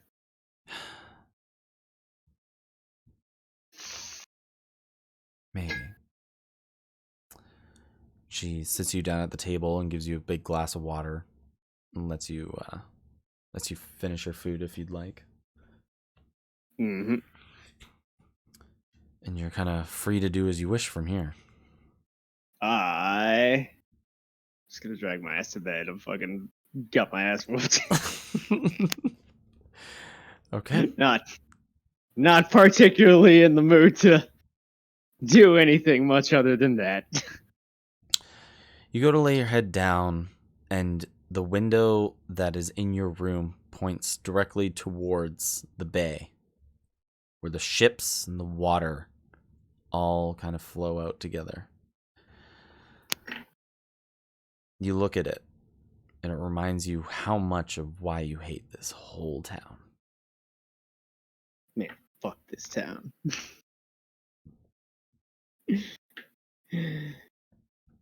Yeah, definitely gonna take my ass up out of here All right. sooner or later.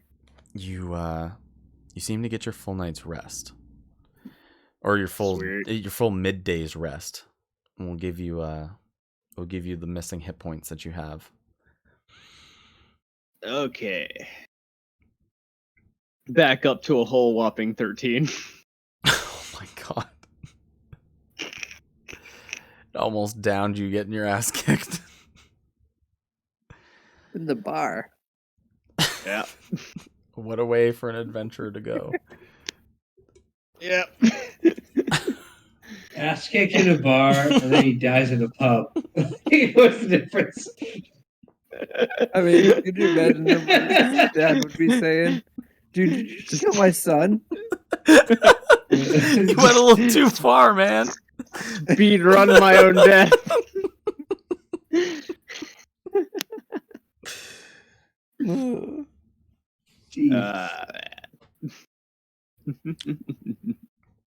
It feels really Die again.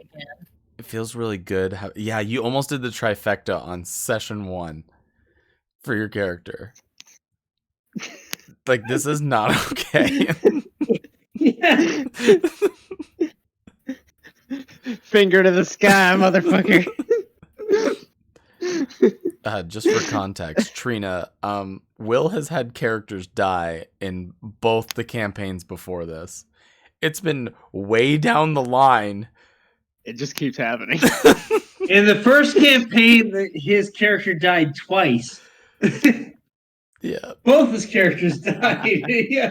Actually, I mean, technically, he was already dead. yeah, So, yeah. but Anthrax then they had the Anthrax action. died in like a wine cellar, getting his ass handed to him, I was already down at like 5 HP or some shit. and he got an axe in the back, and then he got dragged out into a forest and got left to rot.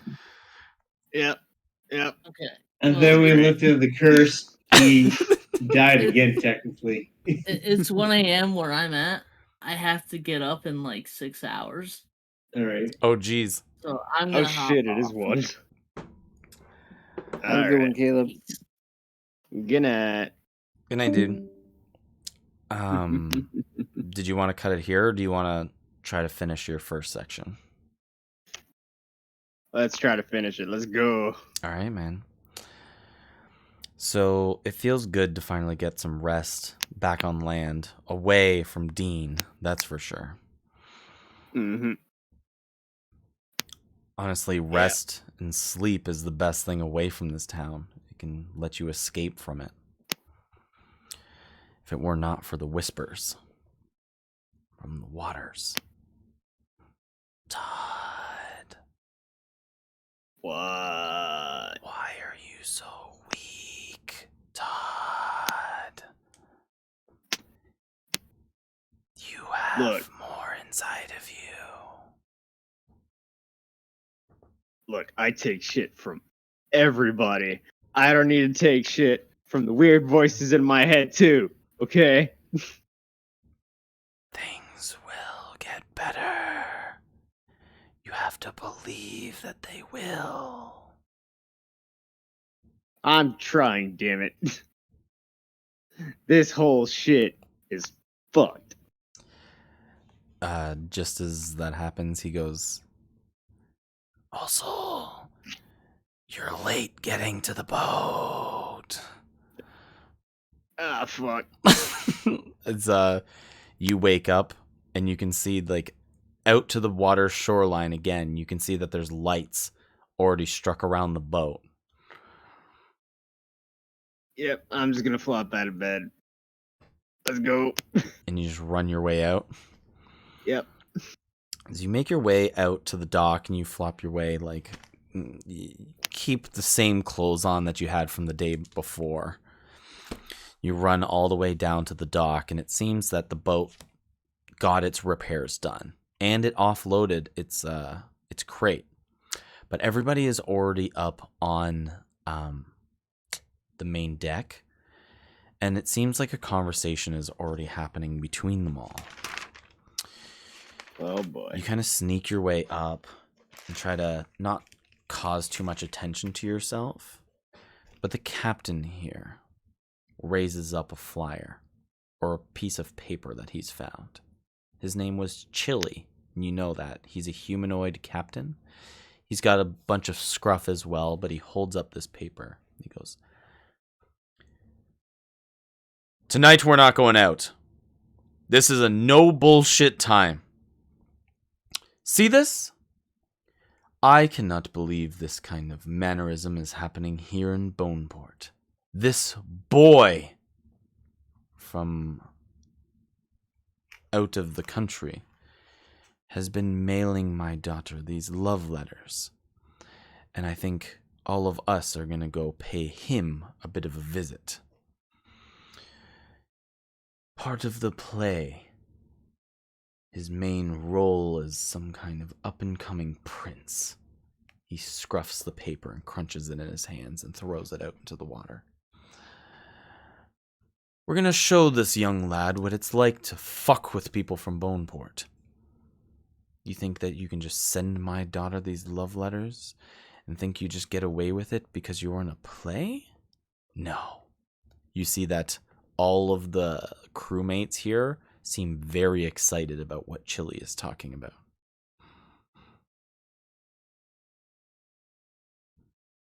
Wait, what did he do?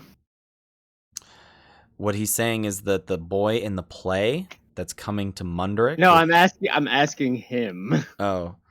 in character. Oh, okay.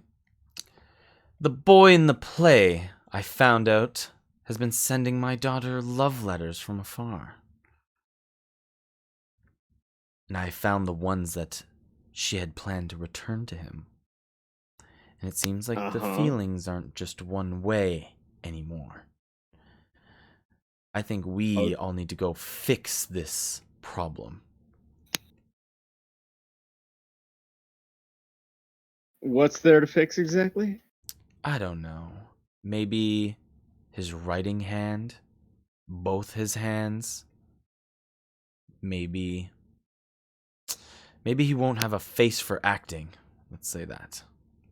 As you hear a couple of the crewmates like, "I'm gonna bring my shovel."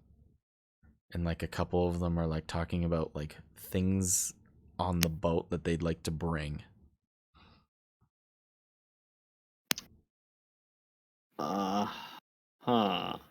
So an actor is sending love letters to your daughter.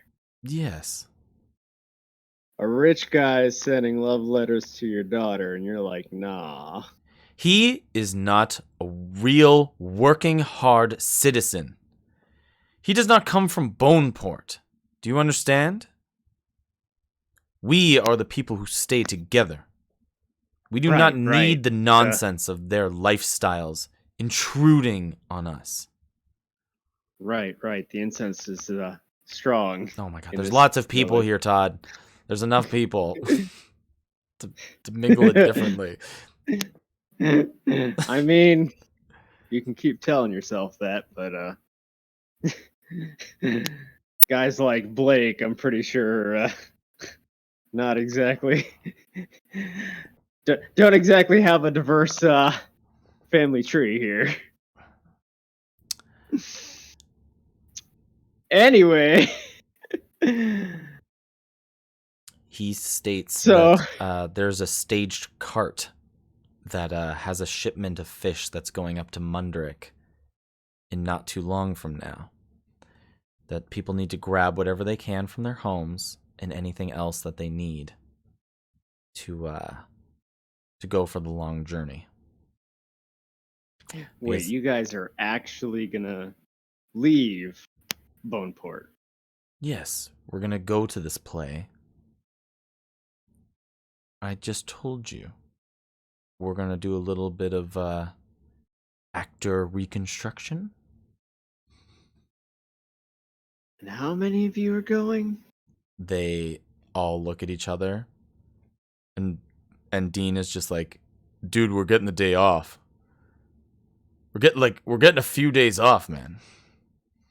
So, all of us leaving Boneport. Yeah, we're all gonna go. This is gonna be awesome. You and me on a few days trip. I'm in. I kind of like just start muttering to myself, like, "Oh my god, me and me get to leave Boneport, and me." And Dean's just like, we're gonna have a blast. Who's we? Oh right, yeah, whatever. I'm in. You say that you're in, and Chili, the tall man, the captain, comes over to you as he hears you say that you're in, and he hands you a large pipe. I just like look at the pipe. I don't actually touch it. I'm just like, nah, I think I'll be all right. Todd, you're gonna help us. You're gonna do the right thing, right? Hey, look. I'm just gonna turn the charm on for once in my fucking life. Look, I'm gonna help you out. You see, you guys don't read. I do. I know more about the outside world than you guys do. I know the lingo. I can speak the language. Okay? So, you're gonna want me out there. And I'll do my part. But all the weapons and all that, that's your job. Okay? You got me? Todd, give me a persuasion roll with advantage. Because you're like swinging to like they are the ones who swing. Yeah. Persuasion. So the first one is a dirty 20, and the second one is a 16. Okay. So dirty 20, yeah, boy. They all look around, and it almost inspires the rest of them to act more crude. As if their actions are okay. As if you're going to back them up. They all get prepared. And, I'm not gonna help them for shit. they all stroll off of the port side and go to their homes to recover any last things that they're missing before going back to the carrier shop. Mm-hmm. And Chili recommends that you do the same if you need any of those books that you always read. Hey, man. Those books, those are gonna be our in. You got me? Then You maybe feel me, man? Then maybe you should go get them, because it's also going to be a long trip. Maybe you're going to want Damn to right. you're going to want to turn away from Dean every now and then. I know how you look at him. Look, does he even really need to come along? He's just an extra body, please. He's already got the time off. Look, just let him hang out here. He doesn't need to be out there. How many problems do you think he's gonna cause you anyway? He kind of frowns, but shrugs his shoulders. He'll be a working body, and that's what's important. We'll all stick together. Fine, I guess. We'll meet back here in an hour, Todd. I'm glad that you're on board. Yeah, sure, whatever. And I'm just gonna go and grab my shit. Okay. Todd, you can begin to walk on home as you can see that a lot of the town has gone still, hearing that no ship is going out to do any bit of its work. But you come up to your house and you can see that it's even coming to the nighttime that lights are on within the house. Oh, someone's home. Okay. I'm gonna go ahead and step inside. You go to step inside and it kind of reeks a little bit. There's that damp smell of sweat and grunge, and it's a bit disgusting. As the man who's been out all night, as your father is slumped in a seat, just dribbling the food into his mouth that your mother has served him, as your mother is also up still, just kind of lays abouting in the kitchen. Mm-hmm. As your father's just like, you know, I sometimes get better food out there in the ocean than this. This slop sometimes you feed me. He dribbles it back off of the spoon.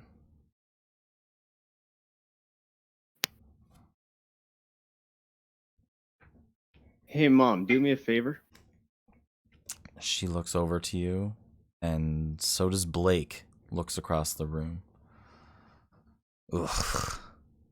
Cursed boy. As you see that he has like a bottle of beer there with him, or a bottle of ale.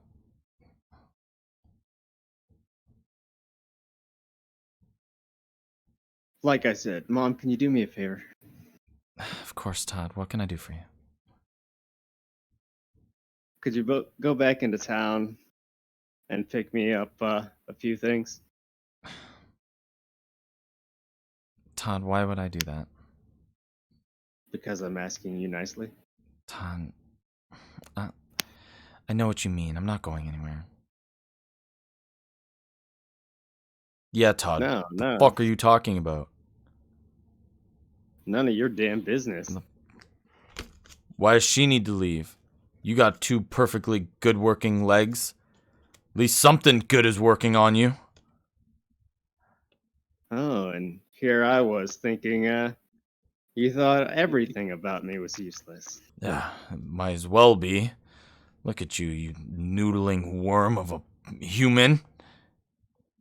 The whispers seem to shudder over Blake's voice. He is not your father. I am your real father. The whispers Look, I know that. cut back out. I know he's not my real one. He's a piece of shit. Who you calling a piece of shit, huh? As you speak back out loud. I'm not talking to you. Mom, do me a favor. Could you go out and just... He slams get his a few fist things? into the table. You can tell that he's drunk as he grabs the bottle and takes another swig of it. I'm so sick of you, Todd. You just come around, you curse this whole place just with your nonsense, and just looking at you drives people mad. Oh, and you think you look any better. He flips the bottle in his hand and smashes the side of it on the table. Todd, roll me initiative. Oh boy. Ooh.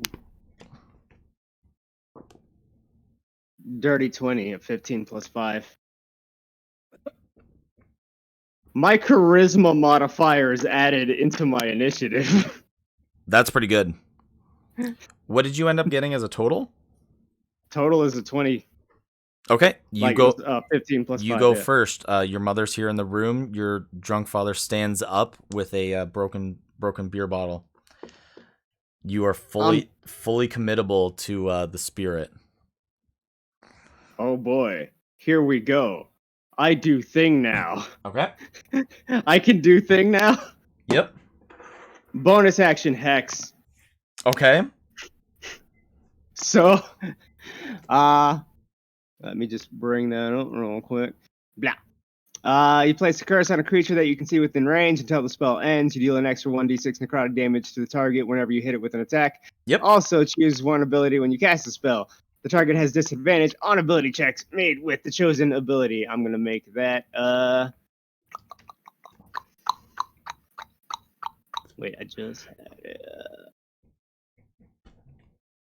Which one was it? Pick one, Todd. Come on.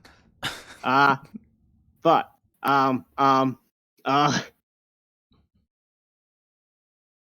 Dex. Okay. All right. And I'm gonna cast as my main action catapult. Okay. So he has to make a Dex save With at disadvantage. disadvantage.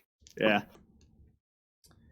You wouldn't believe me if I told you, but it was an 18 and a 19. God damn it. Does he take half, or is it none? On failed save, the object strikes the target and stops moving. When the object strikes something, the object that and what it strikes each take 3d8 bludgeoning damage. So, yeah. So nothing otherwise. No. The catapult misses and goes into the kitchen. Does do 3d8 damage to whatever it hits, though. Yeah. So I'm just gonna go ahead and say that was like a book or something on the floor. It just gets launched really quick into the kitchen and just smashes a Poltergeist couple style. pots and pans and just knocks some dishes over as this what's about to be a full out family fight happen. Oh boy. And I'm gonna run a whole ass 30 feet up to my room. You go to run up the stairs. As you begin to run, you see that it's actually your mother's turn. And you see that your mother waves her hand as her eyes go completely purple, like the hue of her hair. But her hair starts to fizz off of her body as black tendrils come out of the floor and wrap around your father. Oh. That's a fail. Oh. That's a fail. These black tendrils grip his arms and his legs, holding him in place. Blake drops the beer bottle and it's just like, what is going on? What is wrong with the two of you?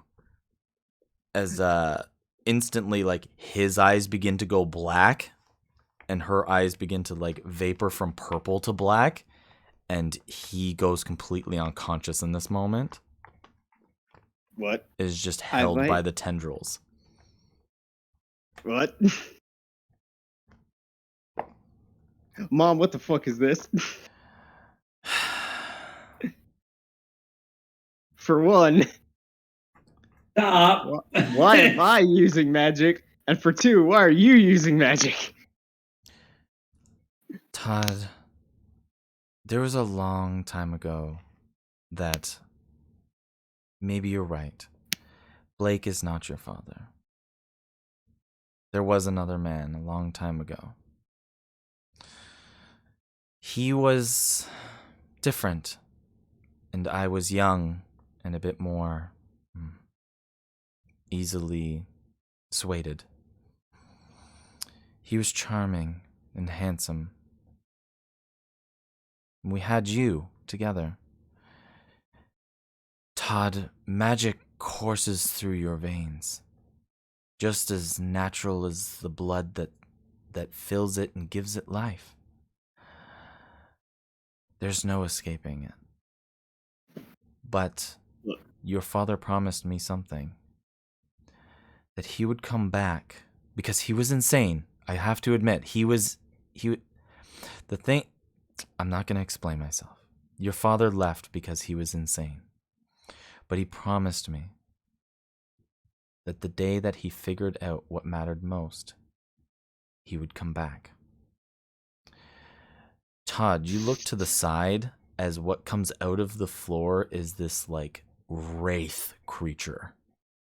It's like this spirit being that speaks out to you. Like, that's the thing that... Son, how you doing? Holy shit. Finally recognize his real dad. He's also gonna play dad. Yes. Yep. Oh my gosh, that's awesome. So I'm just gonna be here like, wait.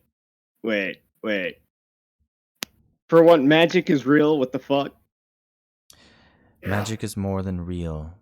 Magic courses through the veins of our lineage, Todd. You couldn't escape it if you wanted to. But your father here. I'm glad to know that you came at the right time and that you knew to look for him. She, like, puts her hand at the back of the wraith as these black tendrils are still holding Blake in place as, like, the life force is being sucked from his body. You know it's hot when you do that, right? I know.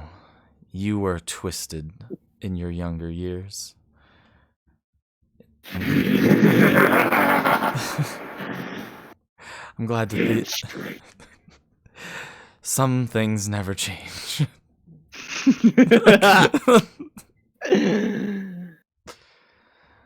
She turns to you and goes, I will wipe Blake's memory, and it'll be like things never changed.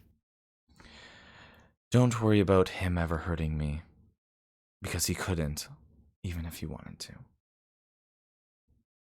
You sure? Oh, I'm certain.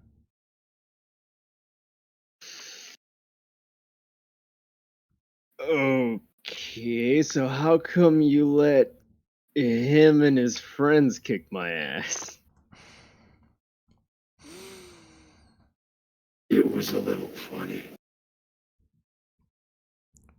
She looks over and, like, gives the spirit a whack on the head. Just like, no. You understand the position you've put yourself in. You are here to look after him now. You can't just let these things happen because you think something's funny. Fine. Maybe we'll come back one time and I'll wonder why or what put you in this form. But until then, I've heard about you leaving this place, Todd. I think it's for the best. Oh yeah, no, fuck this place. I know. I thought a quiet place far away would be best to keep the secrets of our powers at bay. But it's something that just simply can't be left untouched.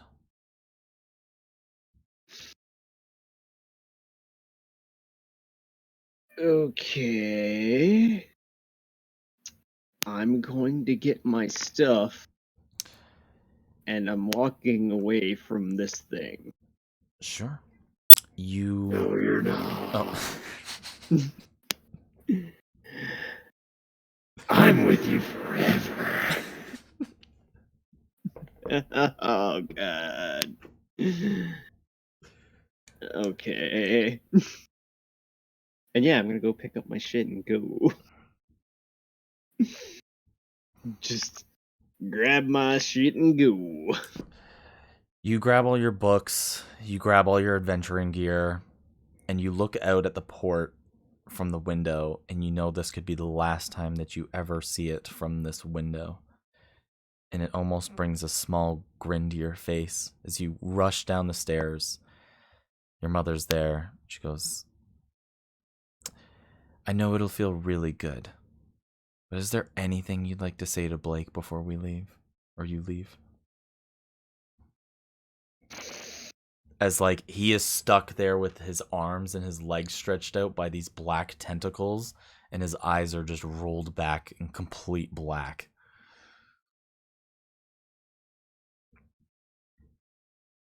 You know what?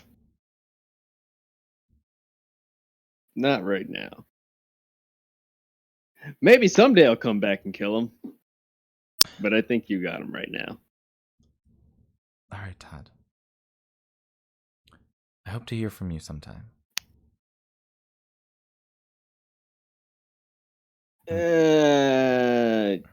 Maybe. Bye. You leave out the door and head your way down towards the shipping containers in the shop. Mm-hmm.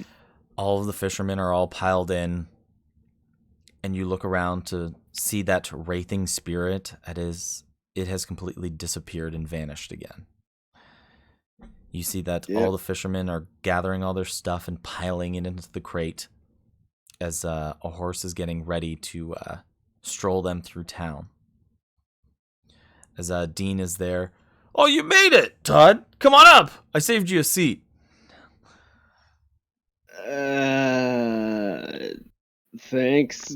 A big, like, wide smile with the gaping teeth, the spaces in between, and the yellowing. You sit in the seat of the carriage as it begins to take off through the dirt path straight through the village of Boneport and heading north towards Munderick. You can see the old lighthouse and all the old ships on the dockside. Is there anything you'd like to say to this place?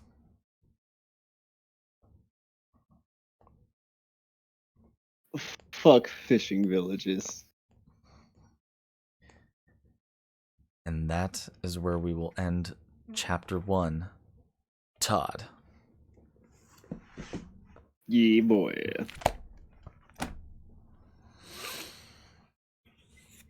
I finally get to use the voice again. I'm so happy.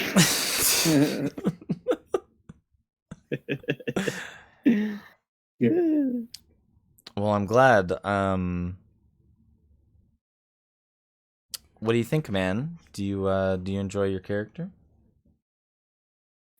Yes, I do. What? So that wasn't originally how I was planning to play my character. He was actually going to be all super upbeat and happy, and then you just gave me the worst starting partner ever, and I was like, no, we're just emo goth kid now who just pisses off everyone at all times. Here we go. All right. Gonna be. So I thought it was gonna be like upbeat and doesn't really know anything else, and then he gets almost executed. Like outside of a bar. Yeah. Oh, that would have been interesting. Just. Well, I mean, even 2 6s still wouldn't have killed him, but it would have left him with 1 HP.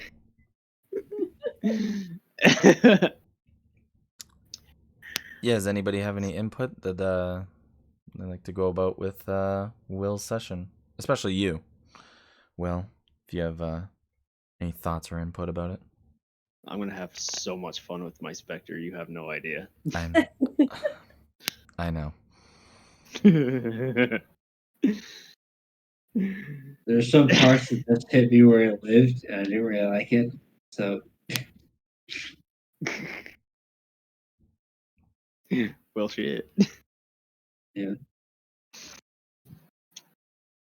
Anything else?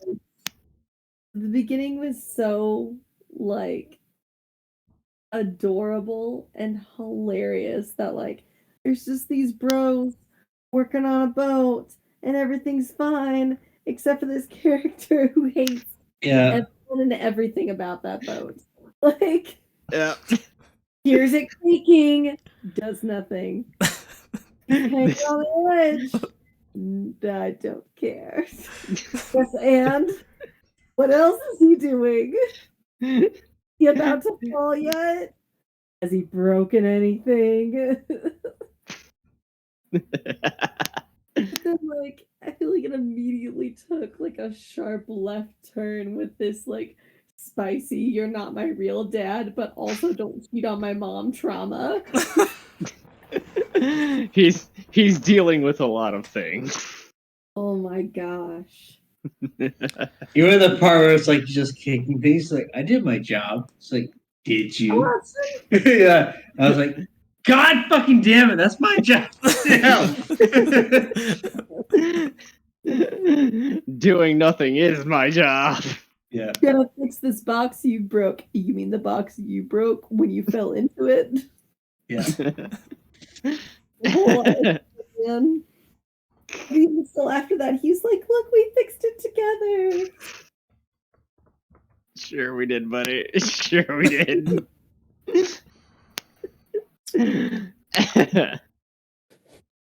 Let me just hover hand you at all times because I don't want to touch you. And then plot twist, you find out about your mom and your real dad and these crazy secrets and how like Here she is using Everett's black tentacles or some shit. Yeah. That seems like the spell, Everett's black tentacles, which means she's way higher level than I thought she was. No, I even thought I heard eye bite. Just put it down to sleep. Like it was something. There's some shit going on there. Yeah. It's all a cover. It had like Percy Jackson vibes. Sorry, you have to be in this like really shitty relationship. It's for your own safety. Yeah. All the bad stuff happens in Maine. All the cool stuff happens like Trailer Park Boys, Nova Scotia, Newfoundland. You also have an interesting person that you look up to. For your, he'll be interesting. That's gonna be interesting, all right. Your lawyer person that you. Hey man, let's practice some law. Find so Let's good. practice some law while practicing some magic. So It's all good, man. I'm just so disappointed in myself that I missed my first shot. Yeah. Because that was gonna kill a motherfucker right then and there. Like we're talking 3d8 plus 1d6 necrotic. That would have killed a peasant dead. When you're feeling it, but the dice aren't. Good thing that Blake's not a peasant. Okay, you don't have to tell me how much HP he has, but let me roll real quick. The 3d8 is 22 damage, and the 1d6 is an extra 3. So would he have survived 25 damage? No. Straight to the... No, he No. wouldn't have. He would not have survived a book to the head. No. A fast Or a one. boot to the head. A You know fast what? one. Let's make it a boot to the head. Give him a boot to the head. Yeet. Deaded his ass on the spot. So I guess with these two characters out of the way, what do you guys think about your intros? Were they worth doing, do you think? All of them? I am absolutely ready to just start running in at everybody. And suddenly now I'm the salty emo child with the weird ghost hanging around. Let's go. Maybe it was just like a way that you were over there, but it's just like a new breath of fresh air when you're outwards, and it's just like, wow, people aren't so fucking shit. Like, Yeah. For once. Box Hollow yet. Everybody is shit. Oh boy. Yeah, that place. I like it sucks. because everyone is just like now has to like anticipation to finally get together and start a party. Gonna deal with the whole grass is greener situation. Like, oh yeah, it's gonna be better over here. Oh, it's shit. Oh. At least I can do things now. so I know that Caleb liked his session 1, but I guess in general from everybody else? Just the rest of the feedback from the rest of the party. Mm-hmm. Pretty good. Enjoyed it. Had fun. Good shit. Good shit. Gertie needs to whoop ass. Gertie needs to not get her ass whooped. So is that Gromit needs to get angry. is that Yes. Gertie's nephew that is writing the love letters? Yes. Yeah, that's what I thought. Yep. Grandma Smash. Yeah, so Gertrude's sorry, was it the nephew? Yeah. Yeah, the nephew is the one that's writing the love letters that has pissed off all the fishermen. Yeah. Yeah. Picked up on that. It's like, hey, my boy. And these guys are like bringing shovels and pipes. Yeah. Because there's 7 of them. Not including Todd. You know what? I was- He's been cunning. He doing his best. Like, Todd doesn't even particularly care about the actor kid guy. It's just like, oh, an opportunity to leave. Yeah, it's number 1, like, I get the fuck out. Mm-hmm. Like, I was trying to get rid of Dean, only to have less people to deal with. Yeah. Because I was trying to just be like, okay, like, I can't deal with a 6 or a 7 on 1. Can I make it 6? Let's lower the number here. No. Dean gets to say, fuck. I gotta wrangle 7 motherfuckers.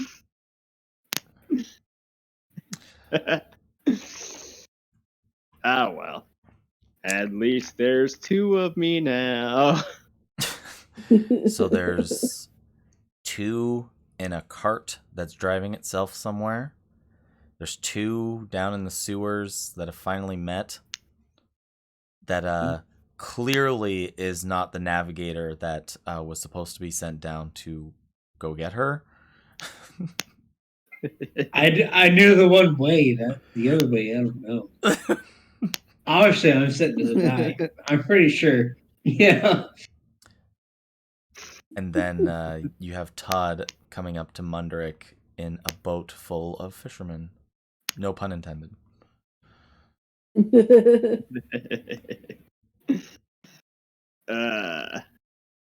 Bunch of fishermen. Here we go. But there we go. We got a few portions of towns like a little bit more fleshed out. Mm-hmm. Soon we will get the party together. Soon. I think Kelly just really enjoyed her time at Vox Hollow. Yep, Kelly did seem to enjoy that. Not at all. Hang out, fuck some shit up, get the fuck out. Like, you seem to enjoy it before the shit started getting bad. Like, before what's his face got all up in your shit. Jasper? Yeah. No, not the actor, the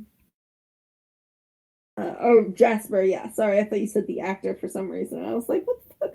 You're saying the gay guy who wants to be bisexual real bad. Hey, you know what? Sometimes you just have some problems that you project on other people, and that's super unhealthy. Like, That's the thing that's unhealthy here? Okay. it's unhealthy for everybody involved.